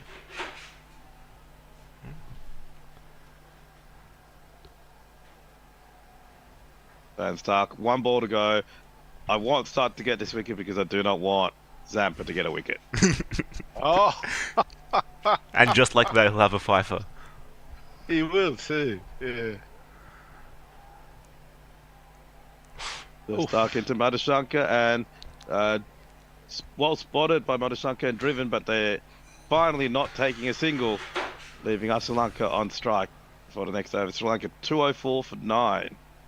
Brian in Brisbane says, I used to grow a lot of kale in Queensland and my wife would make excellent baked kale chips. Well, that sounds a better form than generally speaking, to which Stephen Kilk says, yum. Pokey says, we've sledged the shit out of Zampa and he has a good one, cheeky bastard. There's so much vegetable talk today. Brussels tops are my favourite, says Pokey. A much overlooked byproduct of the sprout industry, yum. And Stephen says we're running out of time to get that Zampa fifer. The other thing I meant to say, if Richard is listening, there is a page which is entitled How to Regrow Celery from the Base. And basically you put that head in a bowl of water and it grows slowly. Zampa in, and that's a middle That's stump not line. Zampa. Oh, sorry, Maxwell. Maxi. Okay, I'm more than happy for Maxi to get the wicket, as that's a middle stump line, and Sri Lanka just defends it back to Maxwell, and he's in again, getting a bit more turn, a little bit more flight, and Sri Lanka just works that out to backward point for no run. 3 And overs Australia now behind. 3 overs behind, despite the spin they've had, and Maxwell in, and mistimed by Sri Lanka, who misses it completely, collected by Inglis, who takes the stumps off, but there was no way that was going to be a stumping, and Maxwell in again, and Sri Lanka missing it again, and this is basically Maxwell's been told, get the run rate done. And Maxwell in again, and there's a quick run, as the ball's worked out to backward point for a single. It's So Madashanka Jadagian has- over. But, Stephen I mean, O'Keefe. This is Steve. crazy. If they get them all out by the 47th over, the penalty doesn't matter. So they're much better off to take the wicket than to worry about the over rate. As Madashanka has one delivery to face. As Maxwell's in over the wicket, and that's just defended by Madashanka. And that's the end of the over. Sri Lanka 205 for 9. I'd say that took all of 1 minute, that over. Yeah. It gave me the vibe of Maxwell wanting to get through the over quickly because he needed to go to the toilet. Just 1, 2, 3, 4, 5, 6. Okay, I'm done. Yeah, we're not. Batters have switched, but we're not changing the field. No, yes, they are. Parrot Badshaw's got it all taped. He says kale is only made edible by burying it in a greater quantity of mashed potatoes. That's right. That is a fairly Irish way of looking at food in general, though, isn't it, Parrot? As Stark into Asalanka, and that is driven down. There's a thought of a run, but they realise they'll only get a single, and that goes for no run there. So Asalanka still 22 off 39. It looked like after Asalanka hit, the pace just left the ball quite quickly. Yeah, I didn't catch the ball coming in, the speed of the ball coming out of Stark's hand, but it must have been a slower ball. As Stark in again, and that's a good line and driven by Asalanka, and they went for the run. So it looked like it was going to go through to the boundary for 4, but Mitch Marsh managed to stop it in the infield. So Asalanka moves to 23, and Madashanka is on strike to face at least 4 deliveries of Stark.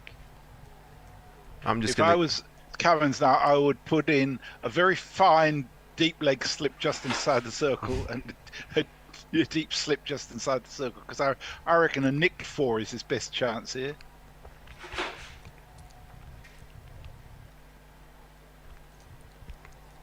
And maybe a short leg as well, just to put the pressure on. As Stark in, and that's angled in at the stumps and just defended by Madashanka down to backward point for no run.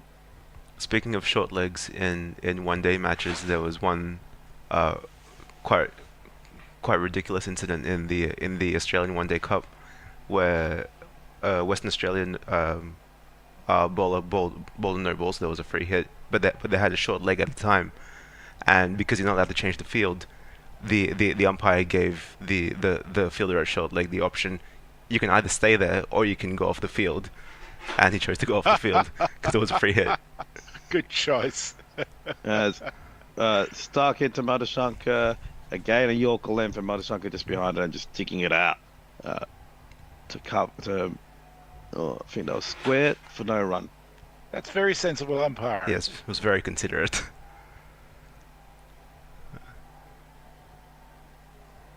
That's mostly full, I think, according to the pitch map. The length that Adam Zampa has been bowling. Maybe Bit that's all over the place, really. You'd expect a bit more consistency in location because you want the variation. As Stark in, and that is down leg side, and that should be called a wide, and it is. So there's an extra run there for Sri Lanka. making Looks it. like there's a squall coming in. I'm wondering if part of the reason they're hurrying is because it might be starting to rain again. The wind is really blowing strongly. And is it just me, or are the conditions getting hazier and hazier? Seems to be, yeah. Yeah, maybe it's just the camera work. But the shit flowing everywhere. I reckon there's a squall coming in.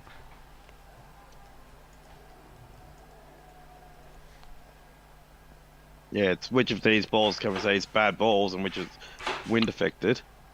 It seems other umpires going to call everyone off. Are they? I wouldn't be No. surprised. Oh, There's a trash bag on the field. So they're waiting for someone to go out and catch it. But think they might also be seeing if the wind is a bit too dangerous. That's very sudden, isn't it? Trying to get a radar on. There's quite a bit of rubbish that's Just come on flying out of around. the field. Yeah. So whether it's come from within the stadium or just been picked up, and Wow. We're seeing shots of the banners on top of the stands blowing in the wind.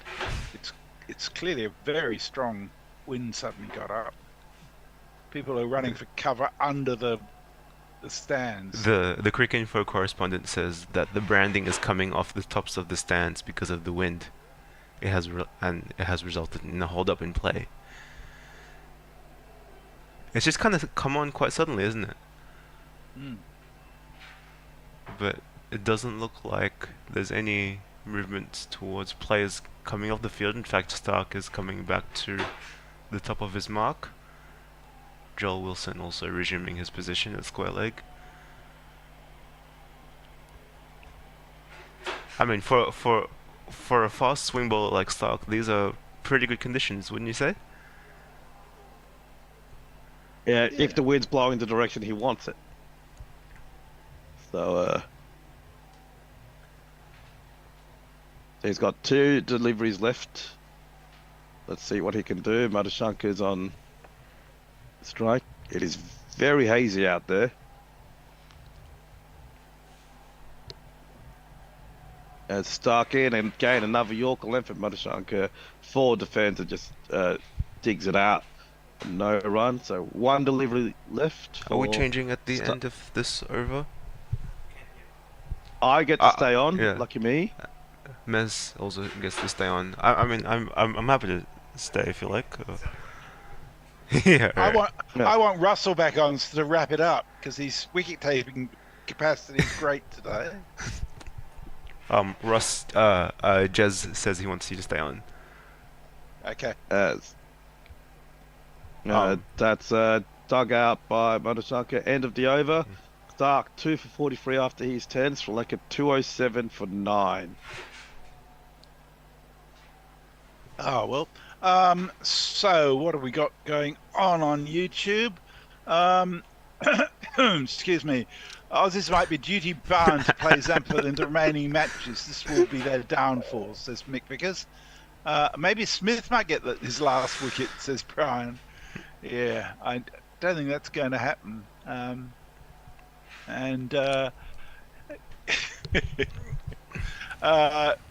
Pirate responds to my poke about potatoes. He says, "You say that, Messi, but the farmers aren't happy with my generation as we eat more rice." As that Maxwell in Ireland. into Asalanka, who just works it down to leg side for no run because he's I going to didn't hold think it. didn't think rice was allowed in Ireland.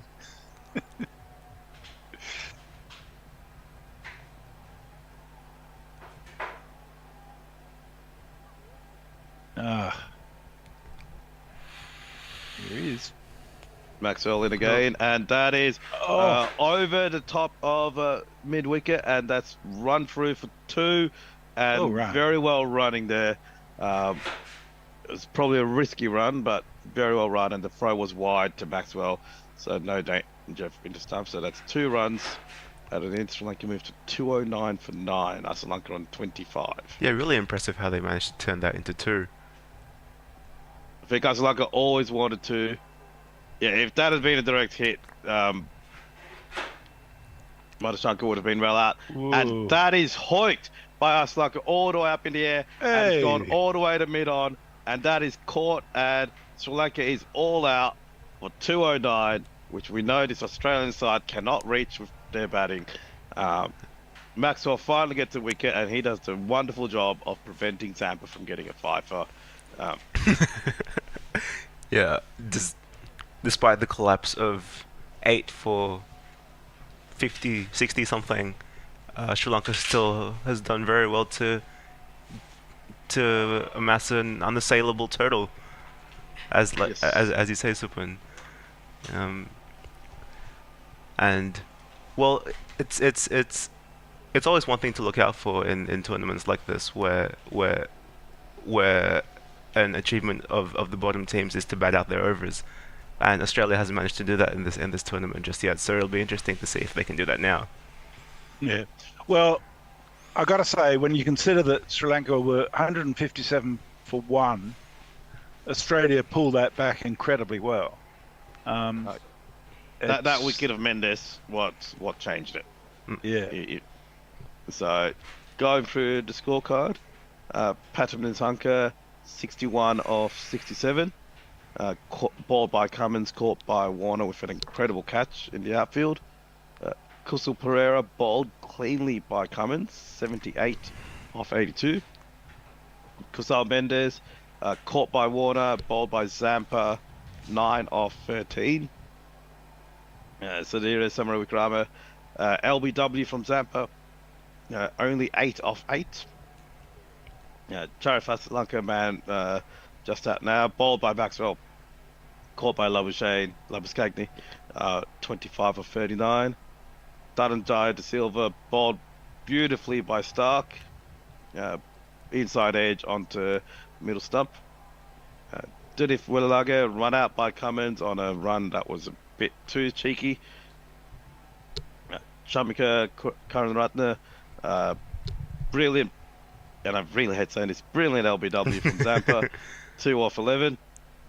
Mahesh Tikshana, again another good LBW from Zampa, out for a duck of 5 deliveries. And Lahir Kumara, amazing Yorker bowled by Stark, 4 off 8. So extras was 13, which is higher than 1, 2, 3, 4, 5, 6, 7, 8 of the batters in the Sri Lankan side. Always a consistent contributor, extras. And a total of 209, so Australia will be chasing 210. On the bowling side, Mitch Stark, 2 for 43. Josh Hazelwood, 0 for 36. He's hasn't been effective all tournament. His economy was at 5.14. Pat Cummins, 2 wickets today, 32 runs conceded. Glenn Maxwell, 1 wicket at the very end there with 36 runs conceded. Best economy rate as he has been for Australia over the last few games. Adam Zampa, 4 for 47. And Marcus Steinis, 0 for 11. So, I think we'll be back in about 5 minutes. I don't think there'll be much time between changeovers. No, there'll be a 30-minute break still. So I guess we'll be back probably around midnight your time. Any last updates on Twitter or YouTube? We're just about up to date there. The one thing I would say is this the moment that Australia actually woke up? When they took that second wicket and suddenly sprung into action. This may be a turning point for them, or it may just be a continuation towards mediocrity. We shall see. I'm going to guess that either Pat Cummins or Andrew McDonald pulled out one of the great motivational speeches of all time during the rain delay. But they got most of the way there by the rain. They'd broken the back of Sri Lanka well and truly by then. Anyhow, we shall see you in probably 25 minutes or so. Oh, thank you, everyone. You're listening to before we go, Russell, we couldn't give a are we going to go with the same order for the next innings, or are we just going to go on times? I think just time. No, just go on times. Okay. Makes it easier. Okay. Yep. Okay. You're listening to White Line Wireless, and we couldn't give a fuck about Mitchell Stark's body language.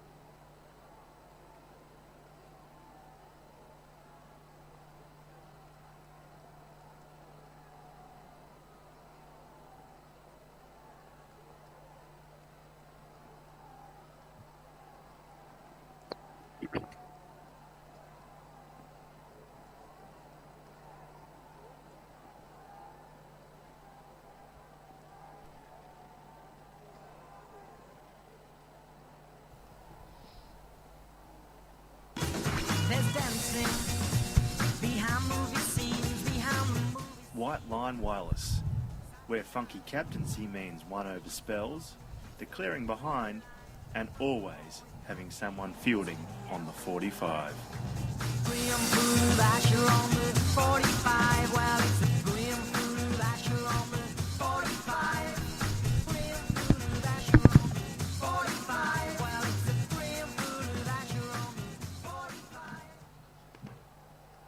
And welcome back to White Line Wireless and Guerrilla Cricket as we bring you the second innings of Australia versus Sri Lanka, game 14 of the One Day International World Cup in 2023.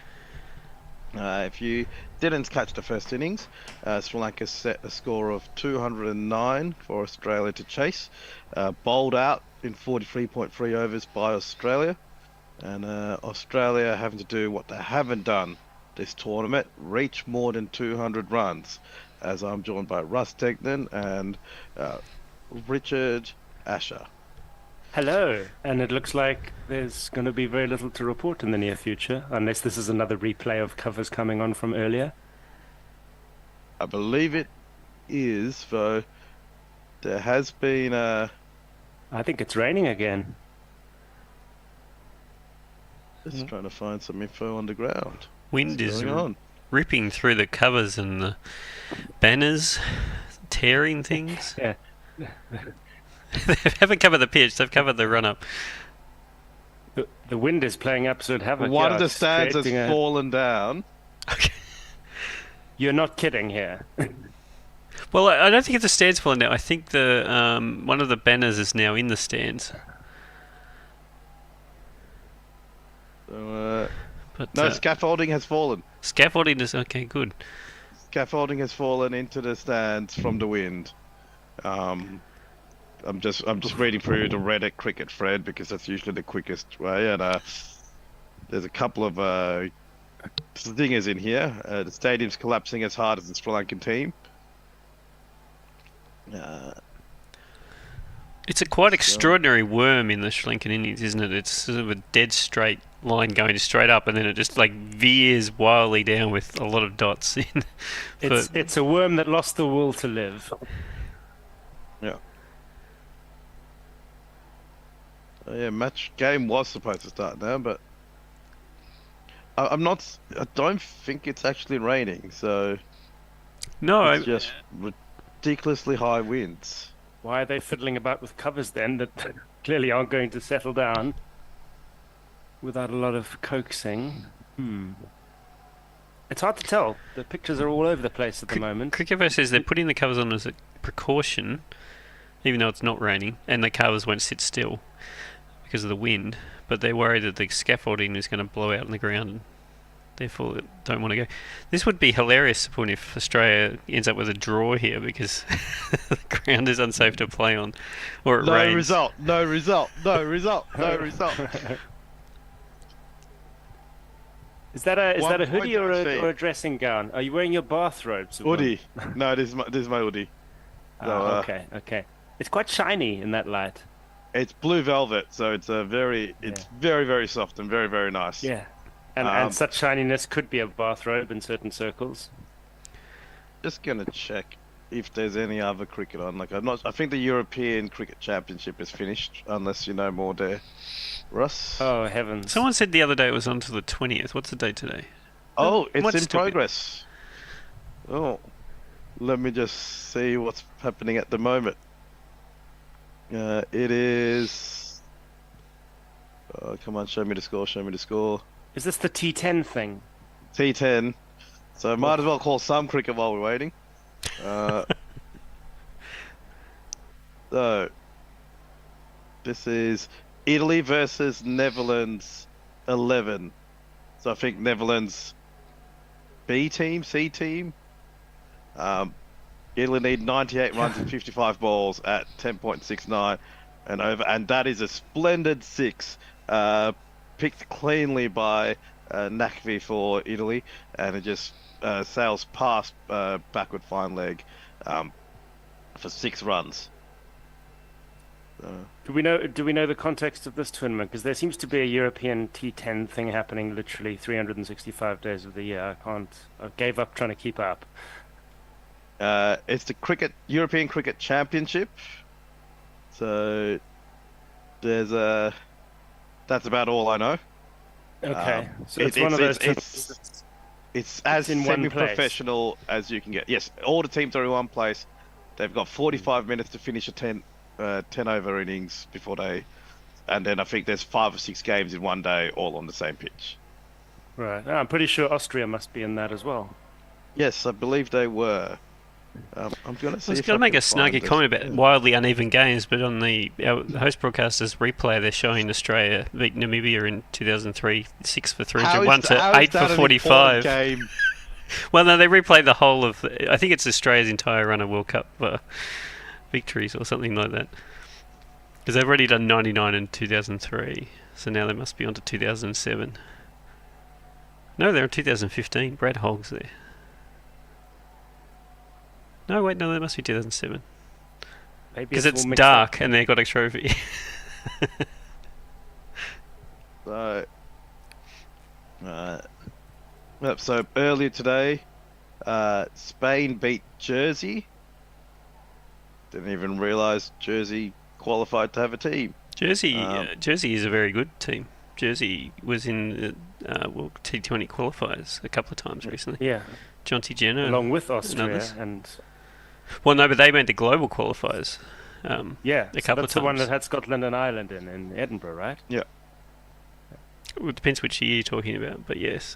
The most recent one. No.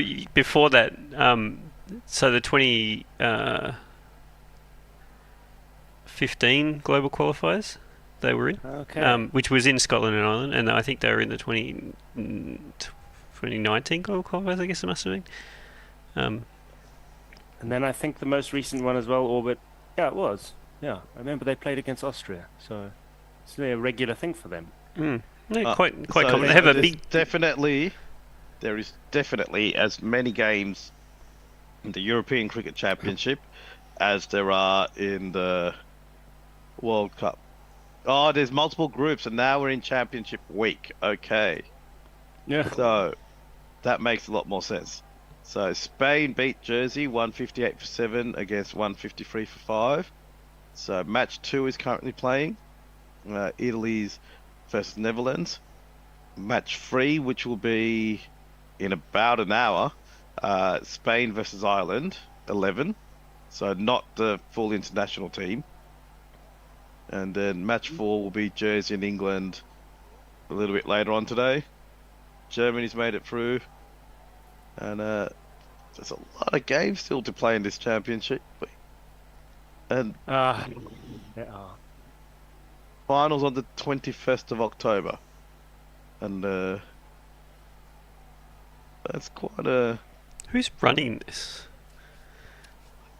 It's the European Cricket Network. I actually did a bit of work for them at the very start of their adventure. I think it was about 2020. It was a COVID thing anyway. And it began initially as a clubs versus clubs on the European continent in different cities. So it was kind of a roadshow. They would come to Vienna, which is where I got involved, and then run a T10 tournament. And at that stage, T10 was something completely new.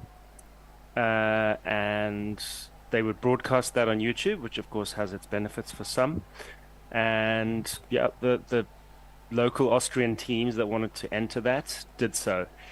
And that grew into a tournament every week, just about, in the summer, somewhere around Europe, into club tournaments. And then it seems to have morphed into something that now involves countries playing against each other as well. But there's lots of acronyms. I mean, if you look on the left of the screen, there's ECS and ECI and ECIW, and it does all get a bit overwhelming.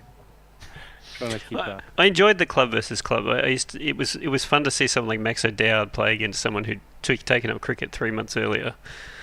Oh, the best thing about that was when people would swap gloves and pads as they was exchanging batters, and I'm like, yep, been there, done that. Yeah. It's fine as long as you're in your own box. That's the. Just going through the standings, so I think there's 7 teams that are qualified for this championship week. Spain, Netherlands 11, Italy, Ireland 11, England 11. So England might be able to win 2 trophies this tournament, and Germany and Jersey. So they're the ones playing out this championship week. But no sign of Guernsey in this tournament. No chance of a Channel Islands No. grudge match. They have I- a very no. long and deep history of grudge matches, though. They do have their own yearly championship. I think there is some enmity, isn't there? a bit. Guernsey's slightly bigger, but Jersey's had the better of it recently. So, Yeah, so Guernsey came in second in the group with Jersey and thus did not qualify. Okay. So there was a grudge match then in that group. And So this is the ECC, and then upcoming is the ECS Croatia, and that looks like club versus club at first glance. and just Croatia only based on the names of those teams. Zagreb Then you have Assassins, the Zagreb ECI Chiefs. Croatia, which will feature Croatia playing against Slovenia. So it's a fancy name for a bilateral series. Actually, Yes. the ECI Croatia, if you're wondering. European Cricket International. And Yeah, then I there's just think we could do with less acronyms sometimes in the world. And all this is under the ECN banner at the very top. So, EC, take your pick. let's look at these squads if there's any famous names I recognise. In Croatia or Slovenia? In the whole cricket championship, like there's been a few Afridi's, so Yeah. Italy might have some players you recognise, or brothers of players you recognise. People you played against in Melbourne. That's not uncommon. no one I recognise from Spain. No one from France. IOM. Who's IOM? Isle of Man. Isle of Man. Yes. That's a very white team, I'll say. And they've still got the covers on out in the main game that we're all interested in, Sri Lanka versus Australia. So, have overs been lost and will duck with Lewiston going to play? Like, there's no actual rain, it's just high wind, and loads of teams out there warming up. They, Yeah, it's very good practice. High catches in high wind. That certainly trains you to keep your eye on the ball. So they're doing exactly that, for the looks of it. and it's high wind, but they've still got fans in the stadium. It's not so. Yeah, it's either not safe for anyone to be in the stadium, in which case the match needs to be called off by the umpires, or it's safe enough that you should be playing the game. It's one or the other, or you need someone to get all the scaffolding down. If you're worried, which again is not just doing going a quick engineering survey. But I mean, you just, on a serious note, you assume that the scaffolding that fell down didn't have anybody on it. But if it did, it might take a while for. Yeah, I mean, it might Well, explain. luckily it's quite an empty crowd. Yeah. But Well, still, it might be temporary, TV things or something. They've evacuated the spectators. Oh, there we go. Advertising hoardings have been falling down. So So the spectator experience at Indian cricket grounds takes another step back. So, this is the first time I think where, like, I've ever watched a game of cricket, and like, Sri Lanka has some horrible old grounds with like horrible fixtures and so on, but we've never had the stadium fall apart. But what would be familiar Even in if the it's middle of a completely mass empty? flood. Especially one built 6 years ago. Yeah. Trying to remember, but we will have, when the game gets going again, if it does, we'll have another COVID cricket match with a completely empty stadium. I did like those because you could really hear the sound of bat and ball really well. There is that. On the negative side, there was not much in the way of atmosphere. No.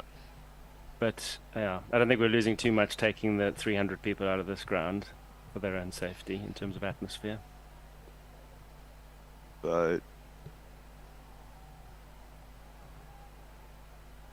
It's always strange. I mean, I spend a lot of time at Shield games, the MCG, where there's 300 people in a stadium for 100,000, and the way it echoes when there's no one there is very disconcerting. Yeah, I think there's nothing worse than a sports event in a very big stadium that isn't full. Yeah. I'm all for taking these things to quaint country grounds when you know you're not going to have a big crowd. So just on the Italy versus Netherlands 11 game, current score is 69-1, and that is a horrible bottom edge by Sander, who's facing against Floyd, almost onto the back of his own stumps. And Italy currently need 49 to win off 39 deliveries. Have a quick look at Twitter and YouTube. See what everyone's saying. Av is back on the YouTube's just tuning in. This level of vamping can only mean rain. Quick info saying they're worried that some scaff is going down. Oh, some has already come down. Pokey Bumfingers saying we need Messi's weather cave. He'll be due on shortly, so we'll see what happens there. And just on Twitter. The local Messi's just saying the local kids playing on the beach is better viewing than this shit coming out of the European Cricket League. We need to talk about something, Mess. I've been having a look at cricket matches, just a quick Google on cricket matches abandoned for unusual reasons. Trying to find a stadium that's falling down. I will keep looking, but one thing that maybe does merit mention is the third Ashes test of 75 at Headingley. When the pitch was dug up by vandals before the fifth day's play. That is a great work of vandalism there. Has there been any called off for a declaration of war, or because of a declaration of war? That's a question for Amp. Amp will probably know that answer off the back of his head, so let us know. Technically, they weren't actually in the middle of any test matches when COVID broke out, were they? They didn't have to break off a long match in the middle. Technically, Sri Lanka won the 1996 semi-final against India because of stadium. Well, not stadium issues, I guess crowd issues. Yeah, they were lighting fires, weren't they? Correct. They won by default. I mean, they only needed 2 wickets, and India were 120 for 8 with 16 overs to go. But the game was ceased. Set fire to some areas of the stands. I mean, that's why you make all your seats out of concrete, so they can't catch fire. So match is apparently going to restart in 6 minutes' time.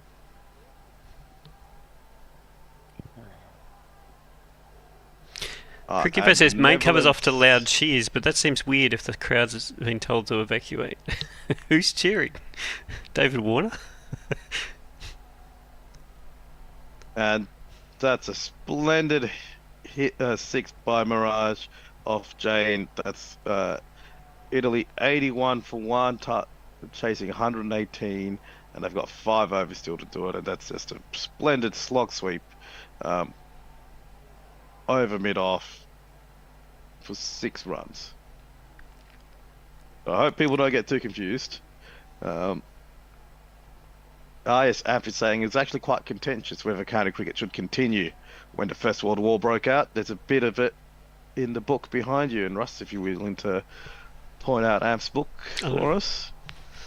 On the left-hand side there. Yes, I think we even need a slightly more prominent position because you can't actually read the titles of the YouTube, unfortunately. You can just see their books about cricket. Yes. We'll have to think about how we do that, given the space behind me is a couch. Yes. There have been quite a few Australian rules football matches which have been not cancelled but affected by strange things. There was one football match where the MCG scoreboard caught fire, and that certainly caused a delay to the game. There's another game where somebody brought a pig onto the ground and branded it as one of the players with one of the players' names. It's quite funny. Quite insulting to that player. I feel like someone did that in Yeah, of course, Huck there's once a too, lot didn't when you expand into other sports.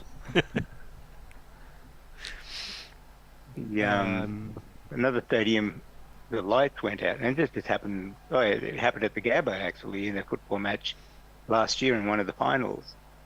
The lights went out and the players went off for about half an hour. So Messi's just tweeted the rain radar for Lucknow. Weather's moving from west to east, and there's directly above Lucknow there looks to be a massive storm about to set in. So this game may not have a result. Which, or it might finish in 6 a.m. Melbourne time, and I'll have 1 hour sleep before I go to work tomorrow. Oh, right, Russ, letting you know now, I am not commentating after 2:30. It's 2:30 a.m. I am done.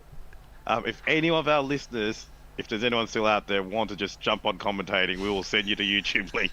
I will send you the Zoom link, just to keep.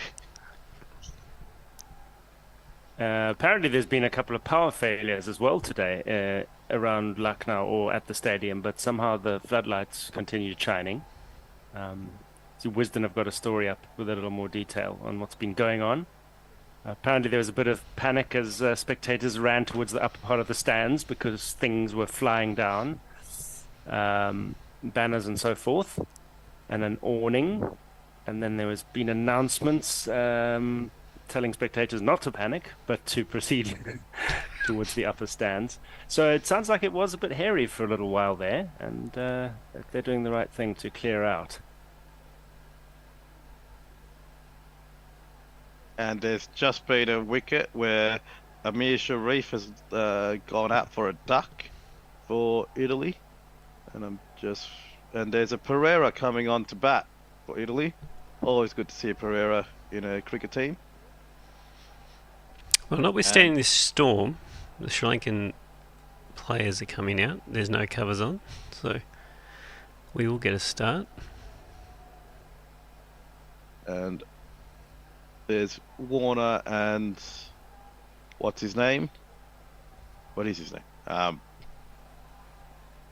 David. Mitch Marsh? Oh, you mean his partner? Yes, no, Not Mitch. Warren Marsh. That's him. that's the problem with late night commentary. Australia do need to score at exactly 420 runs per over, or 4.2 runs an over. You kind of expect this is their opportunity to get their net run rate back into a better position, Yeah. though, right? So they have to expect that they're going to try and, after a first few overs, press on. Yeah, that'll be interesting to observe how they handle this. They might just want to bank the win first, given the start that they've had for this tournament. That is true. They can't afford another slip up and go hell for leather in the beginning and lose 4 or 5 wickets, and then they're just scrambling to try and save the match.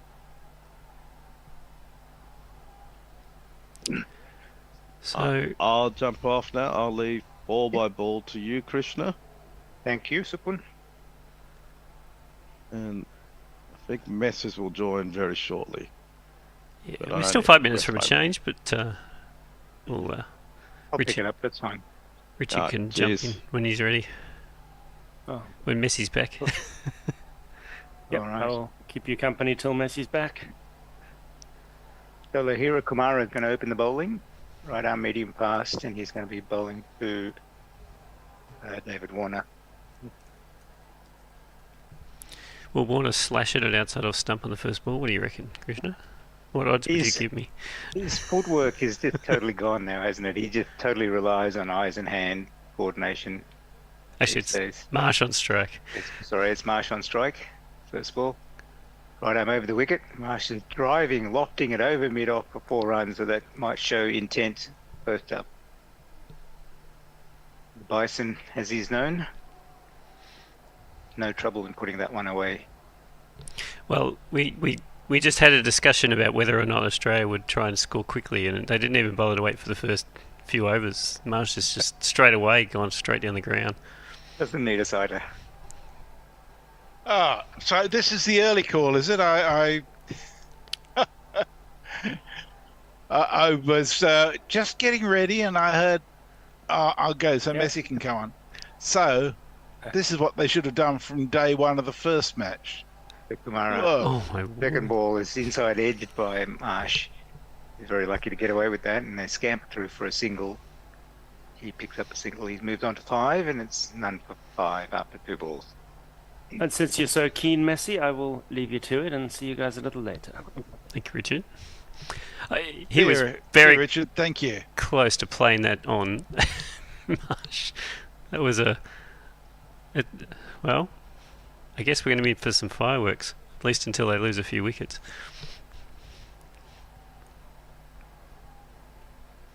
Well, I wonder mean, too. if ever there was a good opportunity to work on their net run rate, this has got to be it, surely. Well, I wonder too whether they want to make sure that they are well in hand ahead of any chance of a rain as well. Yeah. They definitely want to stay ahead of that. Kumara comes in again, bowling to Warner on the leg stump, and Warner hits it to mid-wicket. There's no run. The score remains in 5. Their biggest problem in that regard is going to be getting to 20 overs to make a game of it, isn't it? That's right. Well, So I they can't if they- imagine the DLS target's going to be too high at any stage. No, they might find themselves needing 50 runs to win, but lose, but draw it after 18 overs or something.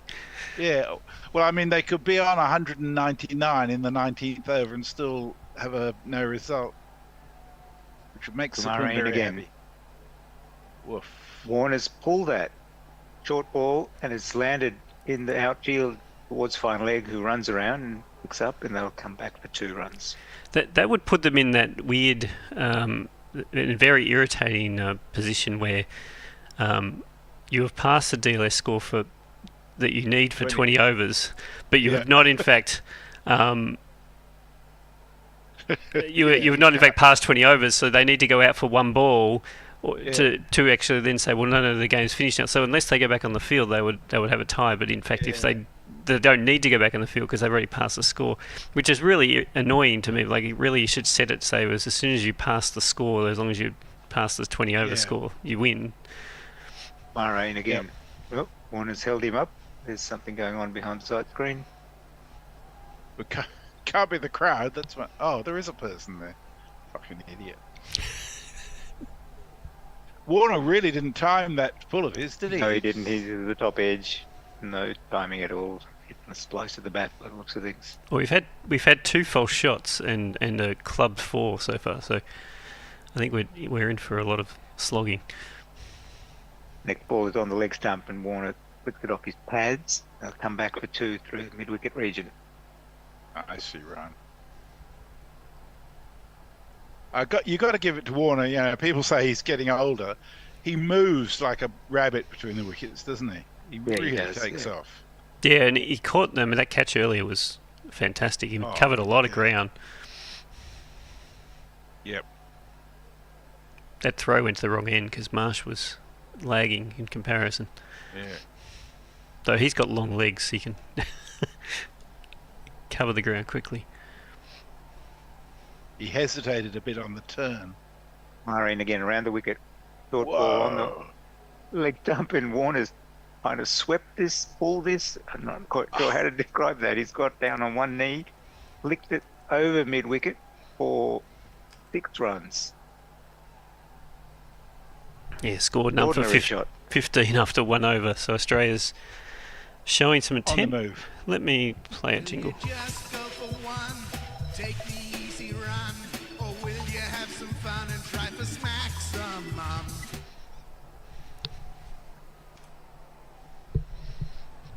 So, of course, all the Australian batsmen now on their helmets have the extra protection Cricket Australia has made compulsory for everyone to use. The Pullmot wants to know if we've got a Plague of Locusts jingle. Parrot Bradshaw says there was some promisingly interesting about the ECL initially, but the pivot during COVID to pumping out thousands of hours of fantasy league betting industry fodder completely destroyed that. And I tweeted in actually because I didn't realise I was going to be on so soon. I was saying to Russell, can the kittens get their own window on the YouTube screen as if they're a permanent commentator? I'm sure it'd add to our views. I would need a second camera, and then I'd need to work out how to run a second camera through the same computer in OBS. They could zoom in, couldn't they? On a phone. Yes, possibly that might actually be easier, because I could just point a phone at the moment, kittens, and you could watch them all. The Junker's coming into the attack. First ball, left arm over the wicket. He bowls to Marsh, and it's right on off stump, and Marsh respectfully plays it to mid off, and they don't take a run. 15 for no loss. During the rain delay earlier, I had to move the camera we point in the studio, so I'm just assuming I'm still on shot. Yes, you are. We can see you, Russ. And Stephen Kelk says he's in favour of the extra kittens feed. Well, it's got to be more interesting than looking at me, hasn't it? Our Sugar and Spice Cat Rescue had a live feed that was going on in between the cricket during the Ashes on the days I wasn't broadcasting. Next ball is good ball again on off stump, and Marsh again respectfully capped it back to the bowler, no run. Maybe we can get a sponsor, Russ, to fund these things. Oh, we have the Sugar and Spice Cat Rescue. Well, but it needs sponsors to keep the kids.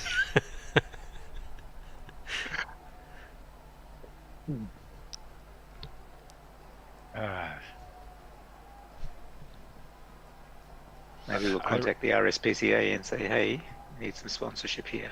Oh no, they won't sponsor anyone. Oh really? They'll ask me for money. Over. Yeah, Marsh is again respectfully playing it to the offside, and there's no run. They have to raise huge funds to pay their CEO's salary, as I recall. I'm not saying anything about a fellow rescue, but yes.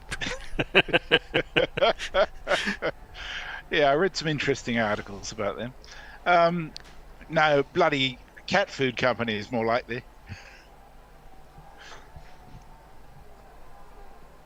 Marsh is really due, isn't he? He needs something here. Well, yeah, I was saying before, we'll watch this next ball, Mother Shankar in again. Wide outside off stump, Marsh cuts it without any timing. It goes through to the covers and there's no run. It's feast or famine with Marsh. He'll have this short period of excellent form where he'll score multiple scores, and then he'll just have this long period of a drought and there'll just be nothing, and he'll get dropped and work his way back again. It's the way the Marshes have always approached their cricket. Has been a lot like that, hasn't it? Yeah. He's trying so hard right now to hit the ball hard. The lack of timing is also because he's going so hard at the ball. Yeah. Yes. Sort of letting it come into him. Mother Shankar's in again. It's on off stump, and Marsh tries to slap it down the ground. No timing. It goes to mid on, and there's no run. They haven't actually evacuated the stadium. What they've done is cleared the front rows of seats that will be underneath the hoardings, where the banners are. Yeah, the hoardings. Yeah. And everybody's moved up the back. So you can't get guillotine down the front if you're sitting at the back. Yeah. That would be quite messy, wouldn't it, if some hoardings fell on some spectators? A little. Final ball of the over. Madhushankar's in again.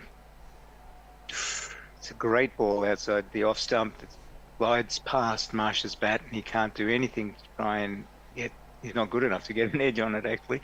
Goes through to the keeper, and the score remains at 15. So really good over by Madhushankar to counteract that first over, which went for 15. This was a maiden.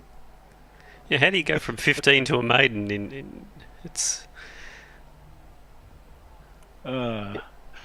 Yeah, Stephen says it'll go from 28 are watching to 28,000 are watching if we had the kitten feed. And Ant says he's got a spare phone we can use for the kitten feed. And Stephen says you could have the kittens displayed against the close-in backdrop of Ant's book. Win-win. They might eat the corners.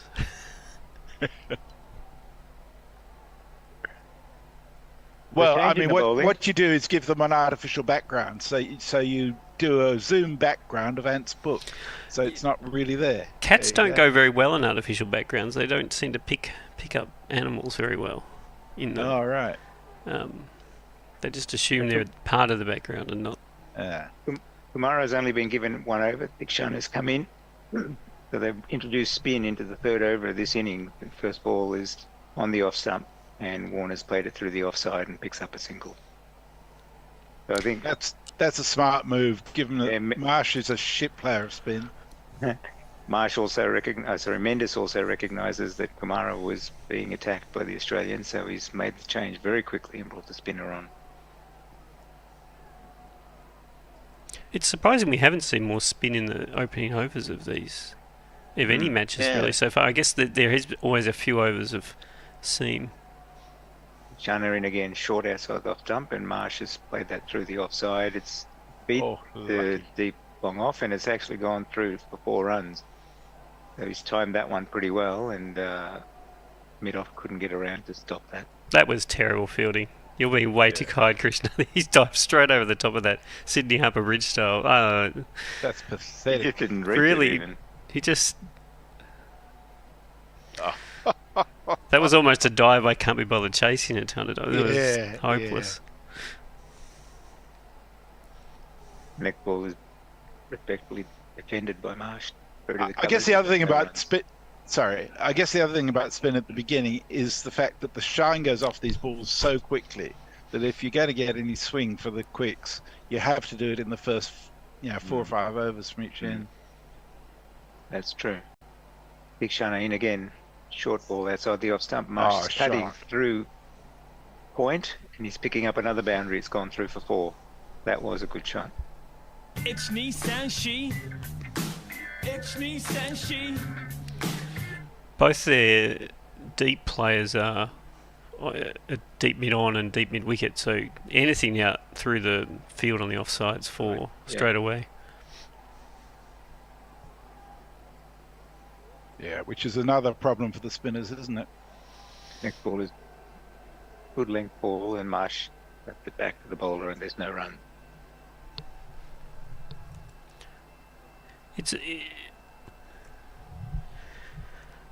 I guess with Thikshana, they're kind of assuming that he'll try and hit with the spin, but he's not really turning it, so he's got a lot of options.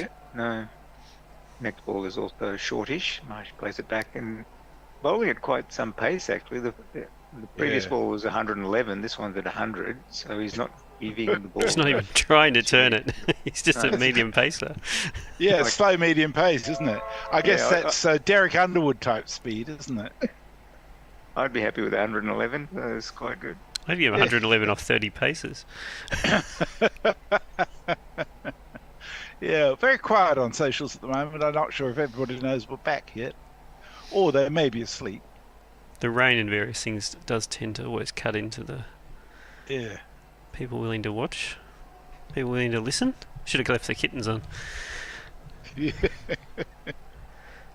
Not that they're doing it. These kittens are not even barely 2 weeks old, so they're very cute. Opened their eyes but they can't really. They're not even at the age where they can stand up and walk around. They just kind of flop everywhere and yell a lot. Third over beginning, 4th over beginning. Short ball on the onside. And Whoa. Warner's been given out LBW. I thought that was going down the leg side, but Dilshan has actually trapped Warner in front here. That's too high, I would have thought. It looked like, to me, the naked eye, looked like it was down the leg side and too high. But the umpires pinned him. Madhushankar's picked up a wicket with the first ball of his 2nd over. Well, Warner hasn't moved, so I'm assuming that he's reviewed it. He has challenged. Yep. Here we go. That looks miles down the leg side to me. Yeah. Yeah, it's not nearly as high as I thought it was, though. So no, that's height right. isn't a problem. Yeah, it's just below the knee roll, so height's not a problem. It's just the line of the ball. He is over the wicket, which might help if it was a right-hand bowler. It'd be on the bigger angle, but it's still. It's hitting him on in line with leg, though. Yeah, it's if it's hitting, it's only clipping the very outside, which would still be out, as I noted to support earlier. Yeah. The question is, if he's given on umpire's call, is he going to do a Johnny Bairstow? He wasn't happy yesterday, was he? Oh, he was There were pathetic. two yellows. He just was so dark about that. Oh dear.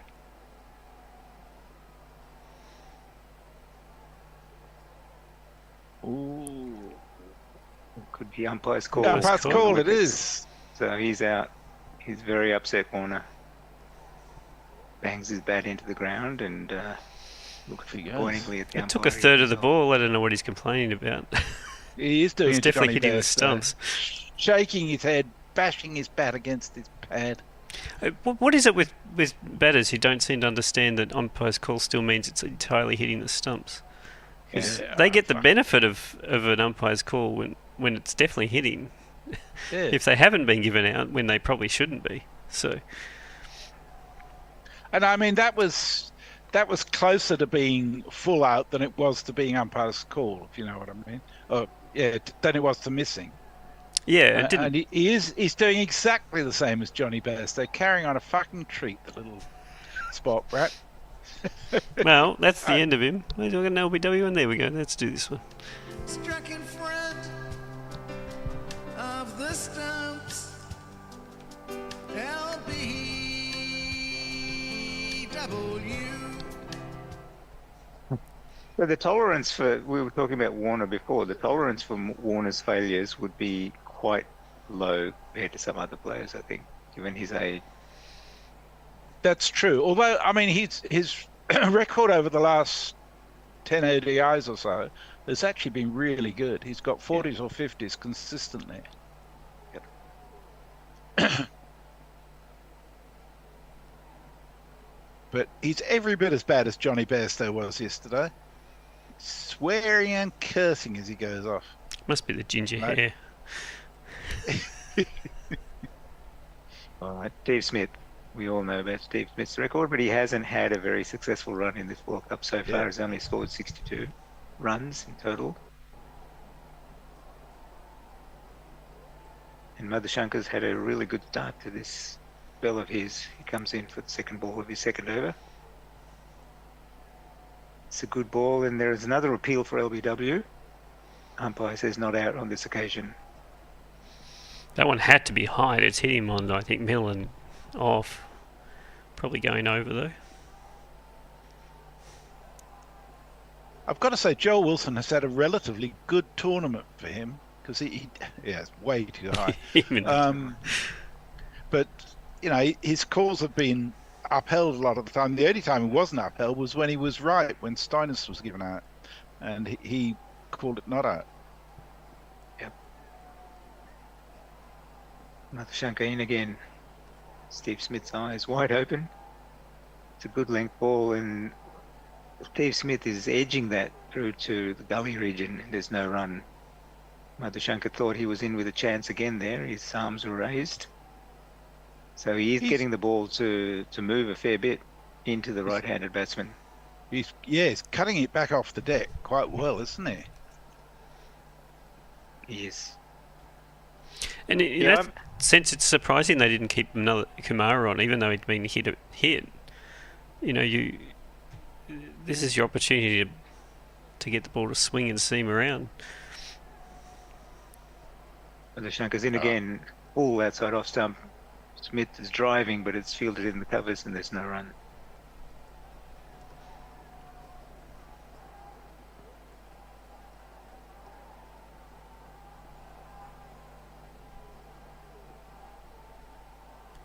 Yeah, I mean, the way Warner plays that shot, his footwork looks all at sea again. Just, as I said before, it just feels like he's batting all with hands and eye coordination only at the moment.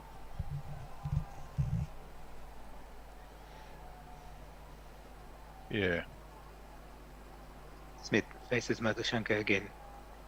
Full ball on the off stump, and Smith's driving again, fielded in the covers. There's no run. Again, So going how many hard and overs- no timing, Smith. with Yeah, that one. correct. Yeah. How many overs are required to constitute a match? Australia have to face 20. 20 overs, isn't it? Yeah. unless it's rain shortened somewhere along the line. Well, it can never be less than 20, regardless of. Oh, is that right? Okay.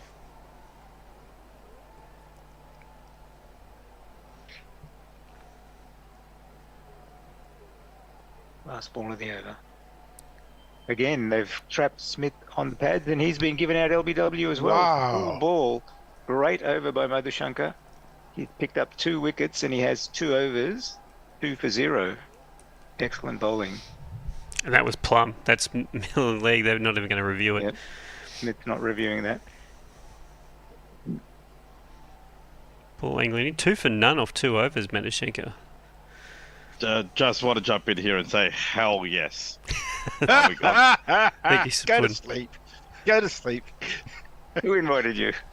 It's going to rain anyhow. Save Excellent Australia. ball by Madhushankar. Leg before wicket. The interesting thing is if we did have a rain delay such that it was only 20 overs of chase, you could win it in 5 overs if you Right, chase quickly, okay. but you can't do the opposite where you're 5 overs Yeah. in ahead of a 20 over chase. Yeah, it's ironic, isn't it? Yeah. So Smith, at his peak, he would, onside play was just so serene that he would put that away, but he's gone past that peak. You can see that those sort of balls are pinning him nowadays, Yeah, especially early in his innings. I think every batter's vulnerable earlier innings, particularly in white ball cricket where it is moving more. That was a very good delivery. Swung in pretty late. Fall across a little bit. Labushkani comes in. Australia 24 for 2 after 4 overs. So after a really bright start where they scored 15 off the first, been a bit of a struggle since then. Well, this is really going to give Sri Lanka belief, isn't it? Yes, it is. Yep. Well, we spoke earlier. We spoke about how would they go hard with the chase, and I said you'll see themselves in for a few overs, then go hard. They haven't seen themselves in at all. They've all been. But Smith wasn't trying to go hard. He was trying Well, to defend and play. but in the balls before that, he was. I think he had a very aggressive mindset, and I think that was perhaps leaning him towards footwork that was not as compact as it would be if he was trying to just defend out that over. Yeah. But Now now this is a they're good test of Australia's mettle, isn't it? 24 for 2, chasing 200 odd. Kumara's back into the attack after that first over. The short ball outside off wow. stump, and Marsh has clubbed that through point for 4 runs. He's a powerful man. When he hits it, You gotta have fun. You gotta have fun. He just planted his feet and swung through the line and just carved it away through point. I don't think Sri Lanka will hate that though, because we're still in the 5th over. Any sort of movement, chance of an edge. Very much a ring now though in all sides. Marine again. Oh, Another short ball. oh. Marsh is very lucky. He's inside edge that just beside the stumps, and how that didn't roll onto the stump is just pure luck. I thought it had. Sorry about the interjection. That's okay.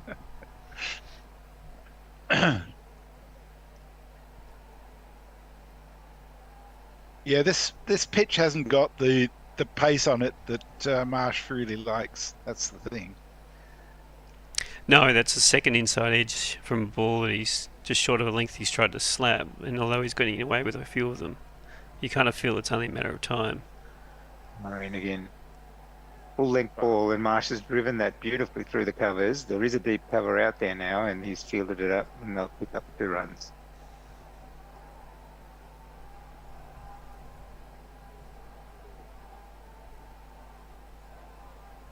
The question for Sri Lanka is, can they get Marsh out before he's taken off a very large chunk of this total, given how little they've got to defend? Yeah. Well, I mean, he's still going to need to get at least 80 to to put them in a position where they've got a real strong chance when he's out. Marine again. Over the wicket. Oh. Ball outside off top, and Marsh has just played an exquisite cover drive and it's gone through the ball. It's when he plays shots like that you realise what a class batsman he can be. Yeah. And then, sorry, go ahead. How much power he has. How much power he has. And then why he doesn't just let his natural stroke play take over rather than trying to club the ball on occasions and getting himself in trouble.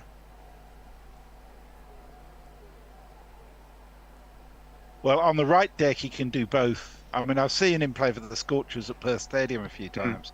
And, I mean, the size of some of his hits is just phenomenal. Yes, yes. Marine again, good length ball on the off stump, and Marsh respectfully plays it onto the offside, and they amble through for a single. He bats like he grew up pacing a batting machine. That's like a bowling machine. He everything's down. Shane Watson was the same. Down on the front foot, driving hard, getting over the ball. Technically correct, but as soon as it starts to move, as soon as it's not quite there, variable bounce. Yeah, uneven pace. Yep. I mean, it's the same problem a lot of West Australian batters have faced over the years, is growing up on the Wacker and fast pitches generally around Perth. They used to bounce and good pace, and they find it really hard to adjust to lower bounce and less pace in the wicket. Murray into Labuschagne down the leg side, and it's loud appeal for behind down the leg side, and he has been. He's been strangled down the leg side. Very lucky wicket for Kumara. And a golden duck for Labuschagne. Scores 3 for 35 off 5 overs. So whilst the scoring rate is good, Labuschagne's appealed against this, so he's sent it upstairs. The other night against, I can't remember who it was, I think it was against India, he hit the cover of the ball and still sent it upstairs. So he's Australia's version of Shane Watson. He might be okay here. He thinks it's come off the body. Oh, it has. Yeah. I don't think it's anywhere near that. Yeah. That would be a big mistake by Gaffney. Normally he doesn't make those sorts of mistakes. Well, that would explain the smile from Labuschagne. Yes. Yes. Nico says he hasn't touched it at all. It's hit his hip on its way through to the wicketkeeper. So he's going to survive that. Ultimately good over for Australia, 11 off. Yeah. Oh, let's see where we are on tweets. Unless Twitter's starving me, we haven't had a tweet in 25 minutes. Elon Musk is upset with you for some reason. Oh, Samantha G is with us. Hello, Samantha. She said, I enjoyed that LBW jingle. There's a nice variety of them on White Line Wireless. Yeah, it's nice to have new ones coming in after all the Gorilla ones. Stephen Kelk says, to continue a theme, if Australia messes this up, they will be the true kings of shitting the bed. They'll have the shitting the bed ashes. Oh, dear. Madhushankar is going to continue. He's bowled two maiden overs and taken 2 wickets as well. He bowls to Marsh, and he's short outside the off stump, and Marsh, that's just free food for him. He's just cut that beautifully through the offside, and he's picked up 4 runs. Ah! 39 for 2. Yeah. You can't bowl there to Marsh. Yeah, they're feeding his strength at the moment. Yeah. Fascinating field they had in the last over. I'm not sure if it's the same here, but it was basically two players square of the wicket on and offside, and then no slips, just kind of wide fourth slips. They're finer for Madhushankar. Madhushankar in again. He's outside leg stump this time, and Marsh not able to put it away. Hits his pad and goes out on the offside. It's half stifled appeal from Madhushankar, but not out. It's not dull, is it? There's something happening all the time. Yes. Well, yeah. I mean, Marsh has been told, go out, score quickly, play the game we want you to play because that's why you're at the top of the order. And Yeah. so far, successful. 28 off 20. Madhushanka in again. Going to Marsh. The full length ball on off dump, and Marsh nearly Yorker length. Just hit it out on the offside, and there's no run. The Aussies are playing him as if they're not comfortable with facing a left armour, and you'd think they would have faced enough with Dark in the net to deal with him. Yeah, I wonder. I mean, how much net bowling does Stark do to his own batters, do you think, at full pace? Oh, not at full pace, I'm sure. It's a little bit of a different action too. I feel Stark's more jerky, maybe is the word I'm looking for. Shanka's in again, and Marsh is trying to club that through the offside. It misfielded by cover. It burst through his hands, and they are able to get through for a single. Normally you put your best fielders at cover, but I'm really hoping Sri Lanka doesn't have their best fielders at cover. Because there's some There's a lot going through there, isn't there?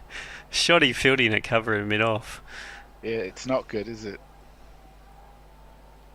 Banajaya in the cover region. Although we noticed for, I think, Australia and some others, they've been playing their best, quickest fielders out in the outfield these days. You put Hazelwood at backward point and things like that.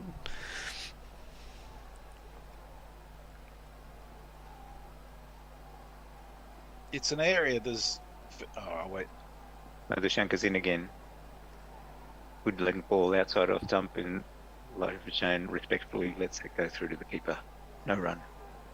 It's an area I think there's very little excuse for. You know, you may, as a sort of, if you like, less cricket adjusted nation, not have quite the same talent as some of the other nations, but there's no reason anybody can't be trained up to field decently at least. Yeah, I agree. Last ball of the sixth over. Madhushanka's in again.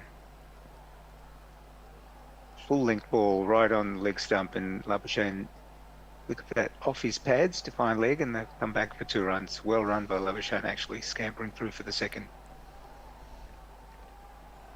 Yes, an urgency we didn't see entirely from the Sri Lankan. Yeah. So Ant says, all these gorilla jingles, I just went through the 2,000 of them on Google Drive and cut them down to a few dozen to fit in onto the iPad. They're not new, they're old. Oh yeah, I mean the whole history of guerrilla cricket, and some of them from Test matches ever are on there. But that's some of them are classics, and some of them are never played. Jeff Perkins did a whole Sgt. Pepper's album on guerrilla stuff, which has never been played. But if you're a Patreon who has access to the archive, you can listen to them. Rich Turner says Sri Lanka are winning the Moral World Cup, or is that Afghanistan? Well, so Willalagi is going to join the bowling attack in the 7th over. Yeah, let's do it after this over. Okay. Oh no, Sapun wants to jump in. Jump in, Sapun. You can go in. Yeah, I'll jump in. Who's supposed to be Okay. here? I'm here. You can jump off. You're supposed to. I'll bugger off. That's all right. There you go. Cheers, Wes. There you go. I'm I'll still plug you here. in. So, Willalage in with his left arm spin, and that's just defended, that driven by Marsh actually. Manages to beat Willalage, and I think it goes down to mid on for a single. So Australia moved to 43 for 2. It's still a long way to go to get them to 210 to win the game, but Marsh on 30 is a good start for them. Smith getting out for a duck and Warner out for 10 isn't such a good start, but they'll take what they can get, I think. It's funny that they're scoring it more or less, even quicker than Sri Lanka did in their opening overs, but it seems such a more risky approach, whereas Sri Lanka seem to be cruising. As there's a slip in for Welage, and that's played through to Labuschagne, who hits that back to Welage, and he manages to field it himself and prevents a run. As Welage in again, and that's bounced up a little bit more than expected, but Labuschagne was well behind it, and no run scored there. Well, like is a trump card for Sri Lanka, right? Australia has no idea about left arm orthodox. Welage in, and that's aimed at the leg stump line. Slight bit of turn back, and Labuschagne just defends it. I think Labuschagne's plan is just defend until Kumara comes back on, and then keep hitting Kumara for 6 or 4. Welage in, and that's a leg stump line, and Labuschagne manages to work it off his pad quite late and down to the square leg for a single. So 1 ball to go to the over. I think the field's moving back as far as they can. They've still got to slip in for Marsh, I think. Sri Lanka really need to attack. They're not going to stop Australia from scoring. No. Keep the field up the whole time, especially against the spinners.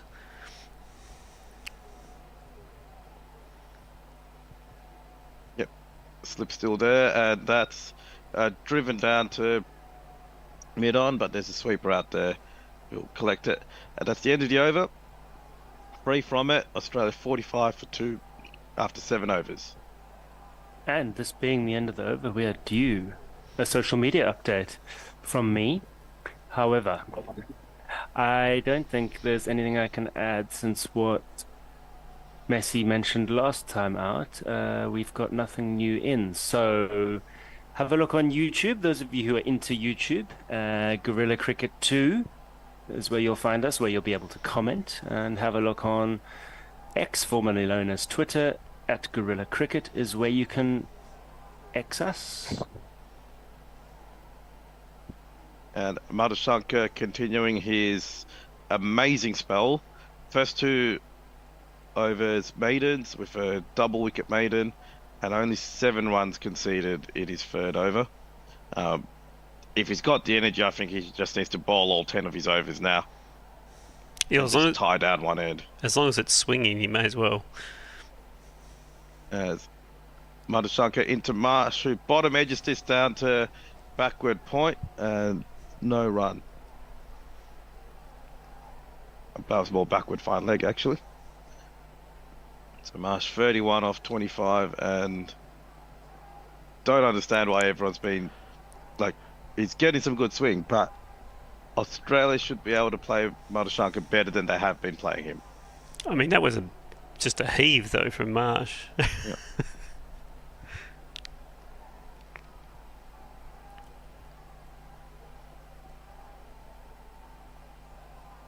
As Madhushankar in again, and that is short, and Marsh pulls out of the pull shot and just lets it go behind him to Mendes. So that's first bouncer we've seen from Sri Lanka, and really good intent from Madhushankar.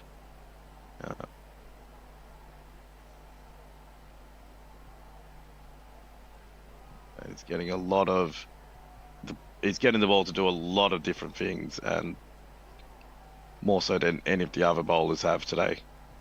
And he's not offering any width or tripe down leg side so far, like perhaps, for example, Mitchell Starc did earlier on. It's Mitch Starc. Every 4th ball is a half tracking down leg side.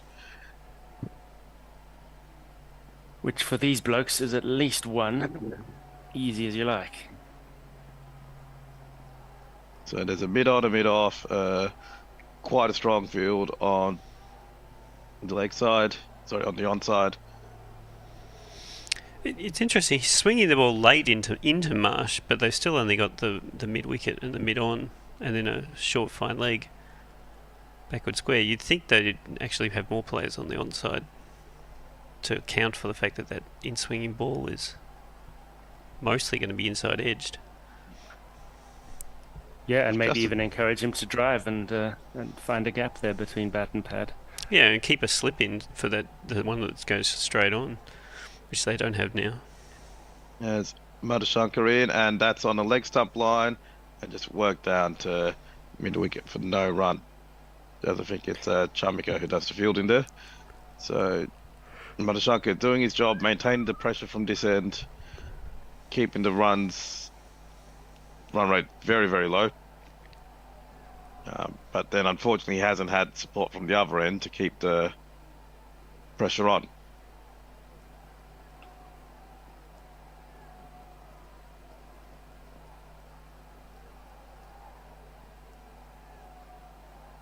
And Madashankar in, and that's a middle stump line, and they're managing to sneak through a single as that goes down to square. So first run conceded from this over for Madashankar. Yeah, that was a And- nice little gimme for the batsman. And that leaves Marsh on 31 off 27. Or 32 off 28 actually. It's just a shade better. So looking down on the stadium from above, it does look like it really is empty. We've been told it's been evacuated, haven't we? As Madashankar into Labuschagne, and he just lets that go. There's a bit of late swing there, and Labuschagne just let it go. It was wide outside off stump. Sorry, Swan. Yeah, You go, Russ. I think Messi mentioned earlier, Richard, that they'd just been evacuated to the top deck, so they can't be hit by falling pieces okay. of scaffolding. That was the evacuation, a sort of semi-evacuation then, right? Take cover in the Not- depths of the stand. Fortunately, it's not a Not a full house. Yeah. And Madashankar into Labuschagne for the last ball, and that's worked off leg side, and that goes all the way through the fine leg boundary for 4 runs. Square leg boundary for 4 runs, and Labuschagne moves to 7 off 9, and that brings up to 50 for Australia for 2 wickets lost. Anything going on the socials, Richard? Yeah, after that slightly untidy end to the over. We do have a tweet, and it's at Linux Lear saying, can anyone tell me if Sweary Davy is sitting by the boundary non-stop abusing the Lankans? I guess that must be Warner. Oh yes, and I assume he is. It's the sort of thing he'd do. Yeah, but is there a particular reason why he should be doing it today? Did I miss a... He was very sweary when he got out. Okay. Yeah, I haven't seen the wicket. I think it might have been directed more at the umpires than the players, though. Oh, just the world in general, perhaps. Possibly, yes. So Wellalage into Marsh, and that is played late by Marsh to backward point, and that's a very good run there. So Marsh missed to 33 off 29. No, he went back. It was actually a terrible choice of a run. he He went was back. told to go back into his crease and stop being a fool. Thought he'd actually made it. So Wellalage into Marsh again, driven through to cover, and decides not to go for the run. It seems to be a partnership that's sort of working for the Sri Lankan bowlers. Wellalage only went for 3 off his previous over, as that's in, and that's hoiked by Mitch Marsh. Let's go all the way down to the mid-off boundary for 4 runs, and commentator's curse strikes again, and Australia moved to 54 for 2 wickets lost. That was Conte's curse because that ball was complete trash. That was barely just a straight half tracker. All the time in the world to step back and smash it over mid-on.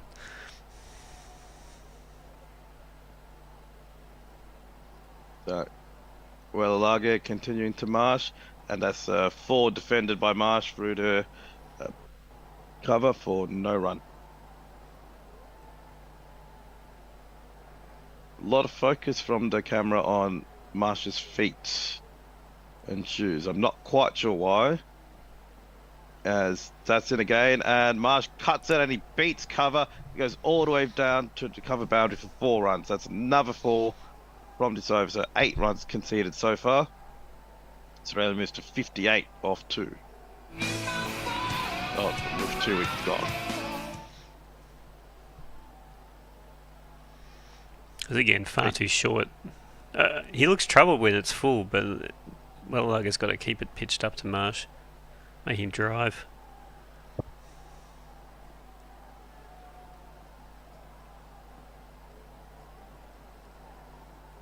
Last ball of the over, and that's again clobbered through the offside for another 4. That's 12 off the over, and that's very well done by Marsh. He missed 44 off 34.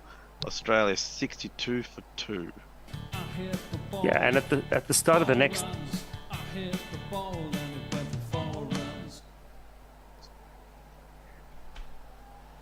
So at the start of the next over, we assume it's going to be Madhushankar continuing to Labuskaghni, which will answer one of the questions that has come in from Stephen Kelk on YouTube, which was, how does commentator Richard pronounce Madhushankar to Labuskaghni? There you go. I've done it twice now. We've got quite a good question from Samantha G. As this is the first ODI World Cup I've seen since I started following cricket, has this one been pretty standard, or is it really unusual to have big teams doing poorly? Maybe we can come back to that in the breaks between deliveries this over. As Madhushankar continues to Labuskaghni, and that is played at by Labuskaghni, but he misses it, and is collected cleanly by Mendes for no run. What does come to mind for me is perhaps England, which you could call a big cricketing nation, doing very poorly at the 2015 World Cup. What else? Does anything else come to mind for you boys in the history of the tournament? There's always going to be a few upsets early on. Australia started the 92 World Cup where they were heavy favourites and at home by losing the first 2 games and then barely squeaking there for third. As Madhushankar in again, and that one's short and bouncing up to Labuskaghni, who just defends back down for no run.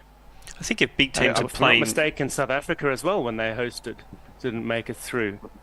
Yes, that was because they can't read a Duckworth-Lewis sheet more so than the... I remember it vividly. But like, if big teams are playing big teams, and there's only 10 teams in the World Cup, so there's going to be a lot of... That's okay. That's I'm just putting this out there. This cameraman has a foot fetish. To sheer amount from the host broadcaster of close-ups on Labuschagne and Marsh's feet, as that one's another short ball going over the head of Labuskaghni, who tries to pull it and misses it completely and just collected cleanly by Mendes. Don't really know that he actually tried to hit that. It seemed to be about a foot away from his... Like, he just sort of swung underneath it like he was practicing the shot, but ducking it at the same time. Very strange shot. Yeah, or the cameraman is on a retainer from Kookaburra, which is getting a lot of exposure with these shots.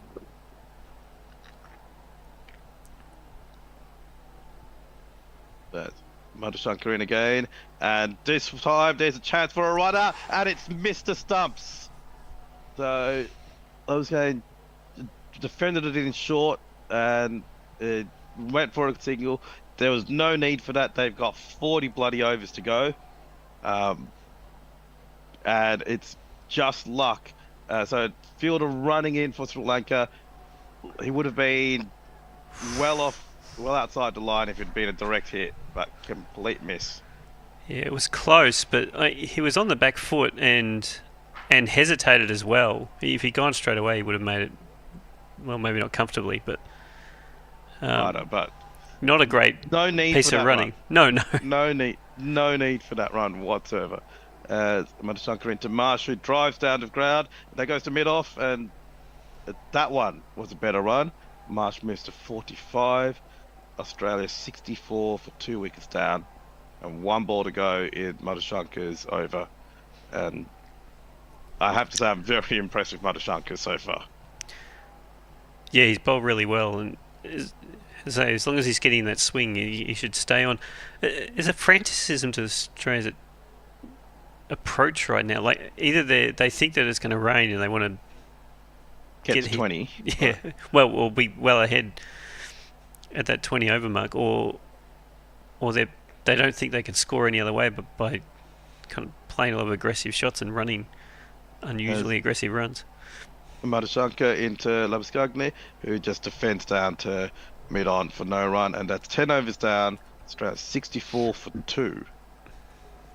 So nothing new on the social front. So just to come back to that question we were talking about during the over, yeah, as you rightly mentioned, when you only have 10 teams, particularly in cricket, it is the gap between, let's say, the big teams and the small ones is relatively small. Anyone can upset anyone.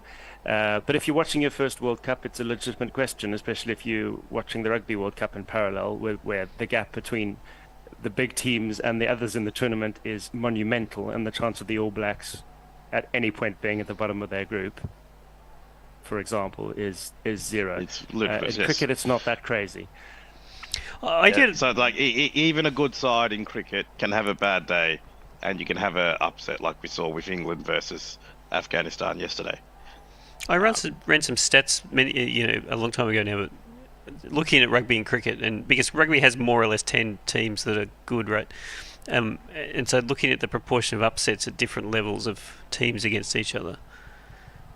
As there's been a change in the bowling, and Tixane's back in, and that's wide outside off stump, and Marsh drives it through cover, but there's a deep cover out there collecting it, and that's 1 run conceded. Marsh moves to 46 off 36, and Labuschagne is to face.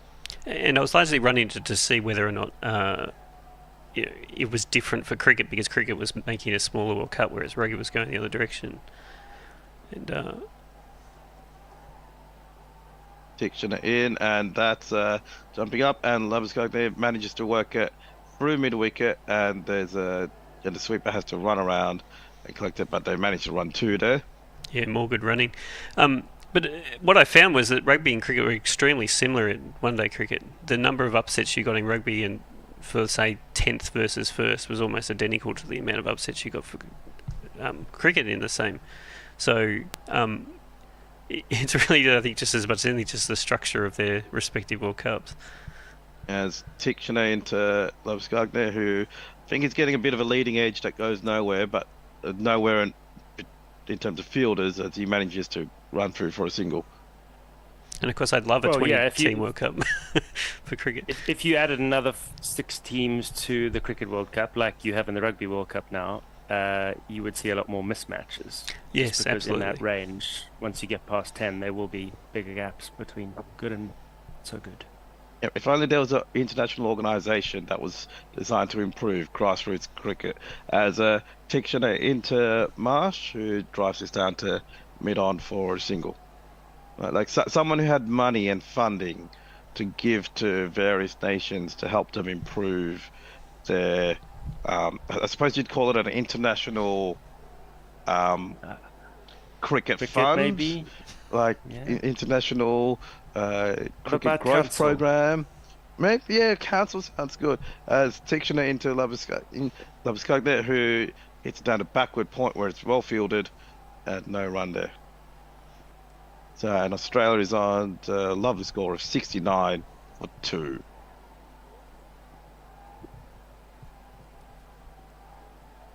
And everyone's having a nice little chuckle there. As Tixane in again to Labuschagne, who places down to deep cover for a single, and that's the end of the over. Australia's 70 for 2 off 11. Just not a lot of time to talk between balls when you've got the spinner going. No, there isn't. We can take the conversation a bit further, thanks to YouTube and thanks to Stephen Kelk. Again, on that question, he says, for what it's worth, I remember that in the 2019 World Cup, the Big Four, India, Australia, England, New Zealand, finished in the top 4 slots with 15, 14, 12, and 11 points. And it was also a 10-team tournament. So that's looking less likely that we're going to have the 4 usual suspect favourites finishing in the top 4 in this one. But it is still a long way to go. I do remember, I think Australian hosted World Cup in the 90s where Canada came through, and it was Sri Lanka bowled Canada out for 36 in about 10 overs, and I just found that hilarious. Well, we are spared that usually with the smaller World Cup, which is probably not a bad thing. But then if you don't invite the minnows, you don't have the chance of marvelous things happening and amazing upsets that make everybody feel wonderful, like Portugal that's beating what happened Fiji in the in rugby. Yeah, and Wellalug to Labuschagne, and there's still a slip in, and that's just driven out to deep cover for a single. Going to be doing a lot You of can't talking have very fun quickly. upsets without somebody being an overwhelming favorite. It's just Yes. you can't have one without the other.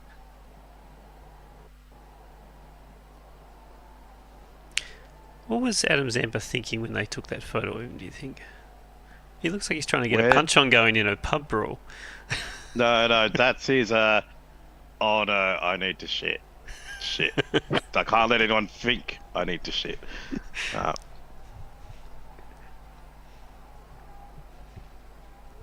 So, better tee up that 50 jingle as Balaga continues to march, who drives it, and there's a through covers, and Sweeper manages to get to it, and we'll keep him to 2 runs. Marsh moves to 49 of 38. 1 ball to go to his 50, and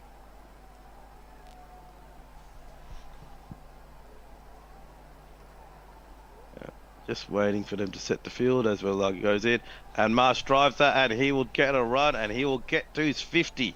Well deserved, great batting from him. 50 off 39 for Marsh, and Australia moves to 74 for 2. 50 jingle, Russ. Sure. She turns 50. I chose that because it was the shortest. Just like this innings. Rapid. Yeah. As Wellalug into Labuschagne, who drives it through to deep cover again. I think he's going to need to change his line, Wellalug, because they're getting well on top of the spin. Yeah, after that first over, they only went for 3. He's now none for 20 off 2.4. So,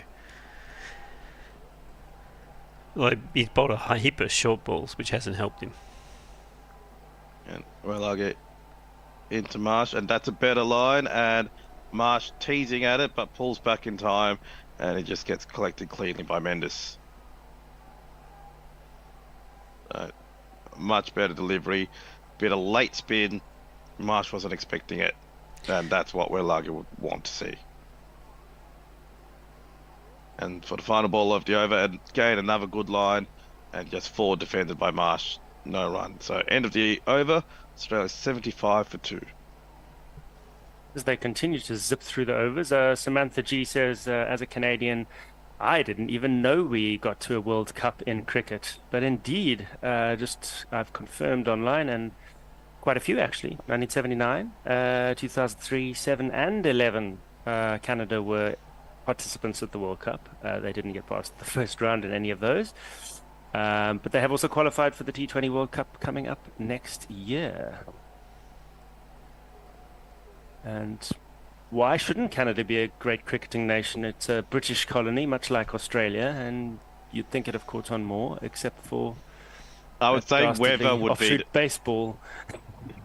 As Tikshana in, and that is driven by Labuschagne down to deep cover for a single. So Madhushanka taken out of the attack. He's probably a bit tired after bowling, I think, 6 straight overs. Yes. Yeah, weather and the lure of ice hockey. Well, Canada, I'm not entirely sure what the story is here, but they apparently refused test status in the 50s, even though they barely had a cricket team to speak of. As Tikshana into Marsh, who defends that late, but in no real danger, and no runs scored there. This was in the days of the Imperial Cricket Council, because you needed every member of the empire to become part of it, but not the United States. As Tikshana into Marsh, who forward defends again and leaves that as is. Well, Canada's a bit like Australia, isn't it? It's always picked and chosen what it wants to take from the UK and what it wants to take from the US.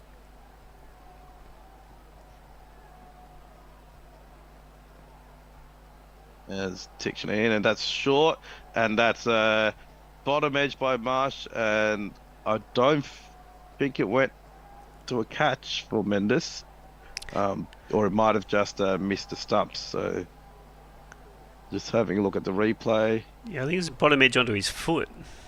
Bottom edge onto his foot. It could easily have gone on and hit the stumps. As Dictionary in again, and Marsh just drives that out to mid-wicket for no run. So one side of the ground, they're able to contain the run rate. And Dictionary's bowling at about 100 k's per hour.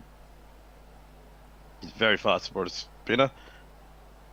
And that last delivery again, just forward defended by Marsh. Only one from the over. Australia 76 for 2. It's a bit of a strange spinner position. He looks like a leg spinner with his action, but he's actually bowling little offies and carom balls and whatever else. Oh, it does look like a horrible, just with that arm, it just looks very uneasy on the eye. Good point. Messages has written in on YouTube. The first ever international cricket game was between the US and Canada in 18. Good heavens. 1844. Tell you what, late afternoons in Austria are nearly as bad as middle of early mornings in wee Australia. Small hours in So after 13 overs, Sri Lanka was 70 for 0, Australia 76 for 2. So both teams fairly even aside from those wickets. So we'll see if Australia collapsed in the middle overs like Sri Lanka did, or like the Stands have.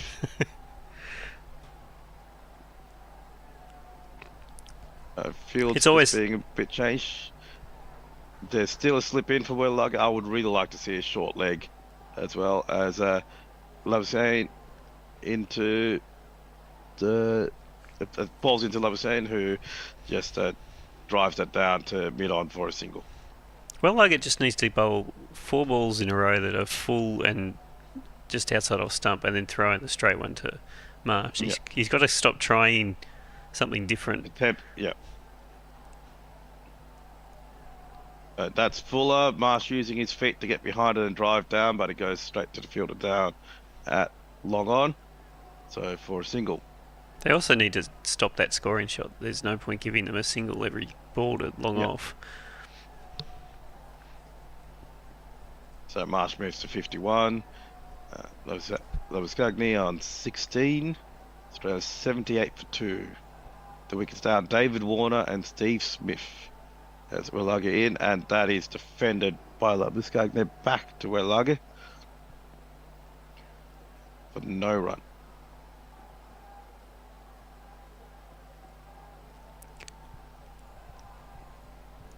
And that one's pitched on leg side, and Labuschagne managed to get back to it, and they run through for 1 as that goes down to backward square leg.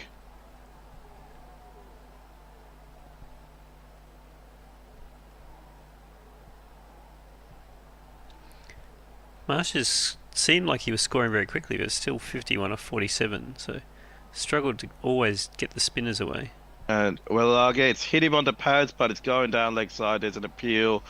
They're not even going to try to review this. It was an appeal from 3 people, the bowler, the keeper, and the slips, but there's no chance of that being an out. Technically, the umpire should have given that out just then, because at the time that he appealed, Marsh had the ball in his hand, and so the appeal isn't necessarily specific for a particular mode of dismissal, and therefore they should have given him a handle ball and then made them withdraw it. As Wellaga in, and that's just defended by Marsh for no run. End of the over, 79 for 2. And we do a change just before Messi takes over on the socials. I'll do a little wrapping up on Canada. I suspect it may not be the end of the story. And the historian has got into this and said first international tour also was England to USA or Canada. Cricket was quite big in Canada up until World War One, especially in Montreal, where they wanted to be more English than everyone else to remove the French stain. And if you want to know more about that, and the historian says There's a chapter on the 1859 tour in my thesis. Would love to know where we can read that, and the historian. Over to you, Messi and Co. Thank you, Richard. As 79 that for 2. falls- I think I'm picking up now, Supun. Oh, yes, perfect. Yep. 79, 80 for 2, and we're into the 15th over. This partnership is now 55 runs, which they've scored off 60 ball.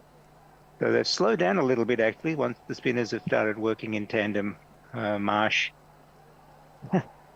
whilst he's a big hitter, he doesn't seem neck ball by Dikshana. He's played back down to the bowler by Marsh. He doesn't seem fully aware of what the bowler is trying to do. His scoring rate is dropping facing the spinners. Is 51 or 49. I think it's a very sensible move on his part. He's not great with spin bowling. Yeah. And he's just Neck waiting ball. for the bad ball, and there are enough of them for him to score. Correct. Neck ball short outside the off stump, and he's cut it, and they've gone back for the second, and there's been an excellent throw in from the deep point fielder, and there's a strong chance that Marsh has been run out on the second run here. Excellent throw that's come into the wicketkeeper, and he's knocked the bails off, and Marsh, I think, is short of his ground. The Sri Lankans are quite excited about what they've achieved through that fielding. That's not smart. That's very poor cricket by the Australians to lose the wicket there when there's no need to have risky runs and give up runouts like that. 3 feet short. Very poor running by the Australians. It was his call. That was pathetic. And let's face it, Marsh has scored 52 of the 81 runs. So, that's a fucking big hole for Australia. Yeah, he needed to themselves. continue and take the responsibility to continue scoring. Madness, I tell you. Great fielding from the outfield by Sri Lanka, though. It was a very sharp throw right into the keeper's gloves, and he didn't have to move much to flick the bails off. But he threw down the stumps.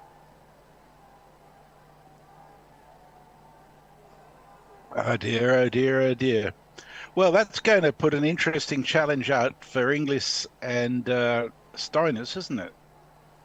It is. Yeah, I mean, he needed to have taken the responsibility. He was a set batsman. He's faced 50 balls. He needed to continue on. Yeah, I'd say that's a massive shift in the balance towards Sri Lanka. I'd almost have them equal favourites now. So, yeah. I don't trust Australia's middle order to do much good. They've been pretty tight through this series so far, that's for sure.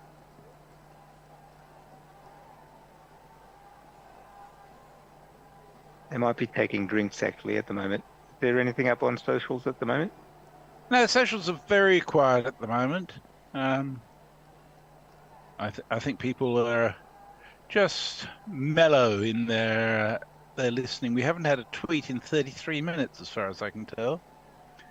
I don't know if it's because everything that needs to be said is being said on air. Somehow I doubt that. Ah, dear. Well, I've got to say that Marsh needed an innings like that, but he needed a lot more of it. He needed to go on. Yeah.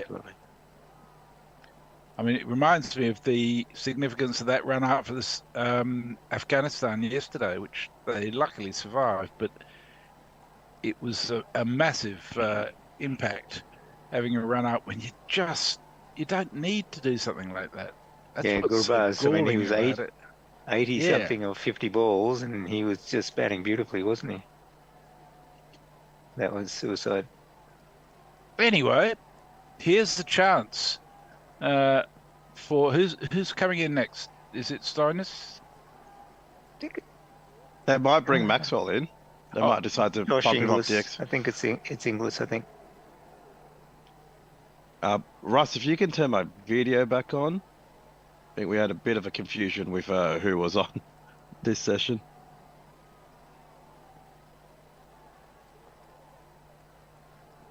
I'm assuming I'm meant to be here. I just go. Yes. I normally assume on, Yes. off, on, off, on, off. Yes, no, you're supposed to be here, miss. Yeah, good.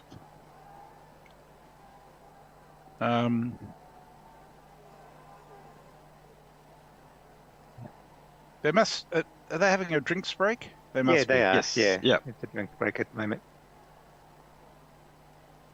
Oh well. So what's your reading, back Sapun, on- from a Sri Lankan point of view? We're back on Um, now. Oh. Inglis has played the first ball through third man for 4 runs. So Inglis is the new batsman. He's hit a 4 off the first ball, 85 for 3. Tixon are not happy about that ball. He's wishing he could have dealt with it better, especially after that wicket. Well, it'd be interesting to see if the Sapun effect works on Inglis in the same way that it did on Zampa. Gunner in again to Inglis. It's a full toss. Inglis drives. Oh, misfielded. It's the Sydney Harbour Bridge by the mid-off fieldsman, and it's gone through for 4. That's horrible pathetic. fielding. Oh. If I was Sapun, I'd be really pissed off. I am. I don't know if you're aware of it, Russell. The YouTube scene's gone extraordinarily weird at the moment. It's got sort of half of me and a lot of black space. Yeah. No, Russ just needs to turn my video Gunner in on. again on the off stump. Inglis is on the back foot. He's just tapping it to mid-off, and there's no run. That's the end of the over. So Australia's moved on to 85, 89 for 3. Revenite FC says double messes. I don't know if that's referring to me. I suspect it is because I'm half on one side of the screen and half on the other side of the screen. So you got me all over the place. Yeah, Russ is cleaning it up now. Excellent. Good work, Russ. I'm trying to get some dinner. It's like 12:30. And Josie Oak No, is it's 1:30. Josie Oak says, I'm here. Go Sri Lanka. Thank you, Although Josie. he can't spell here at the moment. Bellalaga is continuing on round the wicket, bowling to Labuschagne, who drives through long on, and he'll pick up a single. 90 for 3. Josie Oak is my mirror. He's goes for anybody but Australia. I go for anyone but England.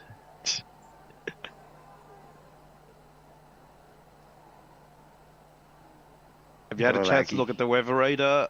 And again, Yes, bowling to anything to worry Inglis. about?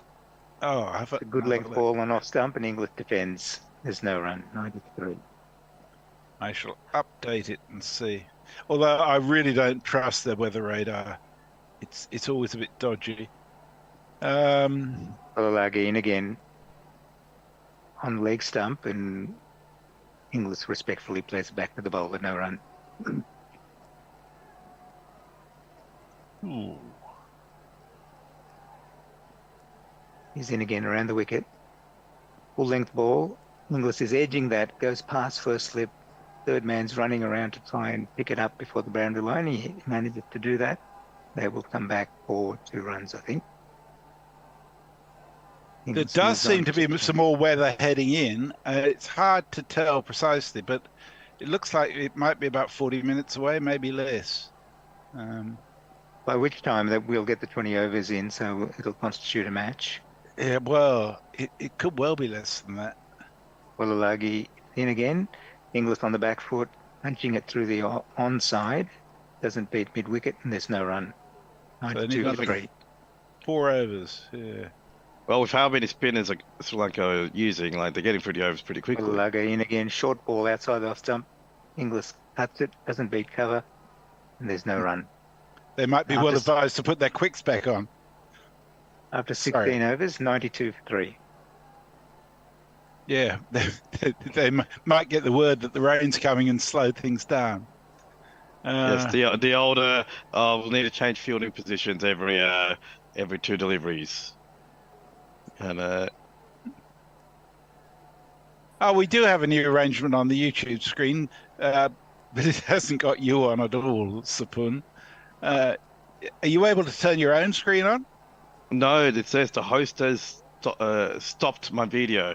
Oh, you've obviously done something to upset Russ, which Now is he's asked me to start my understandable. video, There you go. and it's ruined the YouTube even more. No, it'll Canada come up. again, bowling. It'll come up, and there it is. Yeah. On leg stump, and Labuschagne plays it onto the onside, and he'll pick up a single. 93 for 3.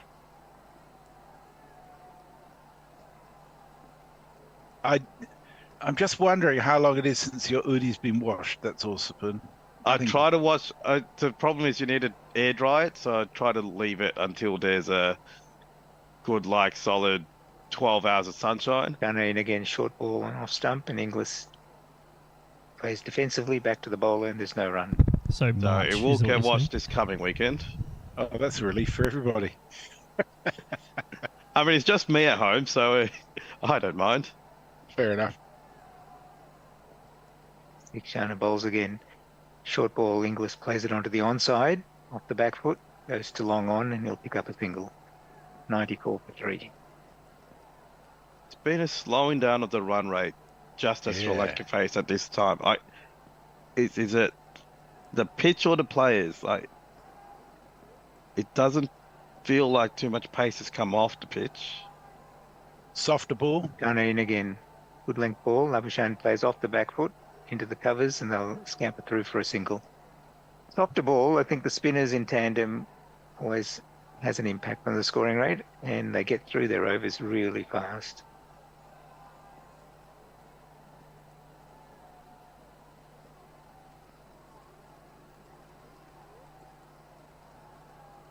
Yeah, the worms are almost identical at the moment.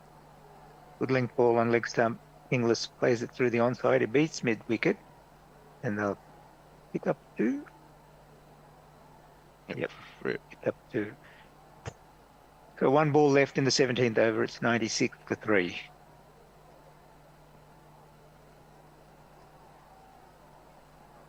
He's always a busy cricketer, Inglis. That's what I love about him. He doesn't allow the scoreboard to stagnate.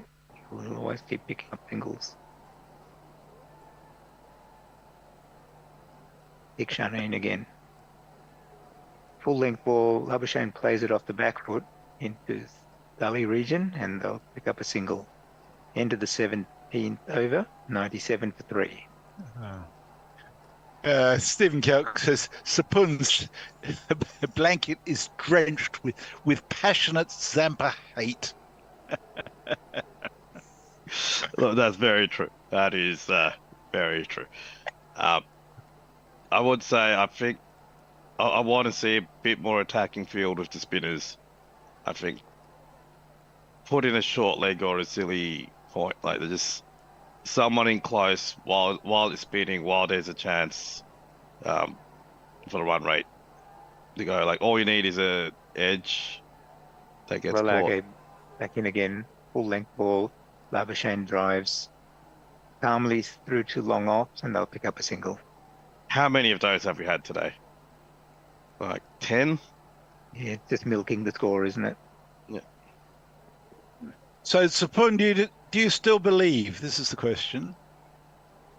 You always believe until the game's over. Again. Ball's on the leg stump. Inglis plays it to mid wicket. There's no run. The bookies are running Sri Lanka at 8-1, so you're going to put your money where your mouth is there. No, I need my money for a house. Lalaga in again, full length ball. Inglis is driving to the offside, and he'll pick up a single at long off. I really think they should bring that long off up into the circle. Make it a catching position. Tempt the drive past them, or over them. Yeah. You got to try and entice a full shot, don't you? There's been a couple of mistakes from the Australian team, but nothing too major. And not on their batting, for the most Apart part. from their running. 99 for 3. Willalaga, full length ball. Labuschagne drives to the to the covers where it's fielded, and there's no run. Yes, one stupid run out and one that should have been a stupid run out. He's in again. Full length ball. Labuschagne drives between cover and point. Deep point runs in off the boundary line, and they'll pick up a single. Yeah, So it's brings up noticeable. the Australian 100 Oh, right. in the 18th over.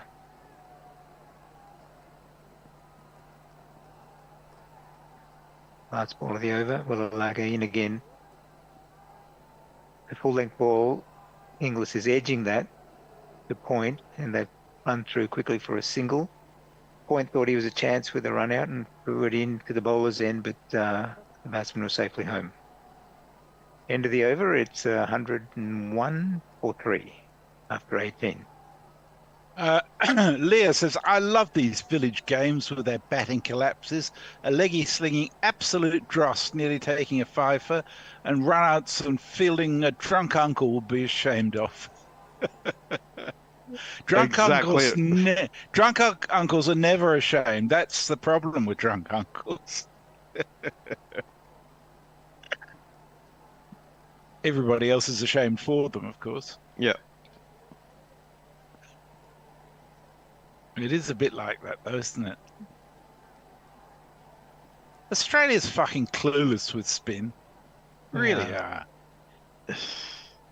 And they've all been to India many times. They know what they're going to come up They all against. play. They all, but they're in India playing IPL or Tests. Very rarely that they're playing ODIs. True. And like Test T20 spin is all about variations, and you know the batsman's going to play a shot anyway. Karunaratne has now been introduced into the attack. First ball is short outside off stump, and Inglis tries to pull it, but doesn't make contact. It goes through to the keeper. So he's come into the team as a replacement for Dasan Shanuka. So he wasn't part of the original squad of 15 that the Sri Lankan selected. And I'm happy with that first delivery from him. Looks like a busy bowler. He doesn't waste time getting back to the top of his mark, and he's in quickly. Bowls to Inglis. Good length ball, and Inglis defends to the offside. Picked up at cover, and there's no run. 101 for 3. His speed there was about 123. So, is he classified as a medium pacer or a pacer? Let me just find out. I think he's medium pace. Yeah. Right arm medium fast, according to Cricinfo. He's in again over the wicket. Shortish ball. Inglis stays on the back foot and looks it away off his hip. The mid wicket. There's no run. Yeah, so I'd really like to see a tremendous vast style player, accurate line and length, and just very slight variations on speed being enough to get the wickets. But that's probably a rarity.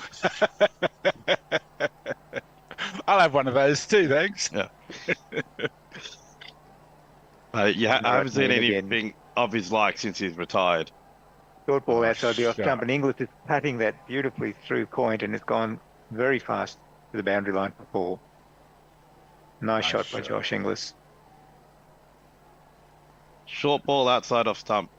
Just why do people bowl it to top and middle order batters? Yeah, it's bread and butter, isn't it? Especially a batter who's been brought up in Perth. Yeah. That was a good shot by Inglis. Karunaratne in again.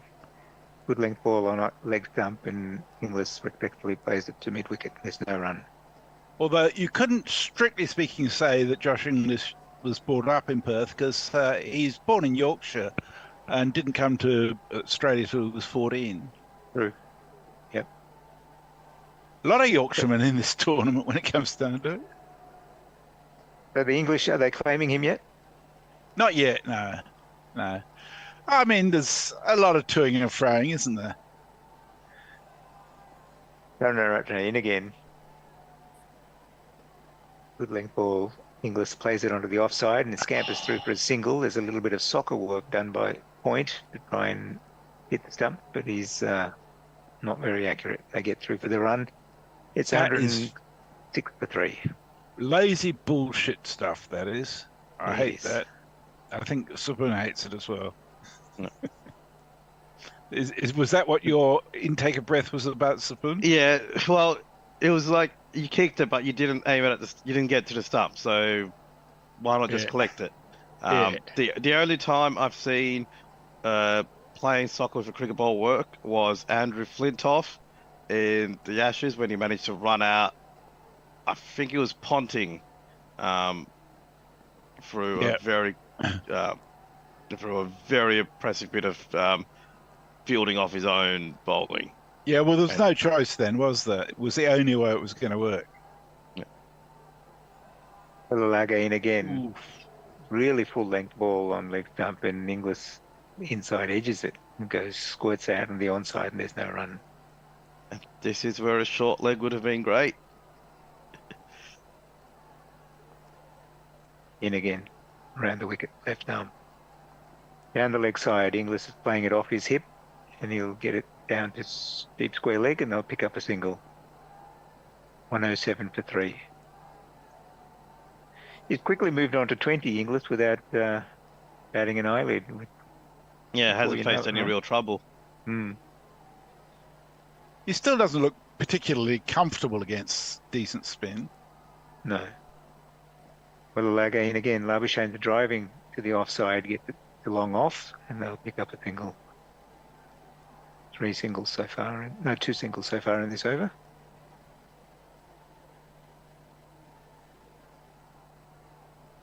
The wind predictor has Australia at 85% now. Don't care about win predictor. Lalaga in again, wide outside leg stump, full length ball, and Inglis is hitting it too long on, and he'll pick up a single. No. They're so full of drunken shit, the wind predictors. I mean, if you had it, like, the amount it varies, it's just ridiculous. Yeah. He's in again on the leg stump. Labuschagne tucking it around the corner, fielded by backward square leg, and there's no run.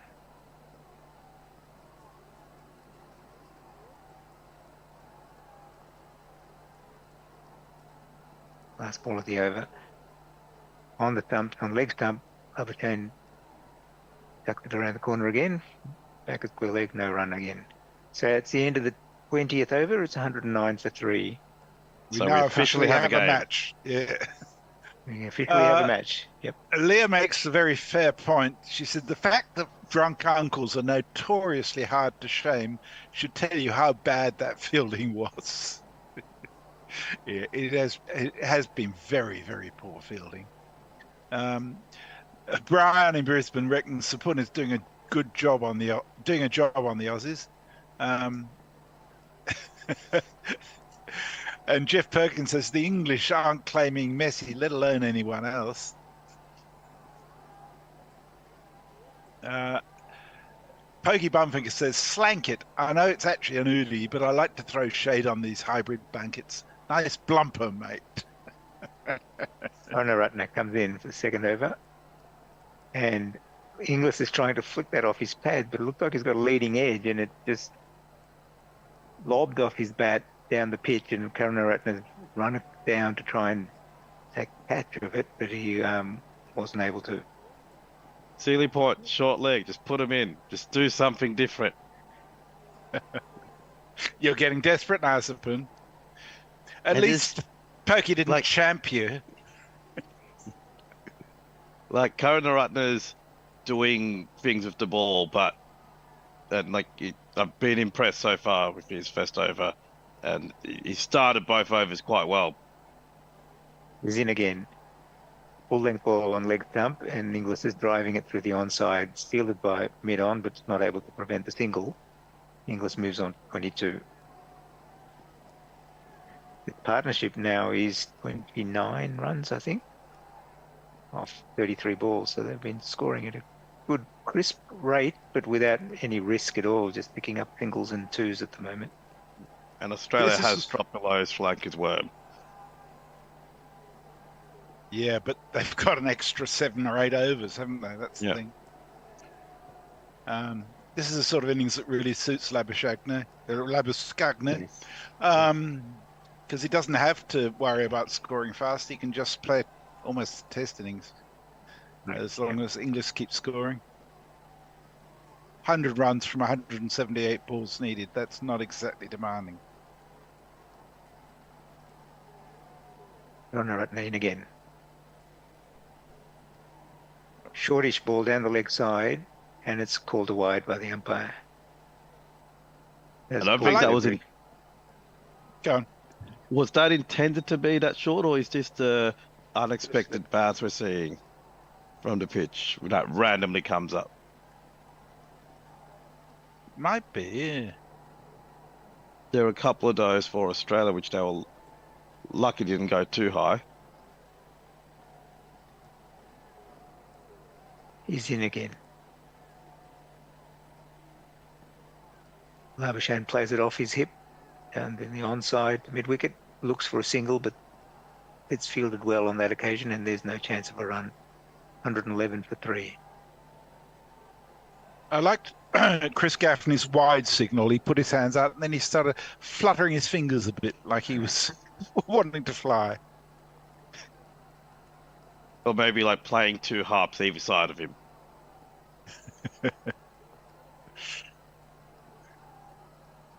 Multi-talented. Was in again. Good length ball, and Labuschagne respectfully plays it back down the wicket. There's no run.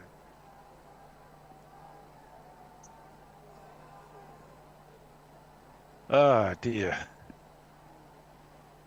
It's the boring middle overs, isn't it? Which suits is. Australia perfectly. Yep. Overs 20 to 40. Not much happens. When's that Especially rain due when in, Mez? Yeah. Gunnerratneen again. Shortish ball on his hips, and Labuschagne taps it around the corner. He'll pick up a single. Well run. Because Yeah, the, I'll the, refresh. the 12th player in the Sri Lanka team is, of course, Rain Pereira. Yeah.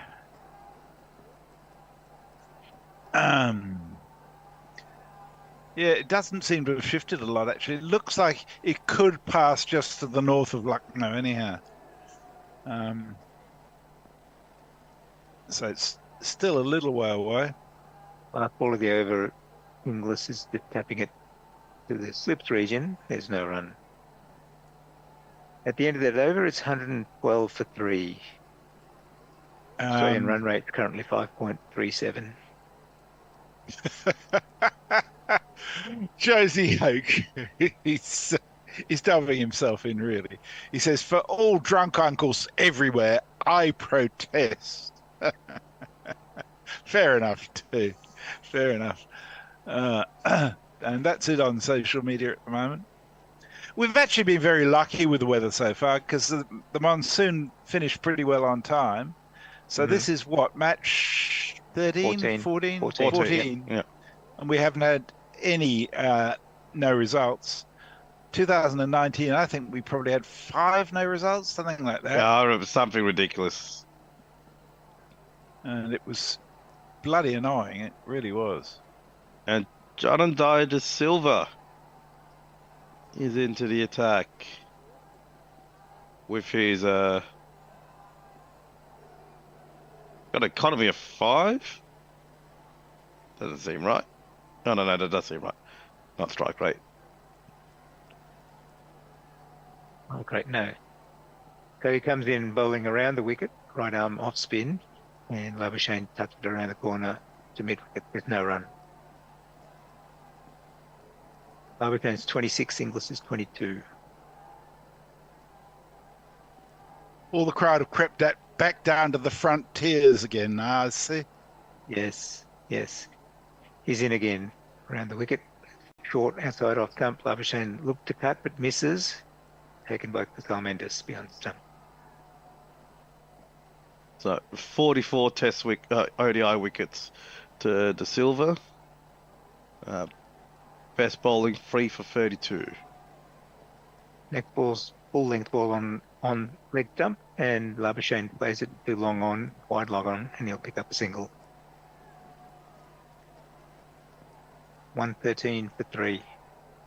It seems it's the full length bowls that have been causing a lot of the issues for the Australian batters, just constraining them. Like I think, Mess, you were saying this earlier, everyone seems to have forgotten how to use their feet. Next ball short outside off stump, and Labuschagne's patting it to deep cover. That ball Jogged before, around. he was actually really lucky that the short mid wicket wasn't a few metres to his left, because it was right up in the air. It would have been a dolly catch.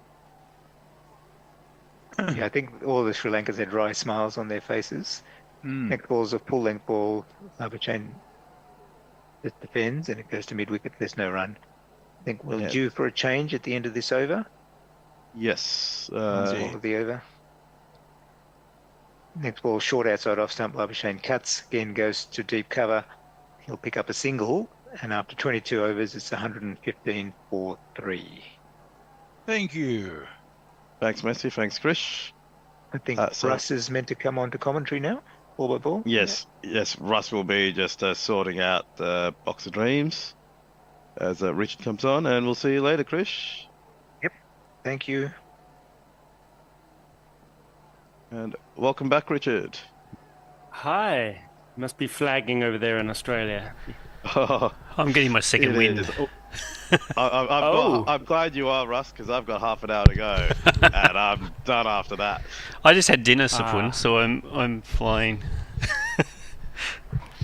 Yeah, it was a leftover kebab. I just should tell you, it helped my state of mind and health.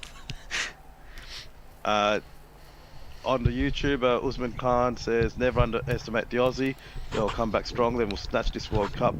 They always jump up above from downstairs. Here's Karunaratne, and he's short of a length and it's turned around the corner by Labuschagne for a single. He takes him on to 29, score 3 for 116. And Labuschagne falls over down at the bowler's end. You're just trying to provide some entertainment? Is he part of the Ministry of Silly Walks? Don't know, but he seems fine now. Whatever it was. Did he just trip? He might have just tripped. Professional athlete and also slightly uncoordinated. I mean, I wished he'd tripped onto the stumps, because that would have been even funnier.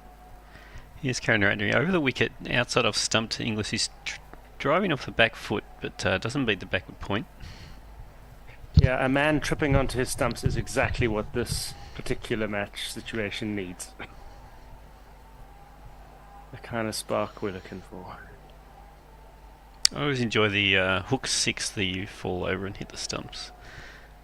It's like glory and embarrassment at the same time. How many times has that actually been done? Not that many, but occasionally. None come to mind. He's Karunaratne short, and Inglis is pulling. He's top edged it. Is he going to be caught? No, it's going to land very safely out of deep mid wicket. The fielder's going to come around, and they'll take at least 2. It will just be 2. Score goes on to 118. Yeah, so that was the far more traditional trying to pull it for 6, failing, and also failing to fall onto his stumps. He was halfway there. Well, it was none of the way there. Didn't trouble the boundary, but there were no fielders about, so on ticks the game. Again, Sri Lanka's making things happen with the ball, but their field placements just aren't in the right place to capitalise on it. His Karunaratne is short of a length outside of stump, and it's glided down to third man. Inglis takes a single, takes him to 26, score to 119. I think it's worth having an over of Madhushankar again just to see if he can get any swing. Maybe even reverse swing somehow, considering what he was doing with the ball earlier. Yeah, if you're going to get any butterflies into that dressing room, you better do it now while there's still a few runs to be gotten.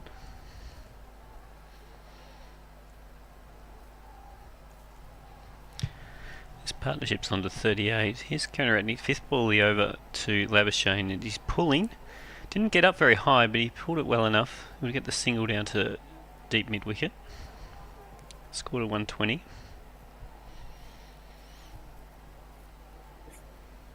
Doesn't look like the stadium's losing any more of its fixtures.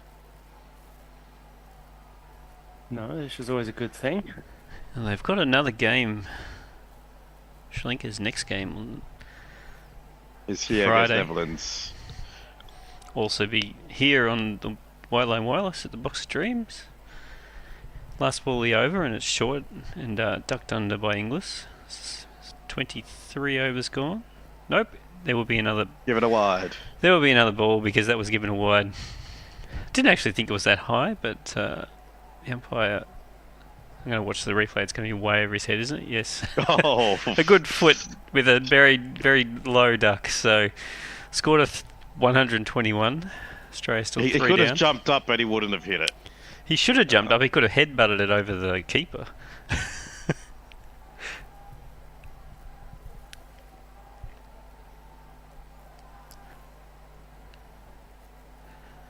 We will try again for the last ball the over. Kieran Ratney to Ingles. And this one's fuller outside off stump, and he's going to drive it out to cover. Take the single. And the over, 23 gone, 3 for 122. A couple of things on the YouTube. Stephen Kelk, dinner. There's always a pizza slice somewhere under the coach if you look hard enough. And then realised, oh, he meant couch instead of coach. And Jeff Burger's just saying he's probably under the coach too. Oily. They claim that taste comes from the anchovies.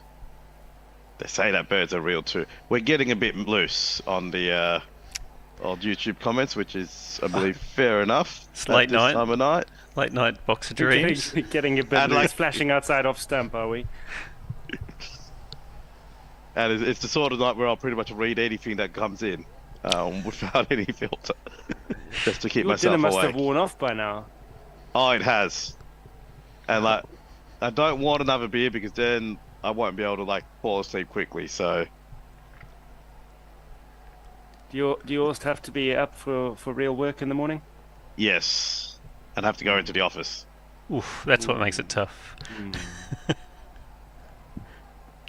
Well, may there be a slice of pizza under your seat when you arrive. De Silva's going to go round the wicket to Inglis, and he's going to defend with the back foot straight back to the bowler.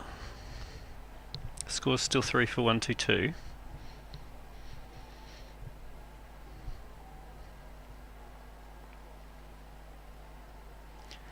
Comes in again. This one's down the leg side. He's tried to paddle sweep it. The keeper will run across very quickly and flapped at it as it went past him. They'll still get some runs as the fine leg's the one who picks that up. They're going to pick up 3. Score go It was to a tremendous flap. 125.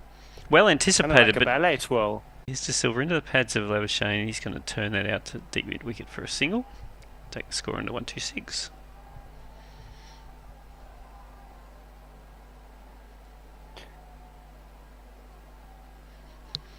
It's been a very controlled partnership so far. This is on strike again. This was past the outside edge. This straighter ball that went on, taken by the keeper. The Silva can't believe there wasn't an edge there.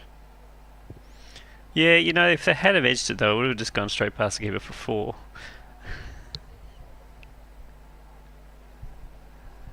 He's the one that's full into the pads of Inglis, and he's going to play that out to deep mid wicket for 1.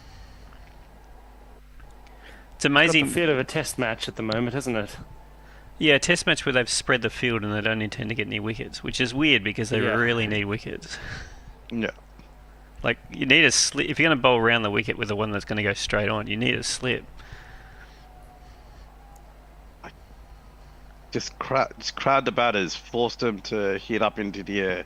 This one's into the pads of Labuschagne. Last ball the over. He's played it out to the mid wicket within the ring. End of the over, 3 for 127. So Jeff Perkins on YouTube, and yet the duck is used to express a non-existent score. Stephen Kelp comes back, and thus the circle is round. So getting a bit philosophical there.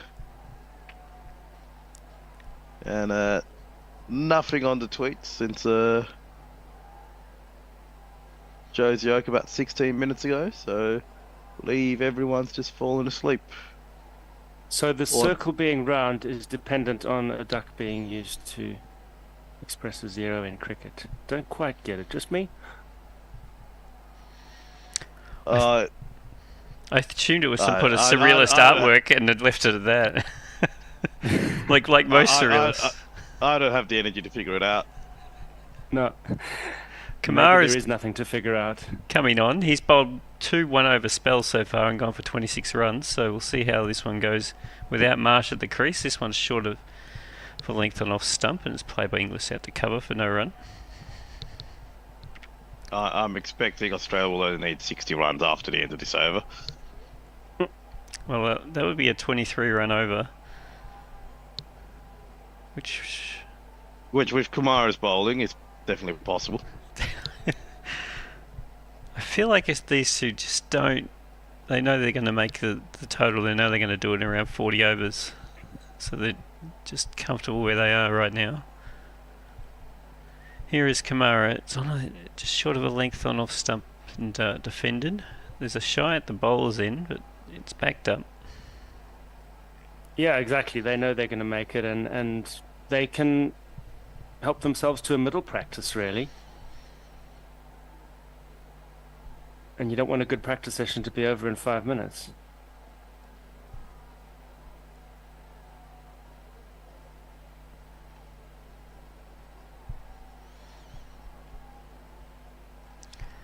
Kamara again, over the wicket to Inglis, and this one's short, and he's chipped that over the keeper and between fine leg. A very nice shot from a ball that kind of just sat up and said, yeah, you want to do that, do that. So the nice little ramp. 4 more to the total. Let's give it that one. Very late play by Inglis. Nicely done, though. You could almost feel that ramp coming because there wasn't a lot of width, but the bowler was erring on the short side that over up to that point. Inglis had an answer. This one from Kamara's short, and he's played it out to cover off the back foot. He'll take at least one, and they do get back for the second, so well run. The score goes into 3 for 133. With the exception of Mitch Marsh, who I don't know what he was thinking. The running's been very aggressive from Australia. Labuschagne as well had a run that he shouldn't have taken. Was that a run, or was that being sent back to his own stumps? No, it was... Well, he hesitated on it, and it was the issue there. It was probably there if he went hard. He's Kanara. This one's short, and Inglis has pulled. There's a man out there. It bounces once and fumbled and almost fumbled into the rope. He manages to pick it up. They'll come back for 2. Somewhat risky shot with a bit of a top edge. More poor fielding from Sri Lanka. The pace just came on. I went to that with one hand. That was... but I think the pace came on a bit too quickly for Inglis, or quicker than he was expecting. He's showing signs of wanting to push on just a little bit now after a few overs of nudging and nurdling. Here's Kamara again. This one's again short, and again Inglis is pulling. This one he's got it properly. That's going to go way over the back of the fielders. 6 or 7 rows back. A huge 6 from him. Score goes on to 141 for 3. Give it that one. 6. It's quite an old school match, isn't it? Only had that's only the third 6 of the day, if my calculations are correct. Yeah, not a lot of 6s. The broadcaster's cut to an ad, but there's only been 5 balls in the over, so I'm guessing Oh no, there was 6 balls. My mistake. So end of the No, over, 141. Halfway there. Sam G Kamara on, has taken some stick, as we predicted. yeah. Sam G on YouTube says, actually focus on work for a bit. I think go all Dali-esque in chat. And nothing on Gorilla. This ball Nothing by on Twitter. the Silvers played out through the covers, and they'll pick up 2, coming back pretty quickly. Score to 143. Around the wicket again. He's on the stepping away from the stumps and playing out through to cover again. There will be another single. Score to 144. We've given up on having scores on the broadcast, so I have to look it up on Who needs to Cricket. know who the bowler is or the batters or what score they're on? Labuschagne on Oh, they're 34. Once the partnership goes past 50, you should know. I suppose that's the approach they're taking. Mr. Silver into Inglis's pads. He's going to get at least 1 out to deep mid wicket. It will just be 1. Score goes to 145. He goes on to 46. This partnership's now 63 of 65 balls. I missed the 50 partnership, so that won't be in the highlights. Sorry, Nige. Mr. Silver around the wicket and it defended. But keeper's dived across, lost his glove, hurt himself. Oh, That looks like a shoulder. He's getting himself back up. Hopefully that's not dislocated. Hopefully just a sprain. wasn't much in it. I think he tripped over and went to throw the ball with his wrong arm. With the he kind of landed funny as he went to try and throw at the same time as he landed. Yeah. Hurt himself, shaking it off. He's trying to. He might need the magic spray. Magic spray makes everything better.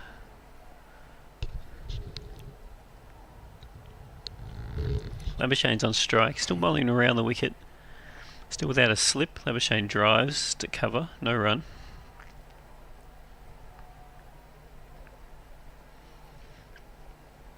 Australia's worm still below Sri Lanka's, but it was about to take a very sharp turn to the right. Mr. Silver into Labuschagne's pads and he'll take a single to mid-wicket, who runs across, misfields, but there will just be 1. End of the over, 3 for 146. I think they really need to get Madhushanka back in. So, Pirate Bradshaw, enough of this circle stuff. All I want to know is how many ducks does it take to form an equilateral triangle. That depends if you're in Bermuda or not. Yeah. I think ducks tend to disappear around there. Yeah. Which is a good thing if you're a batsman.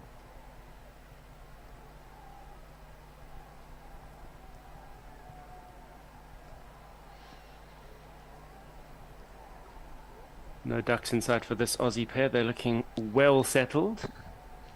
Kamara's going to get lining up for more. This first time he's gone 2 overs into a spell. I'm not sure why, but this one's short of a length, and they'll take a very quick single. Labuschagne's been hit by the throw. Through safely, 3 for 147. Kamara none for 40 off his first 3 overs. None of them good. Like, when you open the bowling and they get taken out of the attack immediately. Then do it again. Yeah. And then your next over goes for 12. You might just retire for the day. Comes in now to Inglis on 46. This one's just short of a length and he defends. Goes to backward point for no run.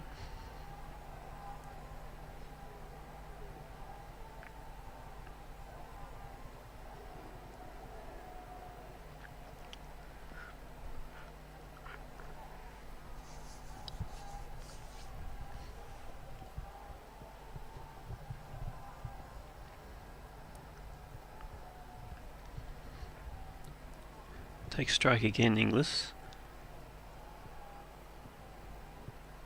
Throw with his third ball into the stumps this time. and it's gone straight to cover. They've gone shied at the stumps for no reason whatsoever. It's gone straight through, and they're going to come back for 2. So Inglis goes on to 48, and the score 3 for 149. That was not required. That was In no scenario was that required. There's no one backing up. I mean, Labuschagne in theory was out of the crease, but he was well back in by the time the throw got there. And what are you doing? Throwing away Sri Lanka's last hopes of getting anywhere in this World Cup. Kamara must love getting extra runs into his... he finally gets a dot ball. This one's full into the stumps. It's going to be played out to mid-on for no run. Bottom edge there by Inglis. I didn't quite know where that was going to go. Aussie change room's looking a bit impatient to get on with this. It looks like they've packed their bags and ready to head to the hotel. Most of them are standing up. Interesting to see Stoinis is padded up. Oh no, Maxwell is as well. And seated. Here's Kamara, 5th ball of the over, and it's driven very nicely by Inglis. It's going to go all the way for 4. That will be his 50 off 46 balls. He goes on to 52, and the score onto 153. So a couple of double milestones. Let's go that one. Long drawn out grinds and flashing. This one goes for ages. So. Quite accumulation that just grows and grows. Plucky or lucky, inducing reverie. These are a few types of half century. Here is Kumara, last ball the over to Inglis. This one's just inside edge, back down to the bowler, no run. 3 for 153 at the end of 27 overs. That jingle implied that this was a slow 50 from Inglis. It was not. Still learning the jingles. And we have a tweet. Not fast either. Leia 11 Gorilla, this is the first weather-affected game of the tournament, isn't it? Yes. But also no, as I don't consider it weather affected unless Duckworth Lewis Stern actually does come into play. Or you lose some overs. Yeah, or you lose some overs, which neither of which happened because it was a freak wind, a few broken scaffolding and billboards, and a tiny bit of rain. This is just the really shitty weather affected ones that mean I get to bed an hour later than I otherwise would. Well, I got 6 minutes. So based on this, the game's going to be done in half an hour. Well, one can hope. Maybe if Kamara stays on, we get through the runs quickly. It's going to be Wellalaga from this end though. So, still not what Sapun was looking for. It's going to be round the wicket to Labuschagne, who's pushing out to backward point. No run.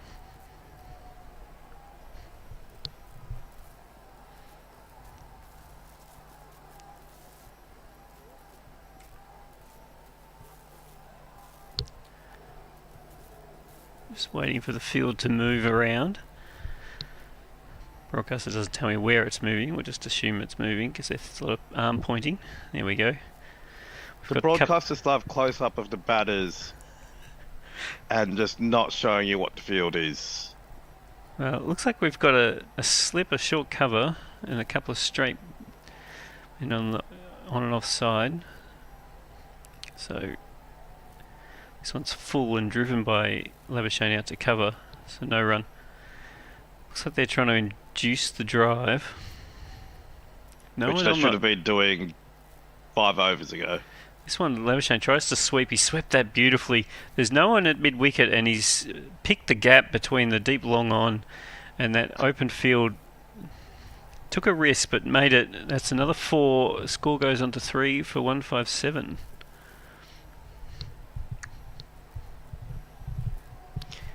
It's kind of what Sri Lanka wanted him to do, but he played it pretty well. It was quite a cool shot, wasn't it? I mean, a sweep that goes through mid-on, really. Yeah, they left a massive gap there for it. This time he steps back away from the stumps, but can't beat cover.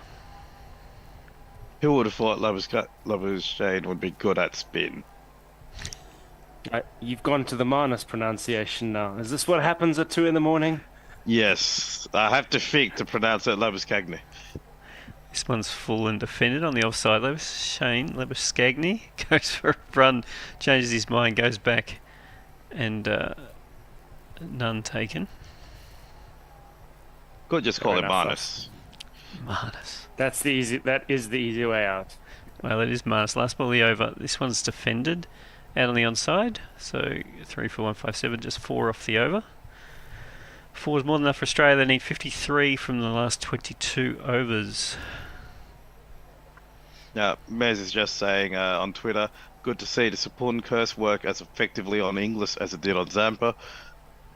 If this secures Inglis' spot in the side, I apologise to all of Australia. You should. Oh, he's looking better than Carey, though, it has to be said. Yeah. Brian in Brisbane, I was hoping to catch some of this game at the pub after my acupuncture session. Is this game a matter of Australia improving or Sri Lanka losing the plot? I would say they're both equally matched teams at the moment, and Australia just outplayed Sri Lanka with the ball. Did you say Brian from Brisbane? Yes, Brian in Brisbane. He's having acupuncture at 2:30 in the morning. You got your wish. Madhushankar's in. Whoa. Let's see some swing. Let's see some Yorkers. 2 for 14 or 5. 2 for 14. Yeah, by far the best bowler so far. This one's short of a length. It absolutely stays down to Inglis. It was outside off stump, fortunately for him, because it shot through. Was that edged? No, I don't think so. Carry, or was it just past him? I think it just stayed low and past the outside edge. Keeper did well to stop it because it came through on 2 bounces.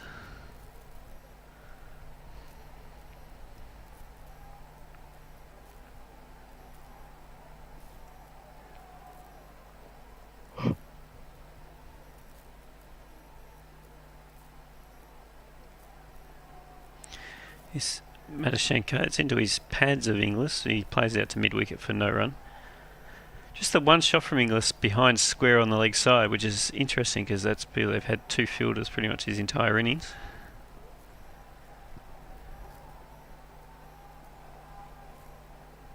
Sounds like it's been a thinking man's innings. And he's had time to think. Not too much pressure. No, this field for Madhushanka's 4 players behind square in a ring. No one in front, outside the circle. Looking for him to drive. He's going round the wicket this time and he's into Inglis's pads, but played straight to mid-on for no run. Not as much swing as we saw earlier in the innings. No, not surprising.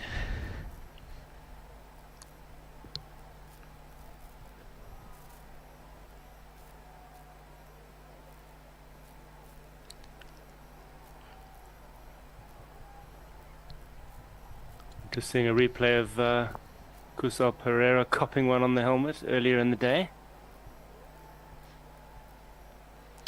Madhushanka around the wicket. Inglis slogs at that one, but it's gone fairly square on, straight to the fielder on the bounce. He'll just get one. Skewed that well off the bat, hoping to go over cover. Script 3 for 158. Yeah, really chucked the arms at that one. 2 balls left in the over. 2 balls before Sapun could go to bed and dream of an amazing Australian collapse. Wake up disappointed, perhaps. Or a monsoon to hit in the next 5 overs. I think they would still lose. Oh, right. Thanks. Here's Inglis, and he's hit that straight to mid-wicket. Madhushanka has picked up another wicket, his 3rd. Labuschagne out for 40 off 59 balls, the score 4 for 158. He went to pull it, did not time it at all, got a high on the handle, straight to mid-wicket. And could there be one last little turn in this game? Let me do it. This is about when the collapse started for Sri Lanka. That is true. So, whoops, wrong one. Like literally the same over. So, what? Ooh, almost exactly the same over. So, It's we'll see what happens. We'll be leaving a new crew to describe the twists that may yet come. After this over, or I'm just gonna jump off do it now. right away. Um, Yeah, do makes it. sense. Thanks, Wicket's gone down. guys. See you Thank you, later. Sapun. Have a good call. Yeah, you can bugger off while you still got some hope, at least, Sapun. I know. Well, Cricket Info is giving them Australia a 99.08 win, so I guess that is some hope, albeit you will not see very Well, often. but he's dead right. I mean, Australia are 158 for 4. Sri Lanka were 157 for 1. So, yeah, who knows what could happen. Well, yeah, but they wanted to keep setting a large target, whereas Australia knows Yeah. that they don't have to do anything except Yeah. not be really stupid. Well, Whether Maxi they will either be out for 2 off 3 deliveries, or he'll hit 30 off 20 and it'll be all over. Yeah. well, he's been terrible in this World Cup so far. 2 innings, average of 9, and a strike rate of 42. Could not get the ball off the square against South Africa. Oh, by the way, I should point out to you, Brian in Brisbane is actually from Brisbane, but he now lives in Northampton in England. Oh, very good. He drives a bus to pay for all the drink that he sends us, because he sends us a lot. So he's a wonderful man. Well, I'm glad he's not having acupuncture at 1:30 in the morning, because that would be strange. Here's Madashenko, last ball the over. It's a bouncer, and Maxwell goes underneath it. End of the over, 4 for 158, and I'm going to pass on to Krishna for the ball by ball. Thank you, Russ. I heard a tired sigh sneaking in there, Russ, as the second wind starting to evaporate. Oh no, it's actually, I find it easier to do ball by ball because I have to pay attention. Whereas when I have to Yeah, think it's at this good. time of night of like, what do I need to say in the special comments, that's where I start to struggle. What insights can I bring when my mind's gone somewhere else? Oh, if we got dead air, we know why. That was a poor shot by Labuschagne. I mean, not necessary in Madhushankar's got 3 for 15 off 5 overs, 6 overs, so he's done really well to keep Sri Lanka partially in this match. Australia have been pretty generous with the Marsh run out and Labuschagne. Oh, I mean, absolutely. it was short, but so it's probably the right shot. He just didn't manage to time it. But Yep. Madashenko's been their best bowler, so they didn't need to attack him at all. Tikshana's back into the attack. He's bowling to Inglis, who plays it back down the wicket, and there's no run. I think this is the moment where we'll decide where the match goes. I guess with Tikshana back into the attack, 5 overs left up his sleeve. He's their number 1 spinner.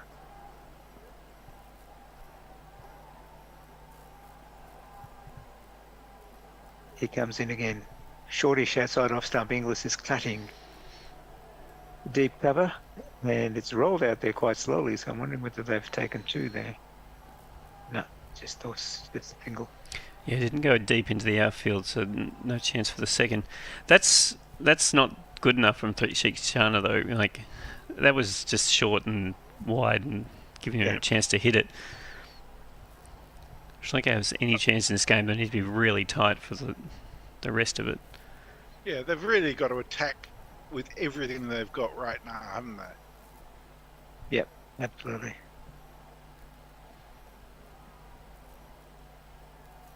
He comes in again. Oh, he's Holt's in his run up. Maxwell settles over the bat. He's in again. It's full length ball on leg stump, and Maxwell's on driving. Fielded by mid on. There's no run. Maxwell greatly amused by something, but I'm not quite sure what.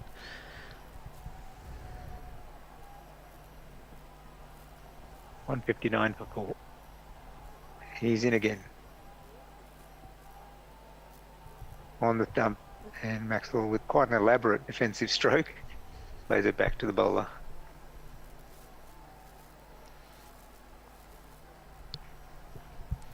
Well, that last wicket doubled Sri Lanka's chances of winning, according to Cricket Info. From 1 to 2. That's a big change. Yes. Next ball is slapped by Maxwell through third man. He's going to pick up 4 runs. I'm not sure whether he intentionally meant the ball to go there or he's got an outside edge and that. Because it's Maxwell, I kind of feel like that was intentional. We'll give him some Yardbirds. He's all around the ground player, isn't he?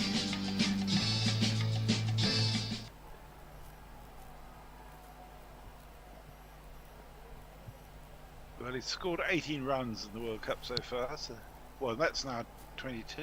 He's averaged up to 11. Shana in again. Short ball on stumps and Maxwell trying to pull it, and Shana puts his hand to his head in despair, thinking that he was through. Ball just gone through, backward square leg, and there's no run. Yes. Absolutely no timing there. Yeah, and this is where Maxwell just needs to give himself a little bit of time just to settle down. Be nice for him to get some red ink going into the next game rather than just trying to blaze away from ball one. Yeah, absolutely.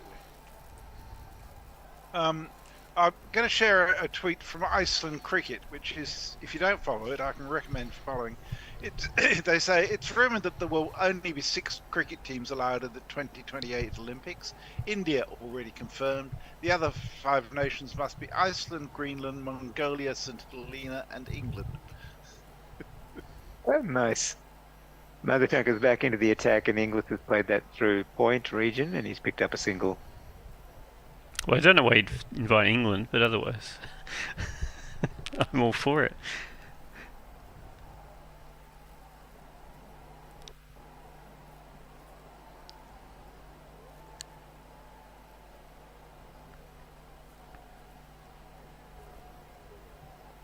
Madhutanka is so impressive today. Just hasn't been supported very much from the other end.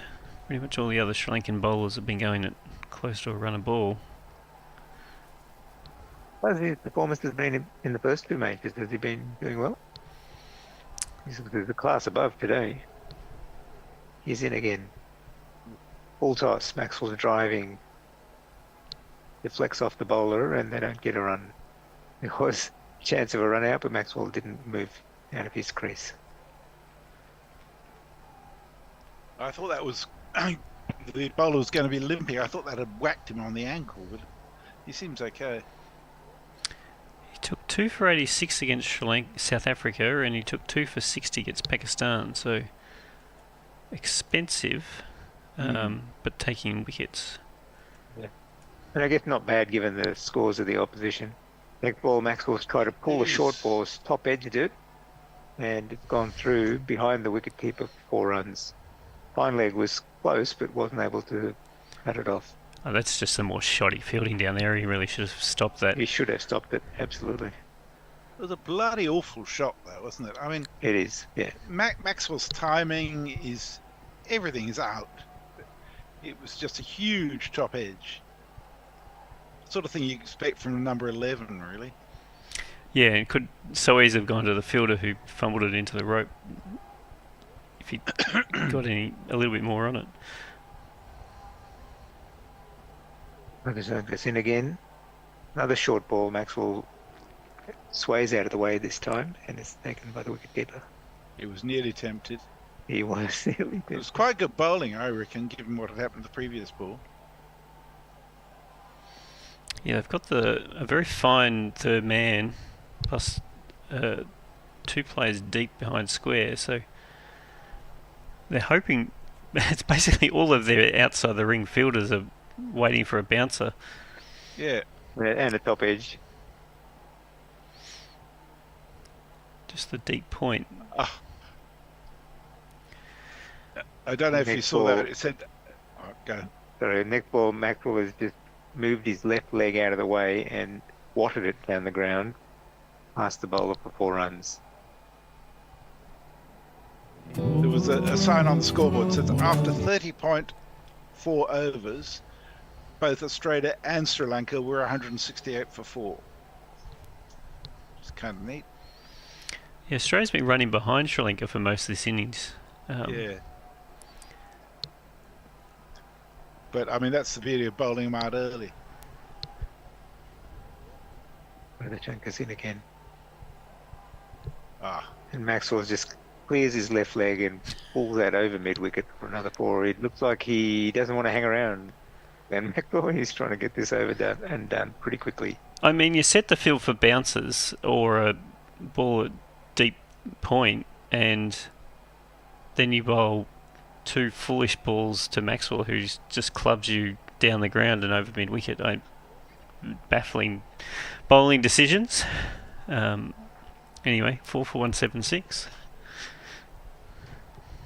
He's moved on to very quickly 16, I think, Maxwell. Yeah, 12 off that over. 16 off 10. James shares with us, in case you haven't heard already, I've got a news alert on my phone just now that cricket will be in the 2028 Olympics. Yeah, that's being around, but it's good news. Yeah. Jana's in again. Bullish ball outside off stump, and Inglis edges that to point, and there's no run. I've just realised I'll be 77 then. Jesus. That's a bit scary to think about. Neck ball's on stump, full length, and Inglis is playing it down long on, and he's picking up a single. 2032, Messi, then. He's in Brisbane. You can fly across from Perth to Brisbane. You'll only be 82 then. Yeah. Do you know what? I really don't follow the Olympics at all these days. Neck ball is full length, and Maxwell is down on one knee, and he's pulled that over mid wicket, and he's picked up 6 runs. He's in a hurry here, Glenn Maxwell. Yeah. He recognises it's 3 a.m. and we still haven't got to bed, and he's trying to help us out here. So that top edge from Maxwell seems to have got his eye in Messi. Just needed. It has, hasn't it? 3 balls since then. He's just been able to whack every one. I mean, they have really bowled him exactly what he wanted.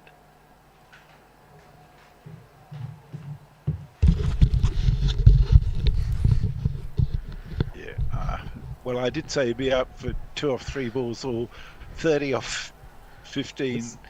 Ikhana's in again. Short ball. Maxwell's trying to pull it again, but he's hit his body and he's not able to pick up any runs at all. He's just stepped across the stumps trying to ramp. Trying being in his creative self, that one, Maxwell. He's got his average up 20 in the tournament now, though, so that's something. That was the kind of leg spinner from Theekshana. Kind of ends up flicking it with his fingers. Carom ball, as they call it. That's true. But from him with such an upright action, looks more Anil Kumble, it actually just ends up looking like a leggy. Yes. Neck ball, that's all respectful. He plays it back to the bowler, and there's no 183 for 4. Looks irritated by himself, Maxwell, that he defended that. Maybe he felt that he should have smashed it into the grandstand.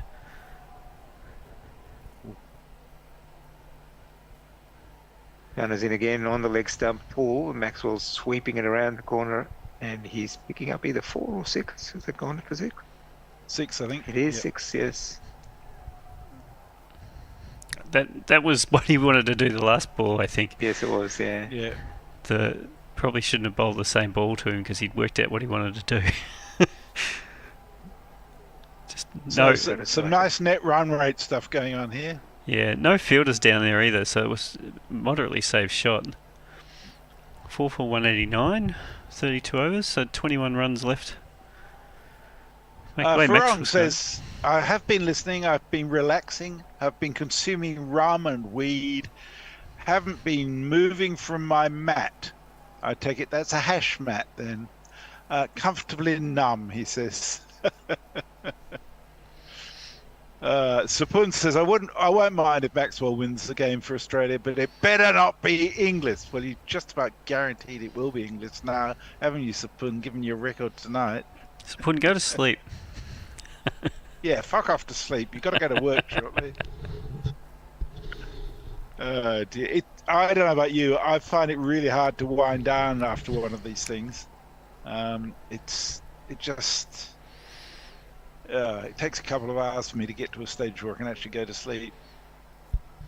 It depends on Glass the of wine contest. might help.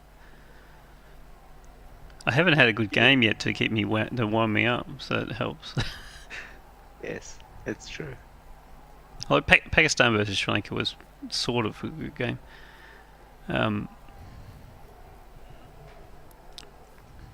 This You must be a on drink break, I break, assume. yeah. Yep. Yes. So Australia's next assignment is against Pakistan in Bangalore on the 20th, I think it is. That will be really interesting, won't it? That may well actually define who qualifies for the semi-final of the other teams, other than New Zealand, South Africa, and India. Which is a strange thing to say in the fourth game of the tournament. Yeah. But once it all shakes out, that wouldn't surprise me at all if that was the decisive one. Yeah, yeah. But I mean, there's nothing to suggest tonight that Australia has got all their issues sorted out, especially that opening Sri Lankan partnership is a big worry. Oh, twice in 2 games. The batting looked pretty ordinary. Marsh got away with a few things. Yep. Inglis has looked all right, and Labuschagne looked okay because he didn't have to score quickly.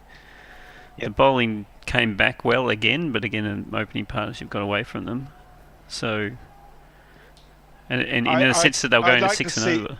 Yeah, I'd like to see them at least give Abbott a chance in place of Hazelwood. The Gunners in again, full toss, and there's another. Oh no, sorry, we're just watching some highlights. Replay. I was going to say they kind of missed another one at mid-off. The Sri Lankan fielding has been very, very ordinary tonight. Yeah, I'd like to see Sean Abbott give him a go. And Travis Head back game after next. I wonder. So yeah. I wonder about Stark, to be honest. Like first 3 to 4 overs, yes, he's very valuable, but once that's on, I'm not entirely convinced. Yeah, I know what you mean. Madhushanka bowling around the wicket now. He's into his 8th over. Inglis plays it through the offside and they'll pick up a single. Yeah, once the ball stopped swinging, he seemed fairly impotent, didn't he? And none of the fast bowlers look like they've got much going on. So, and not that Australia has spinners they can draw on, but no. Well, I mean, Travis Head, I suppose, will be another backup spinner from their point of view.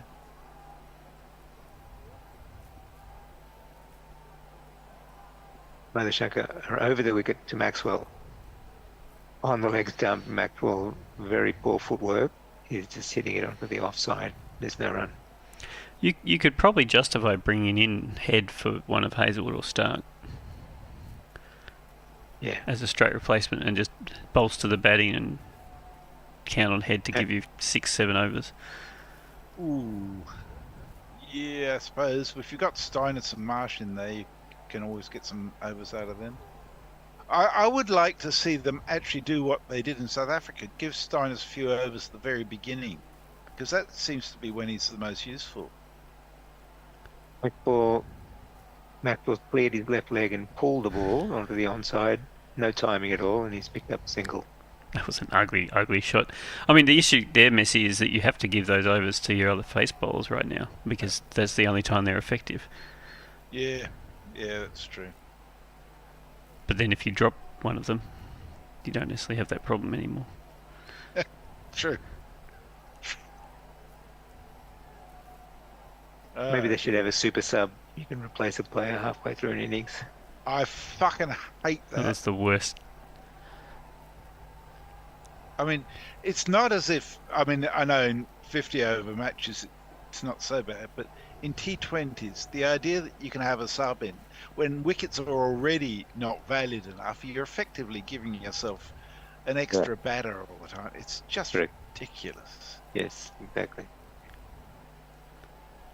We just missed a ball, and Mahashanka's going to lose his shit because he just lifted that out to third man, and Kumara just stopped and let it bounce in front of him when he should have been diving forward to catch it. Take the catch.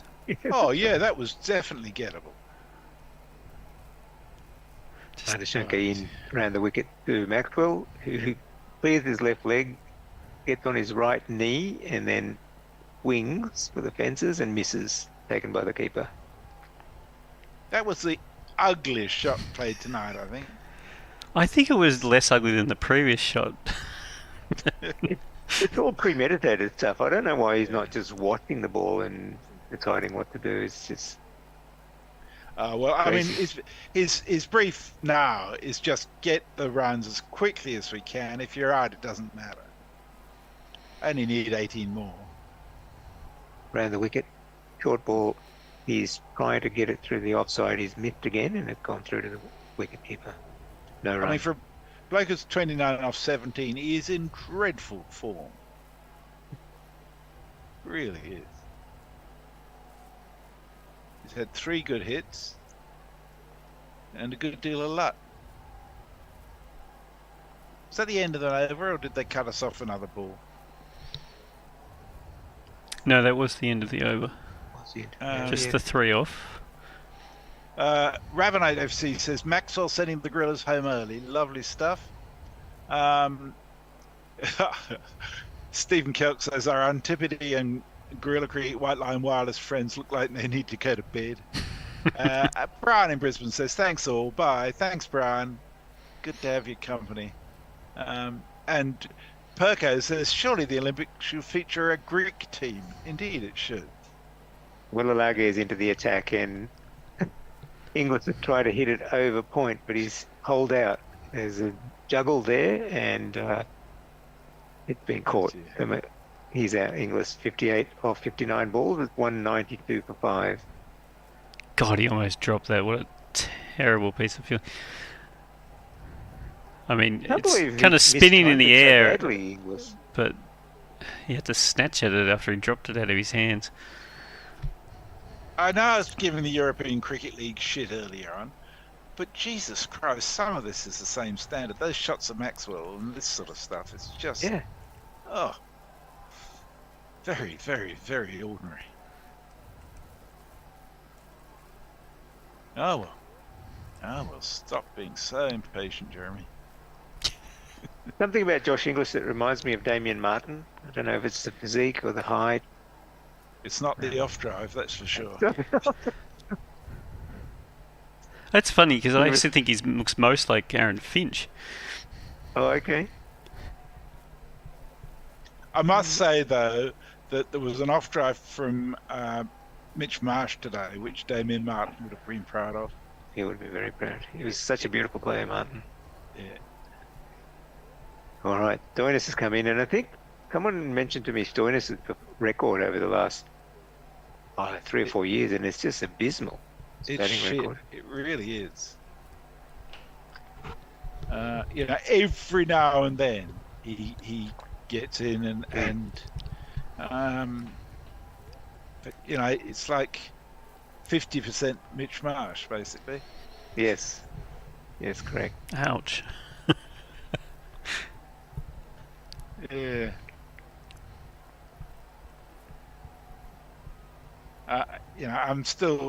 I'm really disappointed that Cameron Green has been failing, because I think he's a better player than Stoinis, really. But both of them. Stoinis hoiked the first one around mid-wicket, and he's picked up 4 runs. Then both of them. I think they've just confused Cameron Green's mind by giving him not clarity in what he needs to be doing. Yeah. He's lost his test place, he's lost his one-day place. It's not good. But he did all right in the IPL, strange enough. Yeah, he got the 100 at the very back end of that series, which was a surprise, but yeah. Willalage in again. Full length ball. Jonas is on the back foot, he's cutting through the offside. Deep points running around, and they should pick up 2. Well, Steiner's obviously going to show me up. There's not enough runs for him to show you up, maybe. Oh, that's lucky. And he he's needs a bit 12 like- more, doesn't he? He's a bit like Shane Watson. Watson always used to have soft tissue injuries, and Stoinis is like that as well. He's always got a calf problem or a hamstring problem. Something's always breaking down. It's like It's too far. Yeah. they bulk up too much, these guys. Yep, I agree. Nick ball's on the leg stump, and Stoinis is playing it square leg, and there's no run.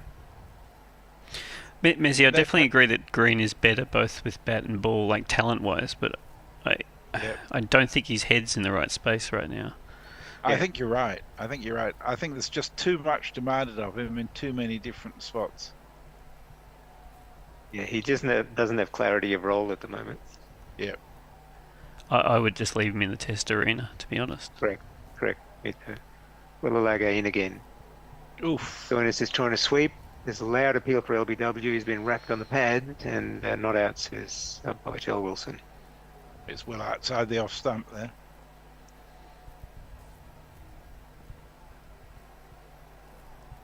Yeah, I mean, he's played 18 or 20 tests. He still needs to just evolve and develop as a cricketer first before they start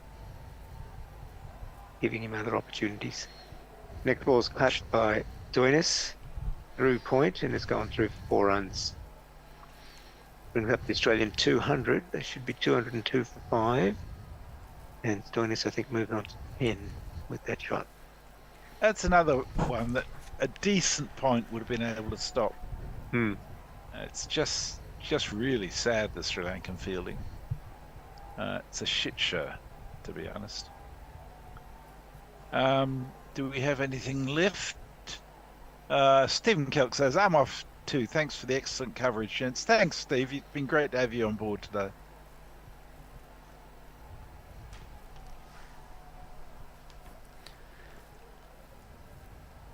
And thank you all who've been with us through it all.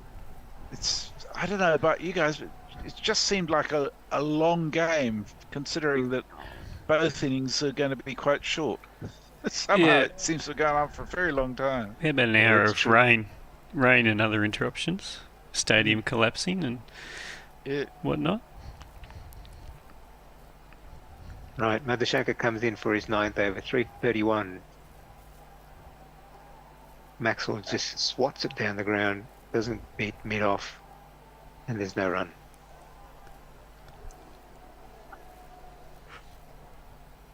Australia need, 8 runs? 8 runs. Yep. 16 overs. That's the sort of run rate I can handle. Do it in wides, Messi. Sorry? Do it in wides.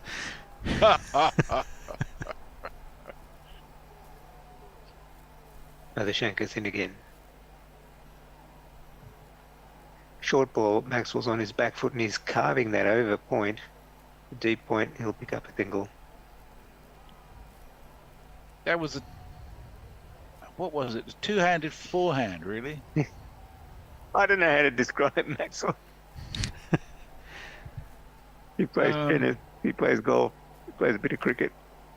At least Sapun will be happy that Inglis isn't going to score the winning runs. He might be picking up man of the match though today. I feel Zampa's going to do it, which might be worse from Sapun's perspective. Yeah, maybe. Madhushanka's in again. Full length ball outside leg stump, and Stoinis has flicked it off his pad, and he's going to. Oh, it's well fielded down there between hind leg and deep square leg. They worked it out and tapped to each other. They're going to save a couple of runs.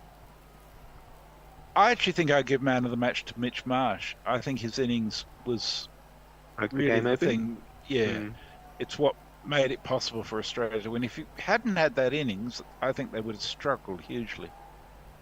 Good point. It'd be one of those three. Madhushanka's in again.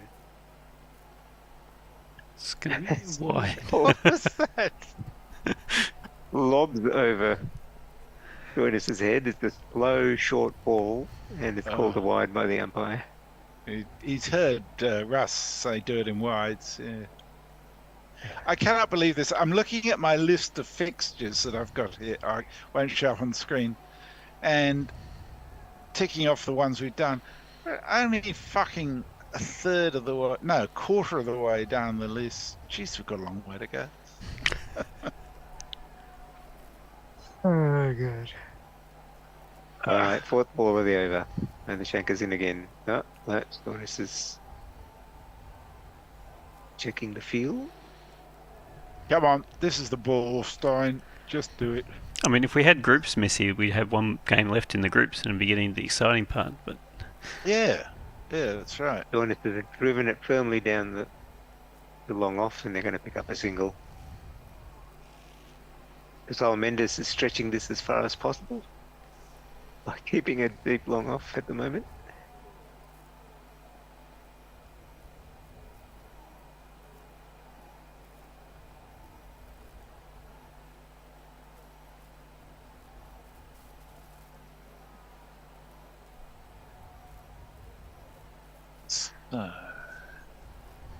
Yeah, I think there's credit in Inglis's innings. Madhushankar's in again. Maxwell's cutting it deep point, and they'll pick up a single. There's credit in Inglis's innings, and he came in where they had lost 3 wickets. And I guess if they were going to collapse, that was the time. It's the middle order that's been failing them. But he didn't allow that to happen, and he just ticked the score along quite nicely at the time. Well, I should just tell you all that tomorrow sees South Africa play the Netherlands, which I will be on for you again. Last ball of the over is a full toss on leg stump, and Stoinis has driven it long on, and they're going to pick up a single. Looks like they're doing this in singles. 3 runs remaining. Or 2 runs remaining. 1 run remaining. One run tied. Remaining, yes, scores are tied at the moment. And the good thing about tomorrow's game is that it's a Dharamsala, so even if it's a one-sided game, we'll get some fantastic shots of the scenery. Beautiful scenery, absolutely.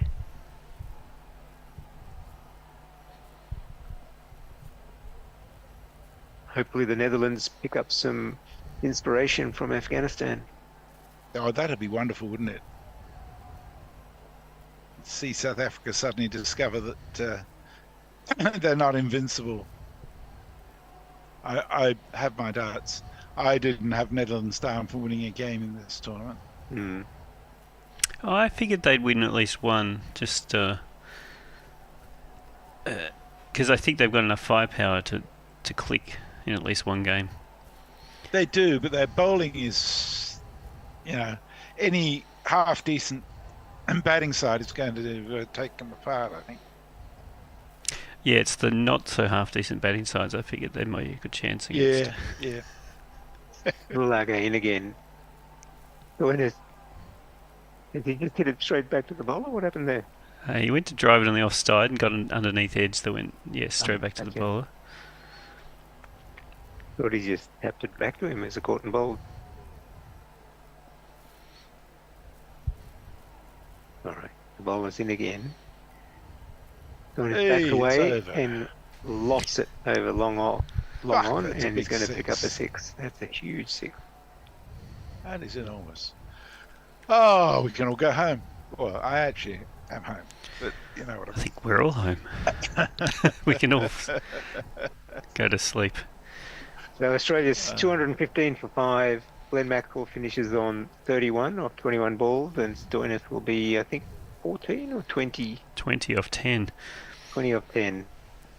So comfortable victory for Australia in the end, with 89 balls remaining.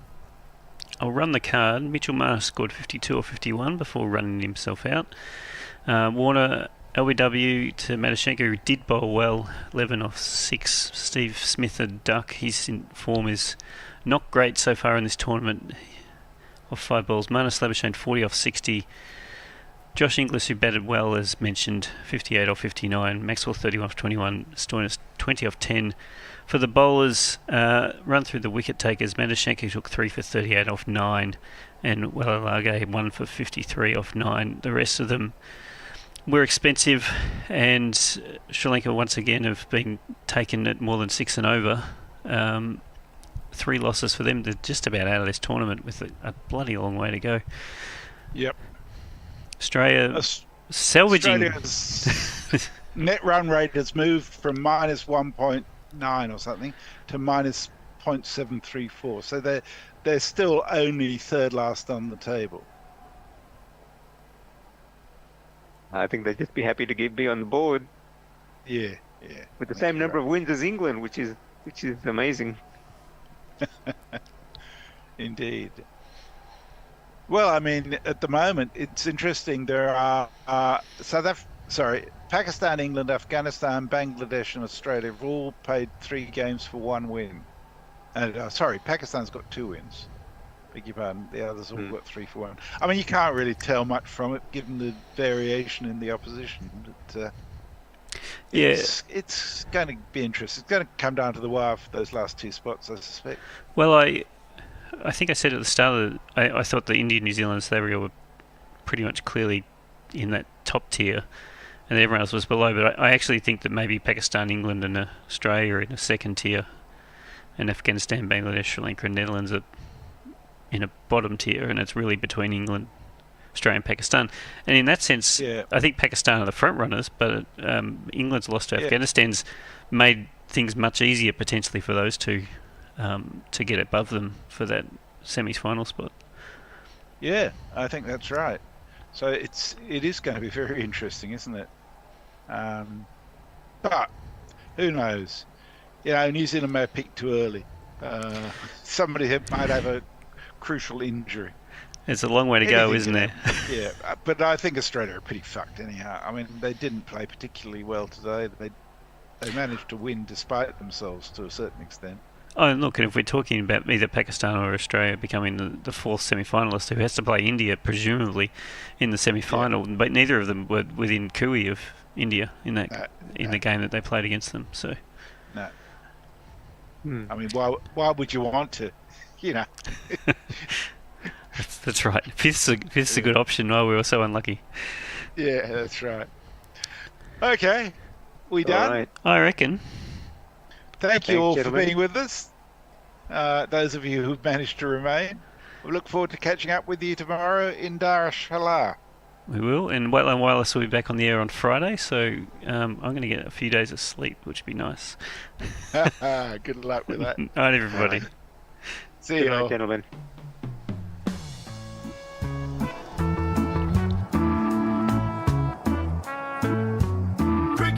Cricket, all the way.